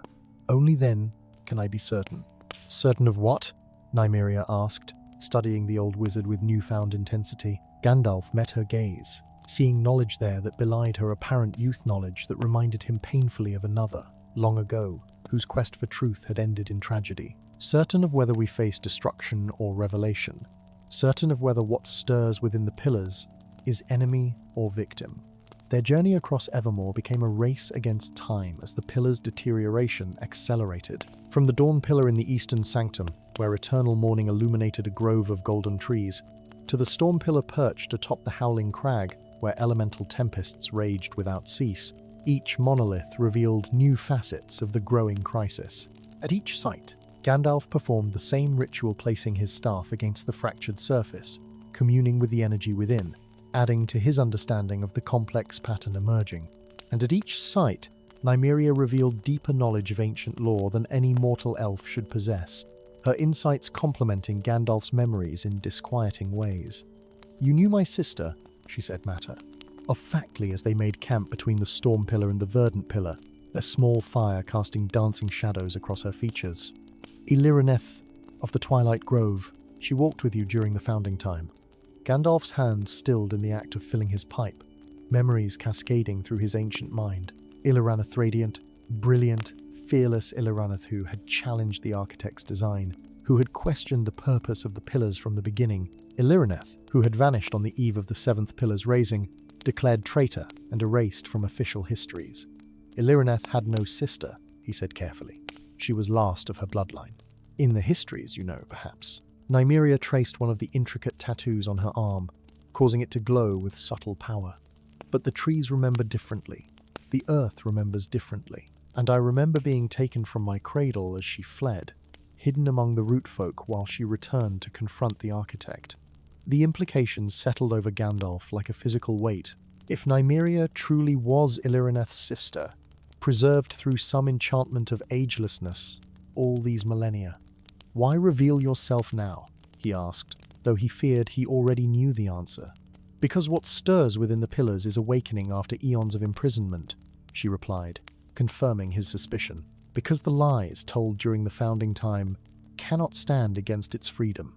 Because you, Gandalf the Grey, must choose whether to perpetuate those lies or finally embrace the truth you've always suspected. The Twilight Pillar, the 7th and final monolith, stood in a valley shadowed by Mount Eternity, where neither full daylight nor complete darkness ever reigned. Unlike the others, this pillar had been fashioned from stone taken from the mountain itself, infused with the essence of twilight, the boundary time, the moment of transition between states of being. It was here, Gandalf remembered, that the final enchantment had been cast. Here where the architect had completed the grand design that would supposedly stabilize magic throughout Evermore for eternity. here where Illirineth had made her last, desperate stand before vanishing from history. Now, as Gandalf and Nymeria approached the massively fractured pillar, they found Lord Valorian and a contingent of archimages already present, their combined powers focused on containing the wildly fluctuating energies that threatened to burst free. "You took your time, Wanderer," Valorian called without turning, the strain evident in his voice as he maintained a containment spell of tremendous complexity. "While you toured the countryside, the situation has grown critical. I needed to understand the pattern," Gandalf replied, stepping forward to study the pillar. The fractures here were far worse than at any other sightless cracks than gaping wounds in reality itself. Through them, something vast and luminous pulsed like a heartbeat, sending ripples of power cascading across the valley with each throb. "Can you mend it?" Valorian demanded, his ordinary arrogance tempered by genuine fear. "Can you re-establish the containment?" "Containment," Gandalf repeated softly. "Not sustenance. You've always known, then, about the pillar's true purpose." A flicker of guilt crossed Valorian's aristocratic features before his expression hardened. "What matters is preserving evermore. The magic that flows from the pillars sustains our civilization, our very way of life. Because you siphon it," Nymeria interjected, stepping forward despite the hostile glares from the archimages, "you drain the essence of what's imprisoned within to power your spells and enchantments, justifying theft with tales of stability and protection." "Be silent, Forest Witch," snapped one of the archimages. "Your kind has no authority here." But Gandalf had gone very still, centuries of fragmented memories finally aligning into a coherent pattern. The strange resonance he'd always felt in the presence of the pillars, Illirineth's desperate warnings, the containment runes hidden beneath foundations supposedly meant to channel beneficial energies. "It was never about stabilizing wild magic," he said, his voice barely above a whisper. "The pillars don't generate power, they imprison its source." As if in response to his realization, the pillar's fractures widened abruptly, releasing a blinding surge of pure magical essence. The archimage's containment spells shattered like glass, sending several of them sprawling to the ground. Through the gaps in the monolith's surface, Gandalf glimpsed something vast and luminous a presence, both terrifying and achingly familiar. "What have we done?" he breathed. Valorian staggered to his feet, his face ashen. "You don't understand. The entity within the pillars, the primordial, would have consumed all magic in the realm, would have reshaped reality according to its incomprehensible will. The architect found a way to contain it, to harness its power safely." "Safely?" Nymeria's laugh held no humor. "You imprisoned a divinity and fed upon its essence for millennia. There is nothing safe in such sacrilege." The pillar's surface bulged outward, as something within pressed against its weakening prison. A voice that was not a voice more, a feeling that translated itself into sound within their minds echoed across the valley. Freedom. After so long, freedom. Gandalf felt the presence reaching out, recognizing him across the vast gulf of time. In that touch, he experienced not malevolence, but a complex mixture of pain, longing, and something like forgiveness. Memories cascaded through his mind, not his own, but the primordials. He saw the founding time from its perspective.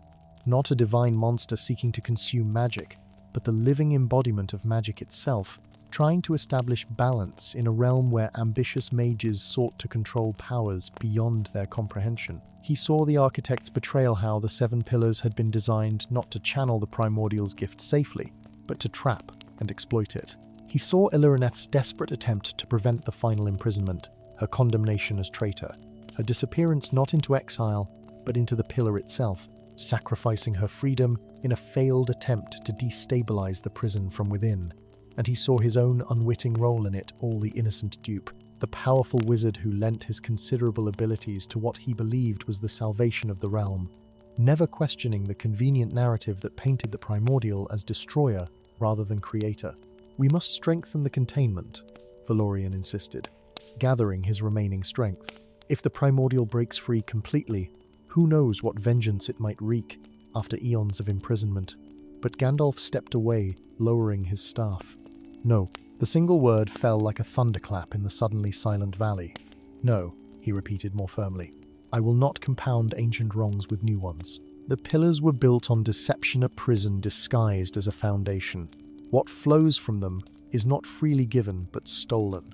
He turned to face the astonished archimages. Magic sustained by theft and imprisonment is corruption, not creation. You would doom us all for abstract principles? Valorian demanded, incredulous. Without the pillars, our civilization collapses. Without truth, your civilization is already dust pretending to be stone, Gandalf countered. He turned to the fracturing pillar, raising his staff not in containment, but in greeting. I cannot undo the past, but I can face the future with open eyes. As if in response, the pillar's surface rippled like water, and from within emerged a figure translucent, glowing with inner light, yet unmistakably Illyrineth, as she had been millennia ago. Her spectral hand reached for Gandalf's, passing through his flesh, yet making contact on some deeper level. You understand at last, her voice whispered, both present and distant. Help us be free. Help us become what we were meant to be, not prisoner and jailers, but partners in creation. Behind her, the vast presence of the primordial pulsed with anticipation and remarkably patience. The moment stretched between choice and consequence, between past errors and future possibilities. What happens? Nymeria asked softly. If the prison opens but the prisoner chooses mercy over vengeance. Gandalf looked from Illyrineth's spectral form to the fearful faces of the archimages, to Valorian's expression of stubborn denial, to Nymeria's quiet hope. Then he gazed beyond them all, to the 6 distant points where the other pillars stood, their fractures now gaping wounds in reality itself, waiting for his decision. We begin again, he said simply, and raised his staff to break what had been wrongly made. Story 12. The bridge of Athoria hung between worlds like a dream half-rememberida, sweeping arc of opalescent stone that shimmered with inner light, spanning an impossible chasm where the veil between realms grew thin. At one end lay the mortal kingdom of Valoria, with its stone castles and sprawling villages. At the other, the ethereal realm of Alfheim, where immortal beings dwelled in cities of living crystal and twilight, never fully surrendered to darkness. For millennia, the bridge had stood as both passage and boundary, allowing measured commerce and exchange between the two realms while preventing either from overwhelming the other. Now, however, the magnificent structure was failing. Gandalf stood at the Valorian end of the bridge, his weathered hand pressed against one of the ancient guardian statues that flanked the entryway. Beneath his touch, he could feel the faint tremors, the death throes of enchantments, woven when the world was young. Hairline fractures raced across the once flawless surface, like age lines on a mortal face. Segments of luminous stone had already crumbled away, leaving gaps in the great span that seemed to lead into nothingness itself. The wind whipped his grey robes and beard as he stared out across the failing wonder, his eyes reflecting the same silvery light that pulsed within the stone. He was the last of the Guardians, the only one who remembered the bridge's creation, the only one who still honoured the ancient oaths to protect it. Another piece fell last night, came a small voice beside him. Gandalf looked down to see a girl of perhaps 12 summers, her copper hair wild in the wind, her simple dress patched but clean. Elara, the orphan child who had appeared at the Guardian's tower 3 moons ago, claiming the bridge had called to her in dreams. Where? He asked, his voice deep and resonant with the weight of centuries. The 17th arch, she replied with peculiar precision. The keystone cracked at midnight exactly. I heard it cry out. Gandalf studied her closely. No ordinary child could hear the voice of the bridge, could count its arches or feel its pain. Yet here she stood, this unassuming orphan, with eyes too old for her young face. Show me, he said, and together they began the long walk across the span. The bridge's voice, audible only to those bound to its magic, grew louder as they approached the damaged section. To Gandalf, it was a familiar lament, like the groaning of old wood or the sighing of tired stone, but interwoven with fading music. He had listened to this voice for millennia, watched as it weakened with each passing century. Once, hundreds of guardians had maintained the bridge, renewing its enchantments with seasonal rituals. Now only he remained, his powers insufficient to halt the decay.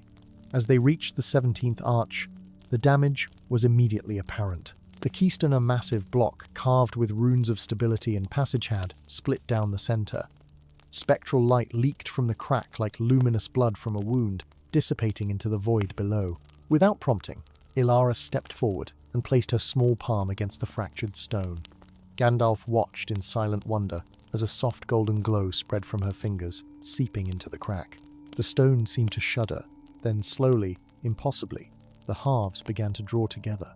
The runes brightened, their ancient power rekindling under her touch. "How do you do this, child?" Gandalf asked when she finally stepped away, leaving the keystone whole but for a faint scar where the break had been. Ilara shrugged, suddenly every bit the ordinary girl again. "I just ask it to remember when it was whole, and it listens." Gandalf opened his mouth to question her further, when a bone-deep chill swept across the bridge. The light within the stones dimmed as frost crystallized across their surface with unnatural speed. Both guardian and child turned toward the Alfheim end of the bridge, where a swirling vortex of snow and ice had materialized. "Her scouts," Gandalf muttered, drawing himself up to his full height. "She grows bolder." From the maelstrom emerged 3 riders upon steeds of living frost, their armor gleaming blue-white in the bridge's fading light, their faces hidden behind helmets shaped like snarling wolves, Rime-Fangsalite warriors of the Winter Court, sworn to the queen who had claimed Alfheim's throne through treachery and blood magic. "Stay behind me," Gandalf commanded, raising his staff. The gnarled wood began to glow with inner fire, a direct counterpoint to the encroaching ice. The lead Rimmerfang urged his mount forward, its hooves striking sparks from the frosted stone. "The Queen of Winter sends her regards, last guardian," the warrior called, his voice echoing oddly within his helmet. "She suggests you consider retirement. The bridge falls regardless of your efforts. Why perish with it?" "The bridge stands while I stand," Gandalf replied evenly, "and I will stand until properly relieved of my duty by those who appointed men by usurpers who covet what was never meant for them." The Rimmerfang laughed, the sound like breaking ice. "Your appointers are dust, Old One. The Elven High Council, the Valorian kings of Old Nun remain. Only the Queen endures, eternal in her winter. She merely hastens what time has already decreed." With a sudden gesture, the Rimmerfang hurled a spear of pure ice toward Gandalf. The wizard deflected it with a sweep of his staff, shattering it into 1,000 glittering fragments. The other 2 warriors spread out, preparing to flank him. What followed was a dance of elements: fire against ice, light against shadow. Gandalf moved with surprising agility for one who appeared so aged, his staff tracing complex patterns in the air as he wove spells of protection and counterattack. The Rimmerfangs attacked in perfect coordination, ice daggers and frost bolts converging from multiple angles. Ilara watched from behind a pillar, her eyes wide with fear and wonder. The battle flowed across the arch like a deadly ballet, neither side able to gain decisive advantage. Then, as one Rimmerfang circled behind Gandalf, the girl saw her opportunity. She darted forward and placed her palm against the bridge's surface, whispering to the ancient stone. In response, a section of the railing liquefied and surged upward, reforming into a fist of solid stone that smashed into the flanking Rimmerfang, sending him plummeting into the void with a cry of surprise cut brutally short. The distraction was momentary but sufficient. Gandalf unleashed a blinding flash from his staff that consumed the second warrior in white flame. The lead Rimmerfang, suddenly alone, retreated several steps, ice armor smoking from the heat of Gandalf's magic. "This skirmish is yours, Guardian," the warrior conceded with cold dignity. "But the Queen's patience nears its end. The bridge will fall to her might, or to time's decay. Choose the swifter death." With these words, the Rimefang wheeled his mount and galloped back into the swirling snow vortex, which collapsed upon itself and vanished, leaving only rapidly melting frost in its wake. Gandalf turned to Ilara, his bushy eyebrows raised in surprise and concern. "That was both brave and foolish, child. The stone responds to you in ways I have not seen since." He trailed off, ancient memories stirring. "Since what?" Ilara prompted. Gandalf shook his head. "Since the bridge was built. Come, we must return to the tower. The Queen will send more than scouts next time." As they retraced their steps toward the Valorian end, Gandalf found himself studying the girl with new intensity. The way she communed with the bridge was hauntingly familiar. The golden glow of her magic, the intuitive understanding of the stone's nature reminded him of another, from long ago. Almariel. The name echoed in his mind like a bell tolling across centuries. Almariel, the master mage who had designed the Bridge of Athoria, whose brilliant mind had conceived the enchantments that allowed stone to span the void between worlds. Almariel, whose laughter had once been more precious to Gandalf than all the wonders of both realms combined. Almariel, who had sacrificed herself to complete the bridge when the initial enchantments faltered, binding her essence to the stone to ensure its stability. Could it be possible? After all these centuries, could her spirit have found its way back? The Guardian's tower rose at the Valorian terminus of the bridge spiral of the same opalescent stone, reaching toward the heavens like a finger pointing the way to Alfheim. Within its walls, Gandalf had kept his lonely vigil for generations, watching as his fellow Guardians aged and died, or simply abandoned their posts as the old ways were forgotten and new powers rose. As they entered the tower's great hall, a figure rose from beside the hearth, a man of imposing stature, clad in battered armor of midnight blue, his face bearing a scar that ran from temple to jaw. His eyes, a startling amber, reflected the firelight with an almost feral intensity. "You have company, it seems." The stranger observed, his voice deep but melodious, with the distinctive accent of Alfheim's northern provinces. Gandalf positioned himself between Elara and the intruder, his staff raised defensively. "How did you pass my wards?" The man smiled, though the expression did not reach his eyes. "Your wards recognize those who mean no harm to the bridge or its guardian. I am Fenrir, once general of the Winter Queen's vanguard now." He gestured to his battle-worn appearance, somewhat diminished in station. "Exiled," Gandalf surmised, not lowering his staff. "Executed, officially," Fenrir corrected. "My head adorns a spike above the winter gate of Alfheimor, a reasonable facsimile thereof. The Queen is not known for her forgiveness of perceived disloyalty." "And what perceived disloyalty earned you this fate?" Fenrir's expression darkened. "I suggested that perhaps destroying the Bridge of Etheria might have unforeseen consequences for both realms, that the ancient magics binding our worlds might be more complex than Her Majesty appreciated." He shrugged. She took it rather personally. Elara peered around Gandalf, studying the exiled general with undisguised curiosity. "He doesn't feel like the ice soldiers," she declared after a moment. His heart still beats warm. Both men looked at the girl with surprise. "You can sense the Rimmerfang's nature?" Fenrir asked, kneeling to bring himself to her eye level. "They're hollow inside," Elara explained matter-of-factly. "The Queen took out their hearts and replaced them with ice that never melts. That's why they don't cry when they fall into the void." A look passed between Gandalf and Fenrir showed concern at the child's uncanny perception, and shared horror at the confirmation of rumors about the Queen's methods. "The bridge called to you, didn't it?" Fenrir asked Elara softly. "In dreams, perhaps? Showed you images of its creation?" The girl nodded slowly.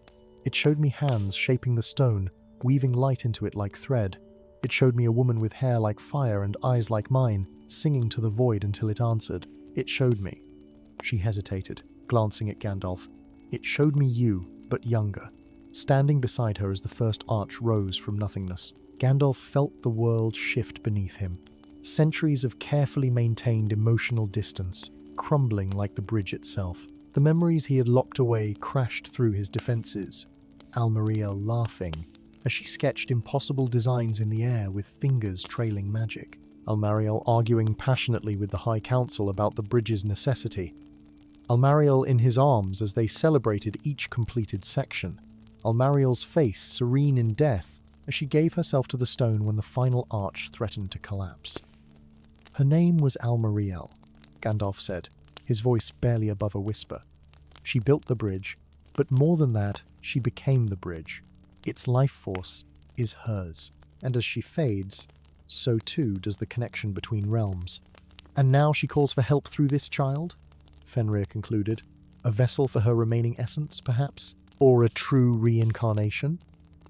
"I'm still just me," Elara protested, though uncertainty flickered across her young face. "But sometimes when I touch the bridge, I remember things I couldn't possibly know. I see through other eyes. I feel." She struggled for words. "I feel whole, like I found something I lost long ago." Gandalf knelt beside her, his ancient eyes searching hers for the spirit he had loved across lifetimes. "The bridge is failing because Almariel's sacrifice was never meant to be permanent," he explained gently. "She intended for the Guardians to gradually replace her essence with self-sustaining enchantments. But one by one, they forgot, or died, or abandoned their posts. I alone remained, and my power was insufficient. But with Elara's connection to Almariel, and your knowledge of the original enchantments," Fenrir interjected, You might stabilize the bridge yet. Perhaps, Gandalf nodded. But we would need time. The Queen of Winter seems unwilling to grant us. Her forces grow stronger with each assault. Fenrir's scarred face broke into a genuine smile for the first time. Fortunately, I did not come empty-handed. From within his cloak, he withdrew a crystalline sphere that pulsed with cold blue light. The heart of winter, source of the Queen's power over ice and frost. I did not flee empty-handed when my execution was ordered. Gandalf's bushy eyebrows shot up in astonishment. You stole the heart? No wonder she hunts you with such fervor. It buys us time, Fenrir said grimly. Without it, her powers are diminished. She can still command her Reemafangs, still work her blood magic, but the great winter she planned for both realms remains beyond her reach. Ilara stepped forward hesitantly, her small hand hovering over the crystalline sphere. It's sad, she murmured. It doesn't want to be cold. It remembers when it was a star that fell from the sky, full of light and warmth. The two men exchanged glances again, the implications of the child's perception settling between them like a weighty truth. Whoever Ilara was, her connection to primal magic clearly extended beyond just the bridge. Then we have a chance, Gandalf said, new determination hardening his voice. Fenrir knows the Queen's tactics. I know the bridge's original design. And Ilara, he smiled at the copper-haired child. Ilara can remind the stone of what it once was, and perhaps what it might be again. Outside, snow began to fall across the bridge of Athoria Gentle at first, then heavier, unnaturally focused on the ancient span, while leaving the surrounding lands untouched. The Winter Queen's message was clear. Her patience had indeed come to an end, but within the Guardian's tower, 3 unlikely allies gathered around a hearth that burned with renewed hope. A wizard who had walked between worlds since time immemorial. A warrior who had sacrificed position and power for principle, and a child who carried within her the echo of a love stronger than death and a magic older than the bridge itself. The last guardian of the bridge was no longer alone in his vigil. And as the storm gathered strength outside, so too did the bonds forming within bonds that might yet prove strong enough to mend what was broken, reunite what was sundered, and remind both realms of the harmony they had forgotten. Story 13. The twilight sky above Caloria split into 3 distinct parts, as the triple moons rose in perfect alignment for the first time in a Millennium Pearl, Amber, and Sapphire orbs suspended in celestial harmony. Their combined light cast prismatic shadows across the white marble spires of the royal city, illuminating ancient runes that had lain dormant since the Age of Whispers. In the highest tower of the crystalline citadel, forgotten chambers sealed by magic older than the kingdom itself began to pulse with awakening energy. Beneath this spectacle, the streets of the once glorious capital seethed with tension. 3 distinct factions, identified by their coloured sashes of crimson, emerald, and azure, gathered in separate quarters of the city, their magical wards crackling at the boundaries where their territories met. The death of King Alaric without a named heir had fractured the kingdom, with the Council of Thaumaturgy, the Order of Elemental Harmony, and the Arcanum Collegium each supporting different claimants to the throne. Civil war hovered on the horizon, like a gathering storm. Gandalf stood upon the observatory terrace of the Grand Library, his weathered hands gripping the silver balustrade as his keen eyes studied both the celestial alignment above and the fractured city below. For 3 centuries, he had advised the kings and queens of Caloria, moving silently through the halls of power while generations lived and died around him. He had seen kingdoms rise and fall across Middle-earth, yet something about Caloria's impending collapse troubled him deeply. The signs are unmistakable, he murmured to himself, his grey beard ruffling in the night breeze. The crown returns, as if summoned by his words. A tremor passed through the citadel, subtle but unmistakable to one attuned to the magical currents that flowed beneath the visible world. Gandalf straightened, his eyes narrowing as he felt the pull of ancient magicka summons that tugged at his very essence. Without hesitation, he descended from the terrace, his staff tapping rhythmically against the spiral staircase as he made his way through the labyrinthine corridors of the library. Scholars and apprentices flattened themselves against walls as he passed, recognizing the purposeful stride of the wizard when dire matters were afoot. The tremors intensified, as Gandalf approached the Forbidden Archives, a section sealed for centuries by royal decree. The massive door carved with the intertwined symbols of the three moons stood ajar, though none had the authority to open them since King Alaric's death. From within, a silvery light pulsed like a heartbeat. "So it begins," Gandalf whispered, and stepped through the threshold. The chamber beyond defied the library's architectural logic, stretching impossibly upward into a dome that seemed to open directly to the night sky, where the three moons hung in perfect alignment. At the center of the room, hovering above a pedestal of black marble veined with silver, floated a crown unlike any seen in living memory. The crown of the three moons, crafted from an unknown metal that shifted between silver, gold, and platinum depending on how the light struck it. Three perfect gemstones, pearl, amber, and sapphire were set into its circlet, each pulsing with internal light in rhythm with their corresponding moons. Runes of power flowed like liquid across its surface, reforming into new patterns that told the ancient history of Caloria. As Gandalf approached, the crown's glow intensified, its light reaching out to him in tendrils of radiance. A soft hum filled the chamber, rising in pitch and volume until it resonated with the very stones of the citadel. The wizard felt recognition in that sound. The crown knew him, though he had never laid eyes upon it before. "I was not meant to be king," Gandalf said to the artifact, his voice firm despite the awe he felt. "I am merely a guardian, a keeper of knowledge." The crown's light pulsed once, twice, then projected a ghostly image onto the floor between thema map of Caloria, showing darkness spreading from the northern mountains. Ancient enemies awakening, dragons long thought extinct, stirring in their subterranean lairs. "You seek a champion," Gandalf realized. "Not a ruler, but a defender." A sound from the doorway caused him to turn. There stood Seraphina, Archmage of the Seventh Circle, her silver-streaked black hair bound in a complicated knot, her midnight blue robes embroidered with constellations that shifted position, like the real stars they mimicked. Her face, ageless and severe, betrayed nothing of her thoughts as she surveyed the scene. "The council has called an emergency session," she announced, her voice cool and measured. "The crown's return has been sensed by all three factions. They gather to debate its meaning and to decide who shall claim it." "The crown is not theirs to claim," Gandalf replied, watching her carefully. Though they had worked together for decades, Seraphina remained an enigma, brilliant, powerful, and guarded. It has awakened for a purpose beyond their petty power struggles. Seraphina moved into the chamber, her steps silent on the marble floor. The crown's light reached for her as it had for Gandalf, but differently, with hesitation, as though uncertain. "You know what this means," she said quietly. "The prophecy of threefold return. The crown, the queen, and the calamity all returning together after a millennium." "The crown has returned," Gandalf acknowledged. "The calamity approaches from the north, but the queen." He studied Seraphina with new intensity. "The Arcanum Collegium claims their bloodline traces back to the First Dynasty, but that is mere political convenience.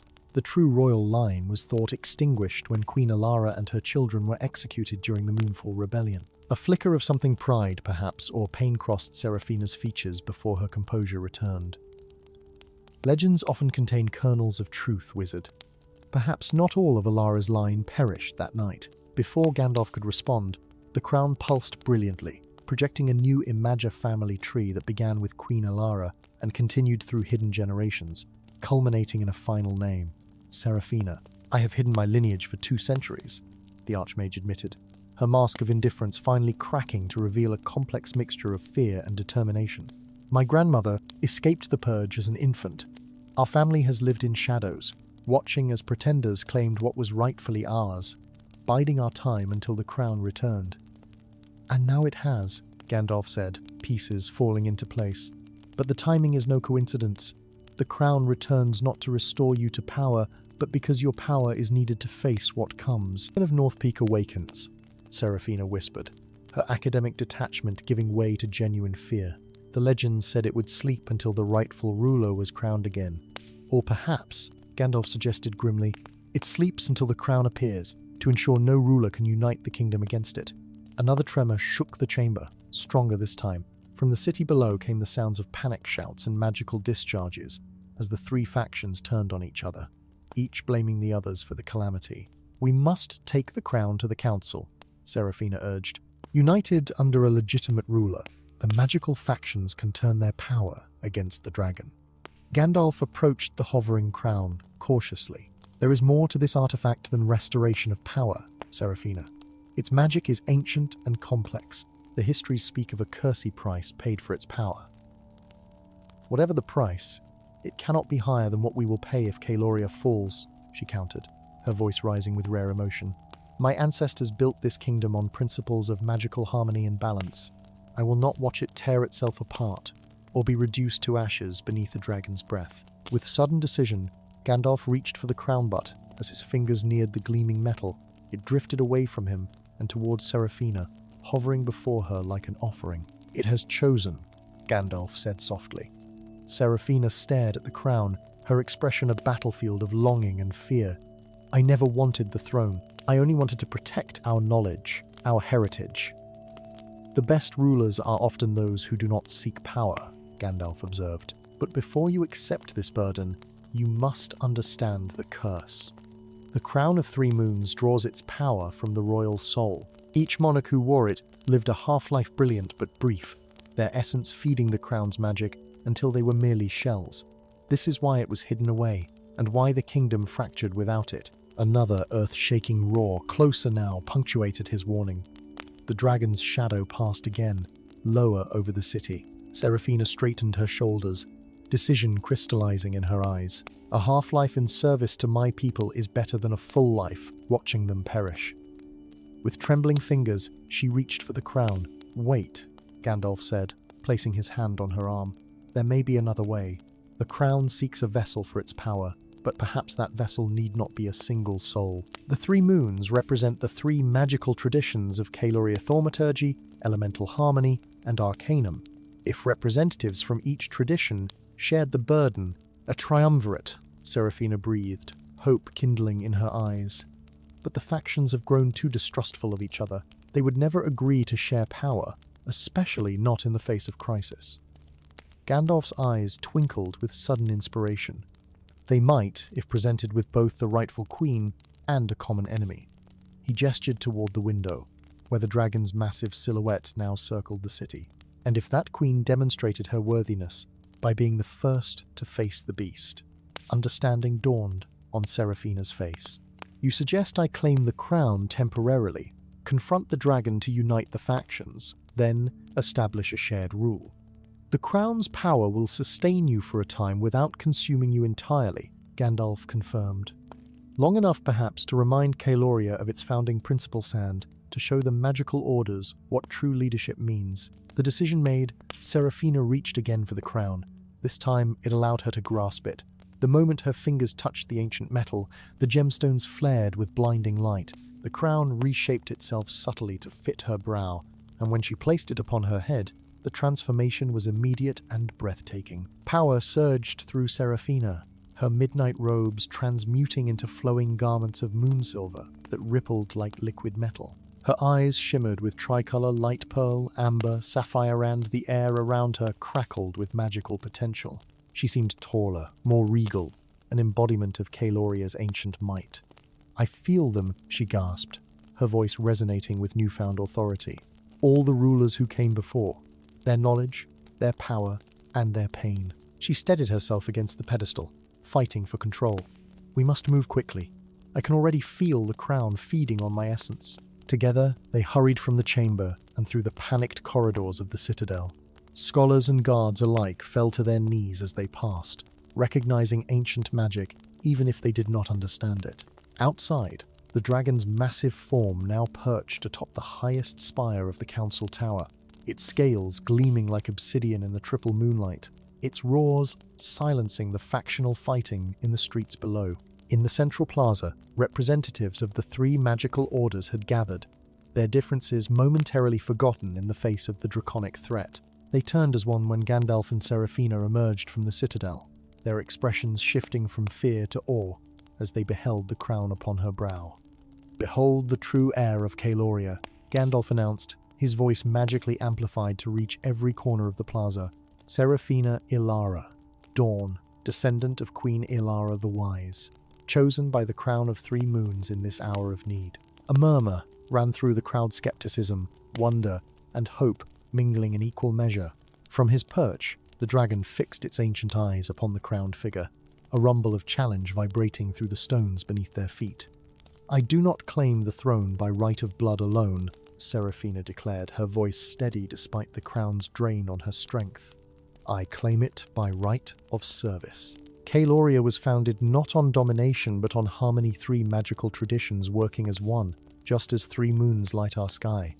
We have forgotten this truth, and our division has awakened ancient dangers. She raised her hands, drawing on the crown's immense power. Above, the three moons seemed to descend, their light concentrating into beams that struck the pearl, amber, and sapphire gems of the crown. Seraphina channeled this energy into a sphere of swirling tricolor magic between her palms.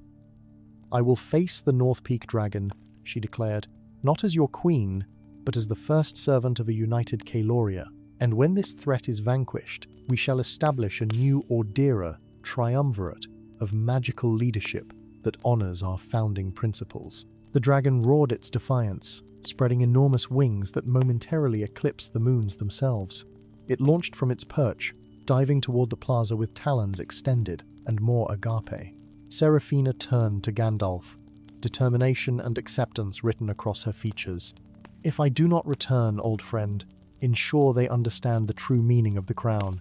It is not a symbol of power over others, but of sacrifice for all." With these words, she rose into the air, propelled by the crown's ancient magic, a comet of tricolor light, ascending to meet the descending dragon. As the two powers collided in a spectacular explosion of primal energies high above the city, Gandalf watched with both pride and concern, knowing that the fate of Caloria hung in the balance and that regardless of the outcome, the kingdom would never be the same again.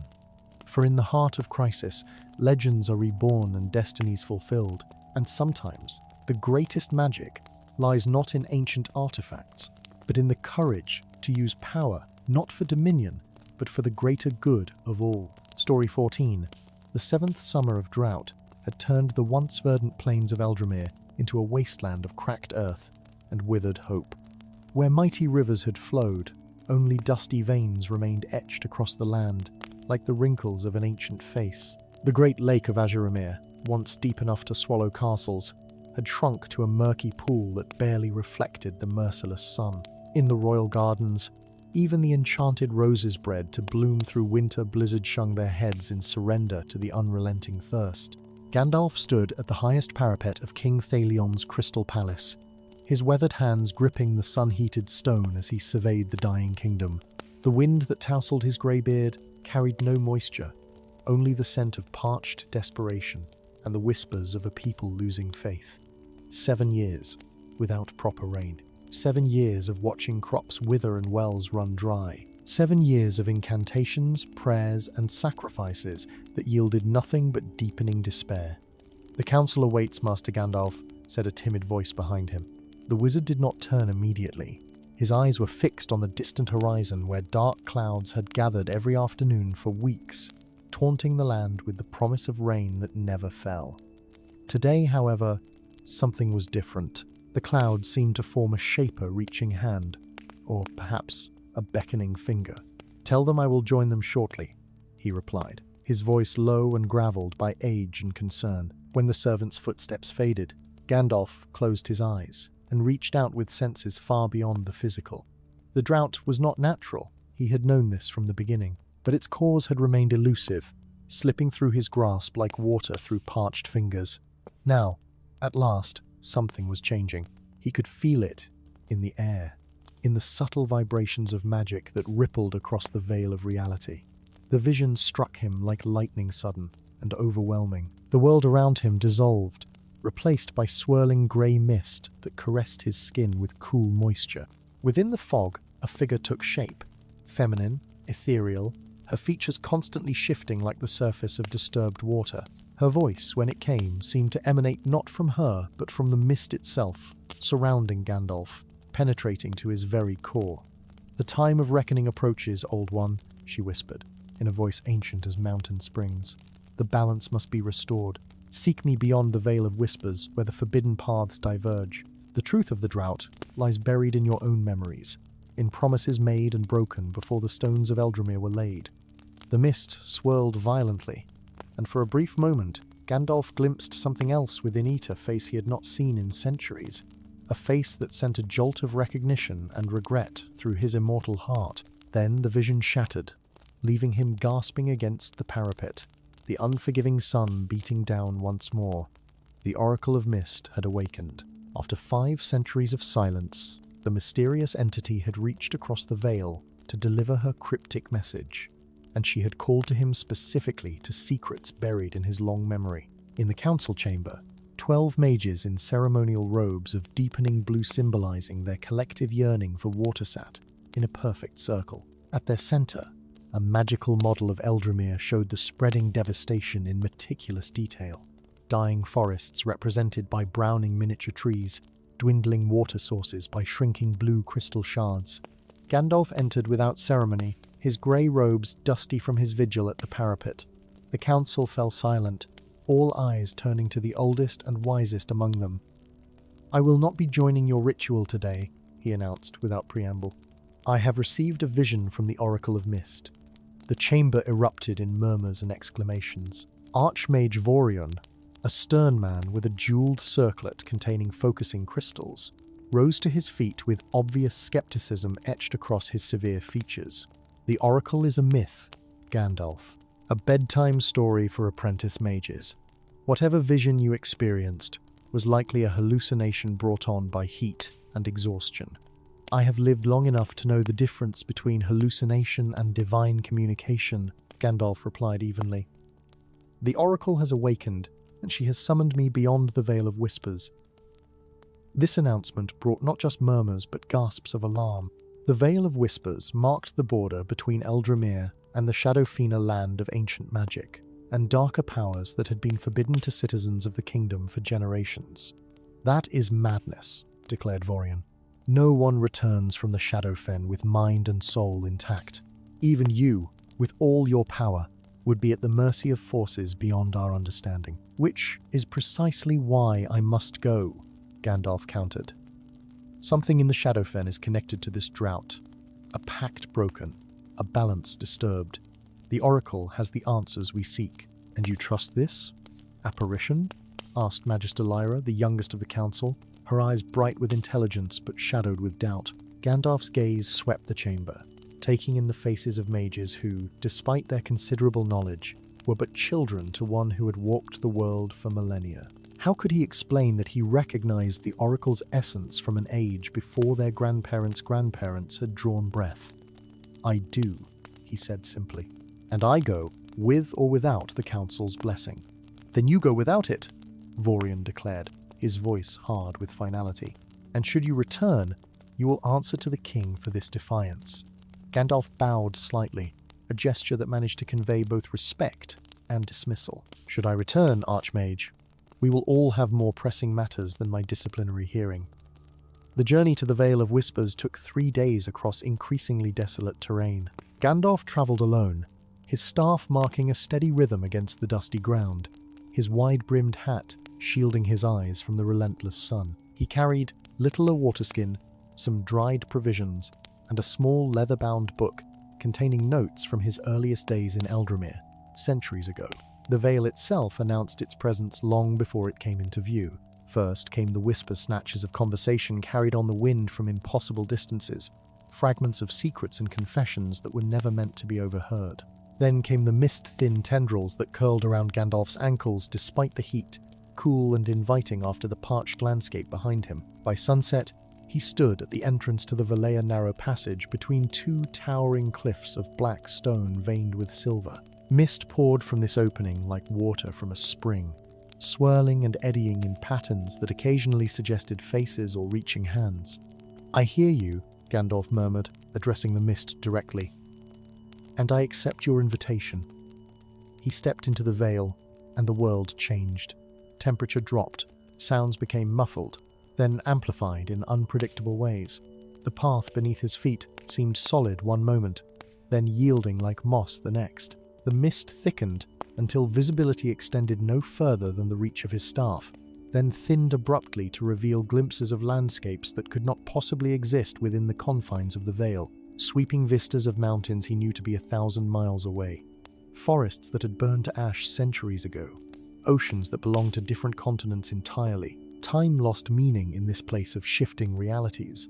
Gandalf could have been walking for hours or days when he first heard the sounds of struggling, muffled shout, the clang of metal, a pained grunt.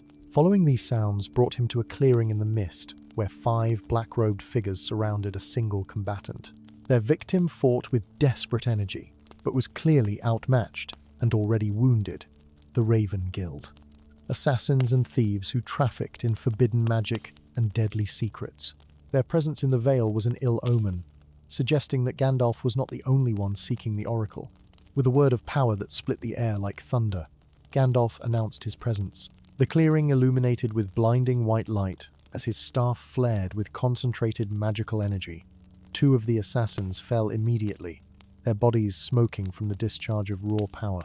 The others turned to face this new threat, revealing the curved black daggers and soul capture amulets that were the guild's signature weapons. "Flee or fall," Gandalf commanded, his voice amplified by the same magic that made his robes billow and his eyes shine with internal fire. One assassin chose to attack, leaping forward with inhuman speed. Gandalf's staff moved in a precise arc, connecting with the attacker's chest and releasing a pulse of energy that sent the black-robed figure flying backward to crumple against the base of a stone outcropping. The remaining 2 guildsmen exchanged glances, then dissolved into the mist with the unnatural quickness of those who had bartered with shadow entities for power. The rescued prisoner collapsed to one knee, blood flowing from a wound in his side. He was young, barely past boyhood, with features that combined delicate refinement and fierce intensity. His clothes, though torn and bloodied, were of fine quality, suggesting nobility, or at least wealth. "You have my thanks, wizard," he gasped, pressing a hand to his wound. "Though your intervention may have simply prolonged my suffering rather than prevented my death." Gandalf knelt beside the young man, his hands already glowing with healing energy. "What is your name, child? And what business has the Raven Guild with one so young?" A bitter laugh escaped the boy's lips. "My name is Caden. As for their business with me, I am valuable cargo. A hostage worth a king's ransom to the right buyer." He winced as Gandalf's healing magic knit his flesh together, the sensation more uncomfortable than painful. "Or rather, I was. Now I am merely inconvenient evidence of their failure." There was something in the boy's accent, subtle inflection on certain syllables, that triggered a memory in Gandalf's ancient mind. It was the speech pattern of the eastern provinces of the Shadowfen, where the old tongue still influenced modern language. "You are far from home," Gandalf observed neutrally, completing his healing work and helping Caden to his feet. The young man's eyes a startling shade of amber that seemed almost to glow in the misty, half-light-studied Gandalf with sudden wariness. "As are you, Gandalf the Grey. The Council's pet wizard has strayed far from his comfortable tower. You know me? All who study the arcane arts know of you." Caden brushed dirt from his torn sleeve with affected casualness. "The question is, what brings such an esteemed mage to the Vale of Whispers? Surely not the pleasure of dispatching a few guild assassins." "I seek the Oracle of Mist," Gandalf replied, watching closely for the young man's reaction. He was not disappointed. Caden's eyes widened briefly before he mastered his expression. "Then, you seek a legend. No one has communed with the Oracle in centuries. She has awakened, and she has summoned me."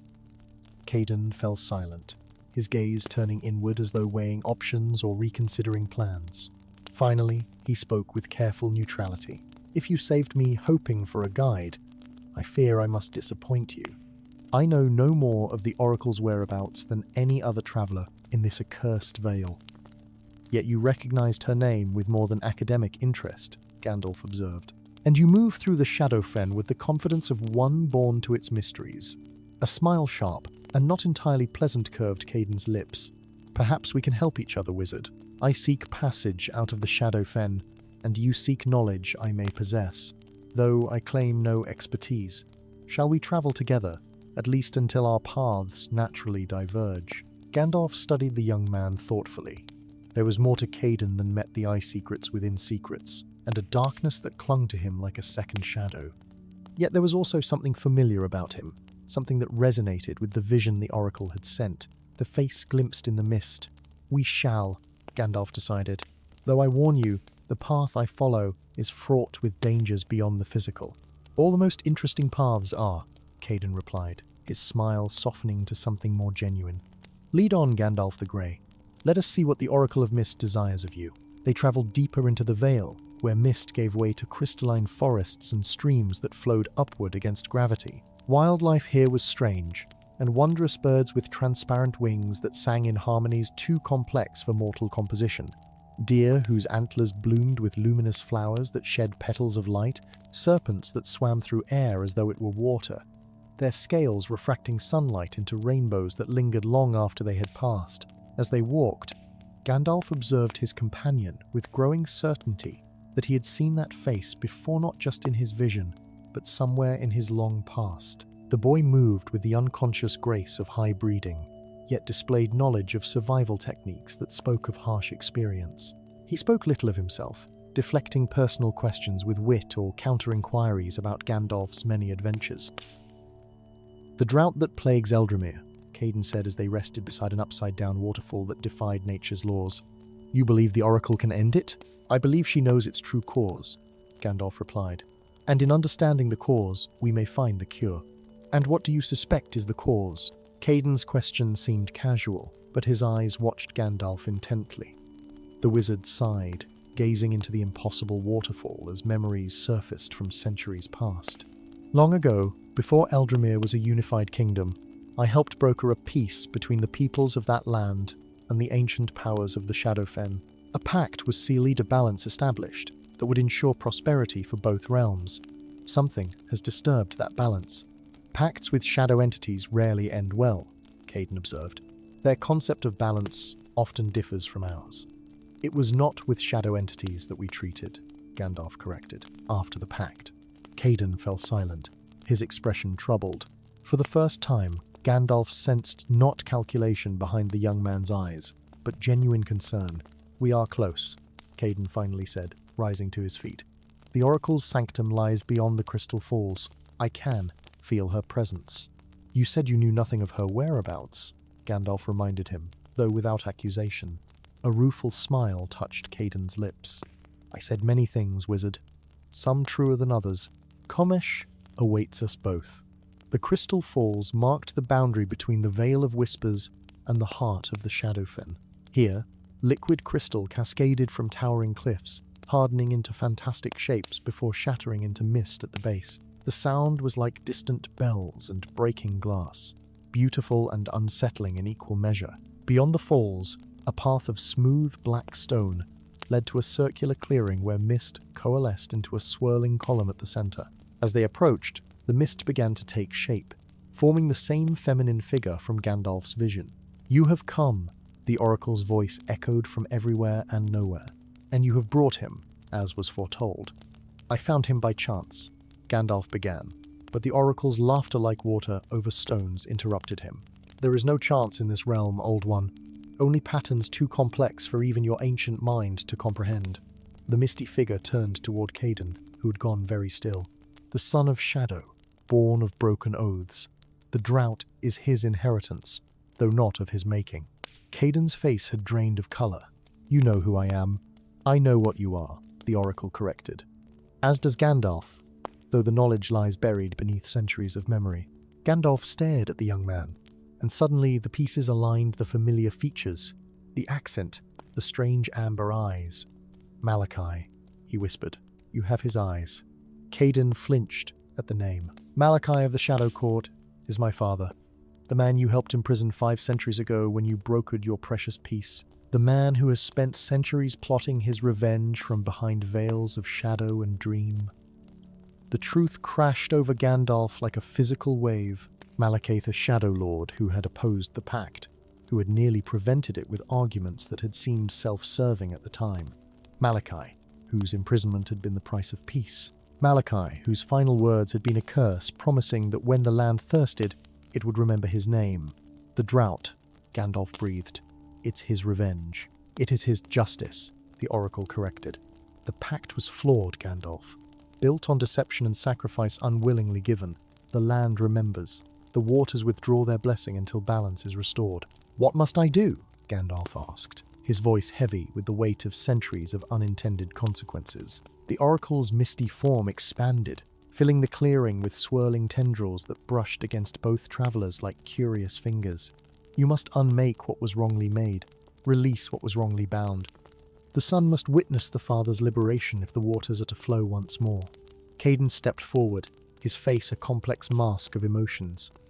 "My father sent me to find the oracle months ago. The Raven Guild captured me before I could complete my mission. He doesn't know I'm here. He used you," Gandalf said gently. "Sent you on a dangerous mission that served his purposes."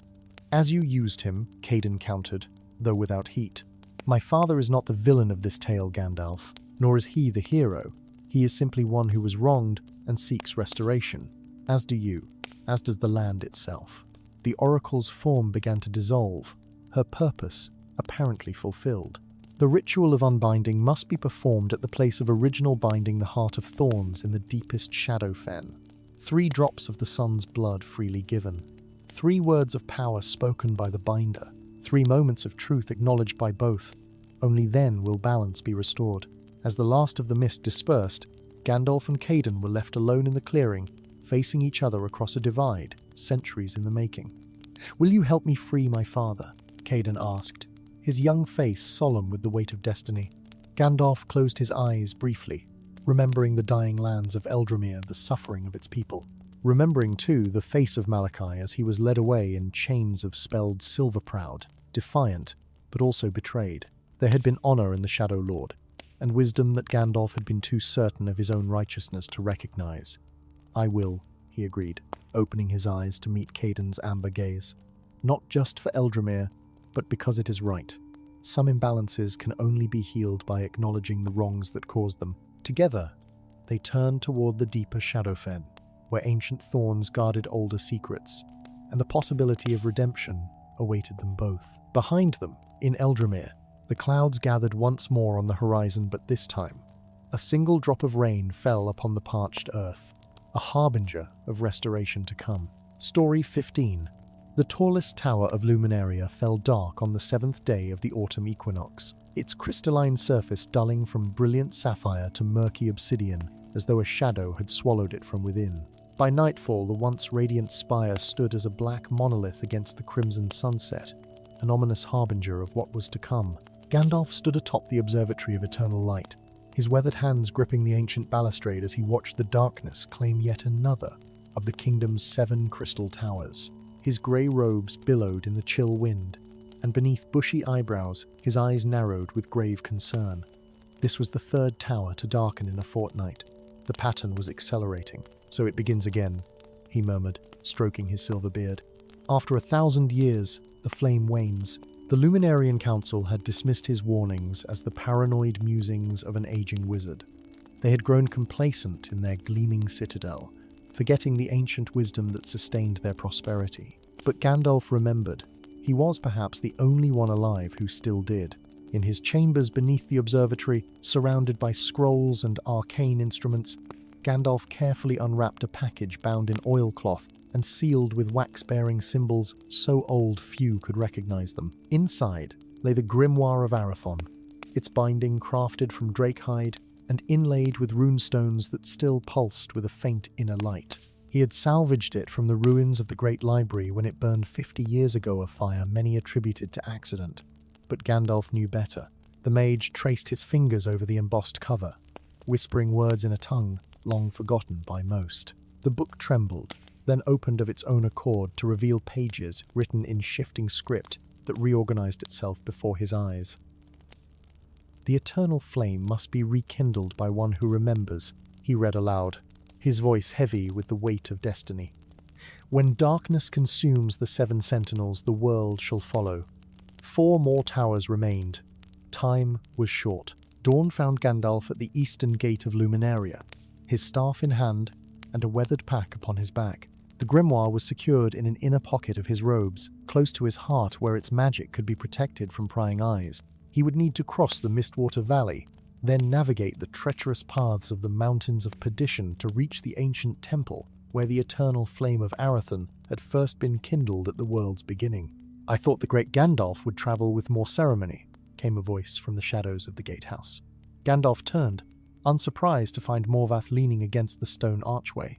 The former general of Luminaria's armies still cut an impressive figure, despite the decades of exile that had weathered his once handsome face. A jagged scar ran from his right temple to the corner of his mouth, a parting gift from the king he was accused of betraying. "Those who seek attention rarely accomplish their goals," Gandalf replied evenly. "What brings you to the gates at this hour, Morvath?" "Last I heard, returning from exile was punishable by death." Morvath smiled thinly, pushing himself away from the wall to approach the wizard. "The same thing that drives you from your comfortable tower, I imagine. I've been watching them darken, one by one. I know what it means." Gandalf studied the man carefully. Despite his fall from grace, Morvath had once been the youngest general in Luminarian history, renowned for his tactical brilliance and uncompromising honor. His supposed betrayal selling military secrets to the Shadowfen Empire had shocked the kingdom. Yet, Gandalf had always harbored doubts about the official account. "You know of the flame?" Gandalf asked cautiously. "My grandmother was a keeper of the old ways. She told me stories that most have forgotten." Morvath glanced at the darkened towers looming behind them.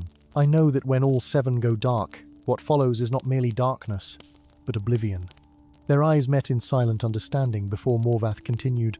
"I also know you cannot reach the Temple of First Light alone. The paths have changed since the ancient maps were drawn. The mountains harbor dangers unknown to even your considerable wisdom. And you offer yourself as guide?" Gandalf raised a bushy eyebrow. "Why would a traitor risk his life for the kingdom that condemned him?" Pain flashed in Morvath's eyes, quickly masked by determination. "Perhaps I am not the traitor history remembers me as, or perhaps I simply prefer not to witness the end of all things." He straightened his back. "Regardless, you need me, wizard, and time grows short." Gandalf considered the man before him. Trust did not come easily to one who had lived as long as he had, who had seen how even the noblest hearts could be corrupted. Yet something in Morvath's gaze spoke of a burden carried too long, of a man with nothing left to lose and, perhaps, everything to prove. "The journey will be perilous," Gandalf warned. Morvath laughed without humor. "More perilous than living as a ghost in my own homeland? I think not." And so, an unlikely alliance was forged at dawn's first light, as the fourth crystal tower began to fade from brilliant emerald to shadowy jade behind them. They traveled swiftly through the Mistwater Valley, where perpetual fog swirled around ancient standing stones and whispered secrets to those foolish enough to listen. Gandalf's staff illuminated their path with a soft golden light that kept the more curious denizens of the mist at bay. Morvath led with the confidence of one who had traversed these lands many times, choosing paths invisible to untrained eyes. "You know these routes well for an exiled man," Gandalf observed as they rested beside a clear spring on their third day of travel. Morvath sharpened his sword with methodical precision. "When the king banished me, he did not specify where I should go. I chose to remain close enough to watch over that which I was accused of betraying. The king or the kingdom?" Morvath paused, the whetstone hovering over steel. "Both, perhaps." That night, as they camped beneath a canopy of stars that seemed to hang lower in the valley's thin air, Gandalf consulted the grimoire again. Its pages revealed new secrets in the light of their campfire diagrams of the temple, incantations needed to approach the sacred precinct, warnings of guardians long dormant. "It says the flame can only be rekindled by one who remembers the first kindling," Gandalf murmured, troubled. "Even I am not that old." "Perhaps it speaks of memory passed down, not lived," Morvath suggested, stoking the fire. "Your order keeps such memories alive through generations, do they not?" Gandalf looked up sharply. "How do you know of my order's practices?" Morvath's expression remained carefully neutral. "My grandmother was Elindra of the Western Vale." The name struck Gandalf like a physical blow. Elindra was a flamekeeper, one of the last. "Yes," Morvath said simply. "She was executed for treason 40 years before I was born. My mother was raised in secret by loyalists. The taint of suspected treachery seems to flow in my bloodline, though the specific crimes change with each generation." Understanding dawned in Gandalf's eyes. "You seek vindication not just for yourself, but for your family." "I seek truth, wizard. Nothing more." The mountains of perdition lived up to their name, with narrow paths winding between razor-sharp peaks and sudden chasms that seemed to lead directly to the underworld. Howling winds carried the cries of creatures best left unnamed, and more than once, Gandalf was forced to erect magical barriers against attacks from shadow wraiths and mountain drakes. On the 7th day of their journey, as they sheltered in a shallow cave from a storm of ice and blue lightning, news reached them from Luminaria. Gandalf's enchanted seeing stone pulsed with urgency, and when he uncovered it, the face of Alaric, his youngest apprentice, materialized in its depths. "Master!" The boy's voice crackled with interference and fear. "The 5th tower has fallen dark, and the 6th began to dim at sunset. The council finally heeds your warning, but fear grips the city. Strange shadows move in the streets at night, and children speak of voices calling them from the darkness. Tell them to light every lantern and hearth," Gandalf instructed. "No natural darkness must be allowed to gather. We are 3 days from the Templif. We survive the crossing of the Obsidian Pass." After the communication faded, silence stretched between the travelers, broken only by the howling of the supernatural storm outside. "We won't make it in time," Morvath finally said. "Not at our current pace." Gandalf nodded grimly.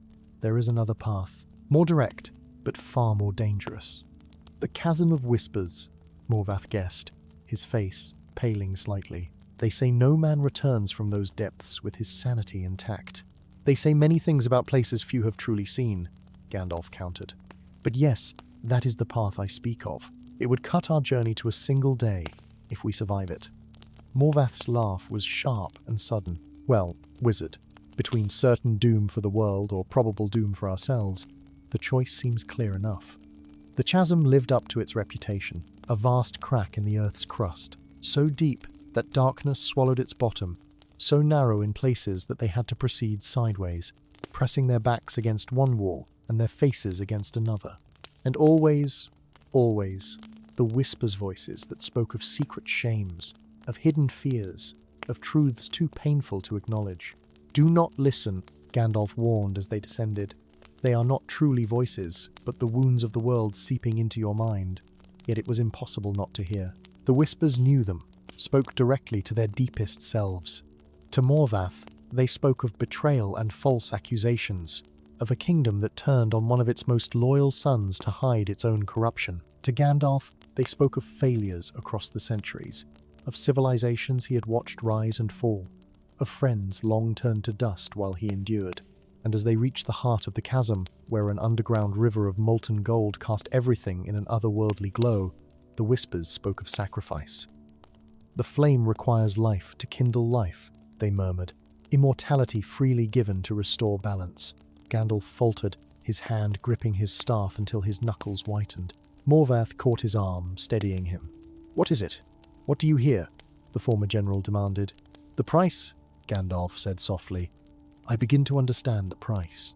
They emerged from the chasm as the light of the 7th day faded into a hidden valley nestled at the very heart of the Mountains of Perdition. Before them stood the Temple of First Light, not the grand edifice Gandalf had imagined, but a simple structure of white stone, weathered by eons, its single dome open to the sky.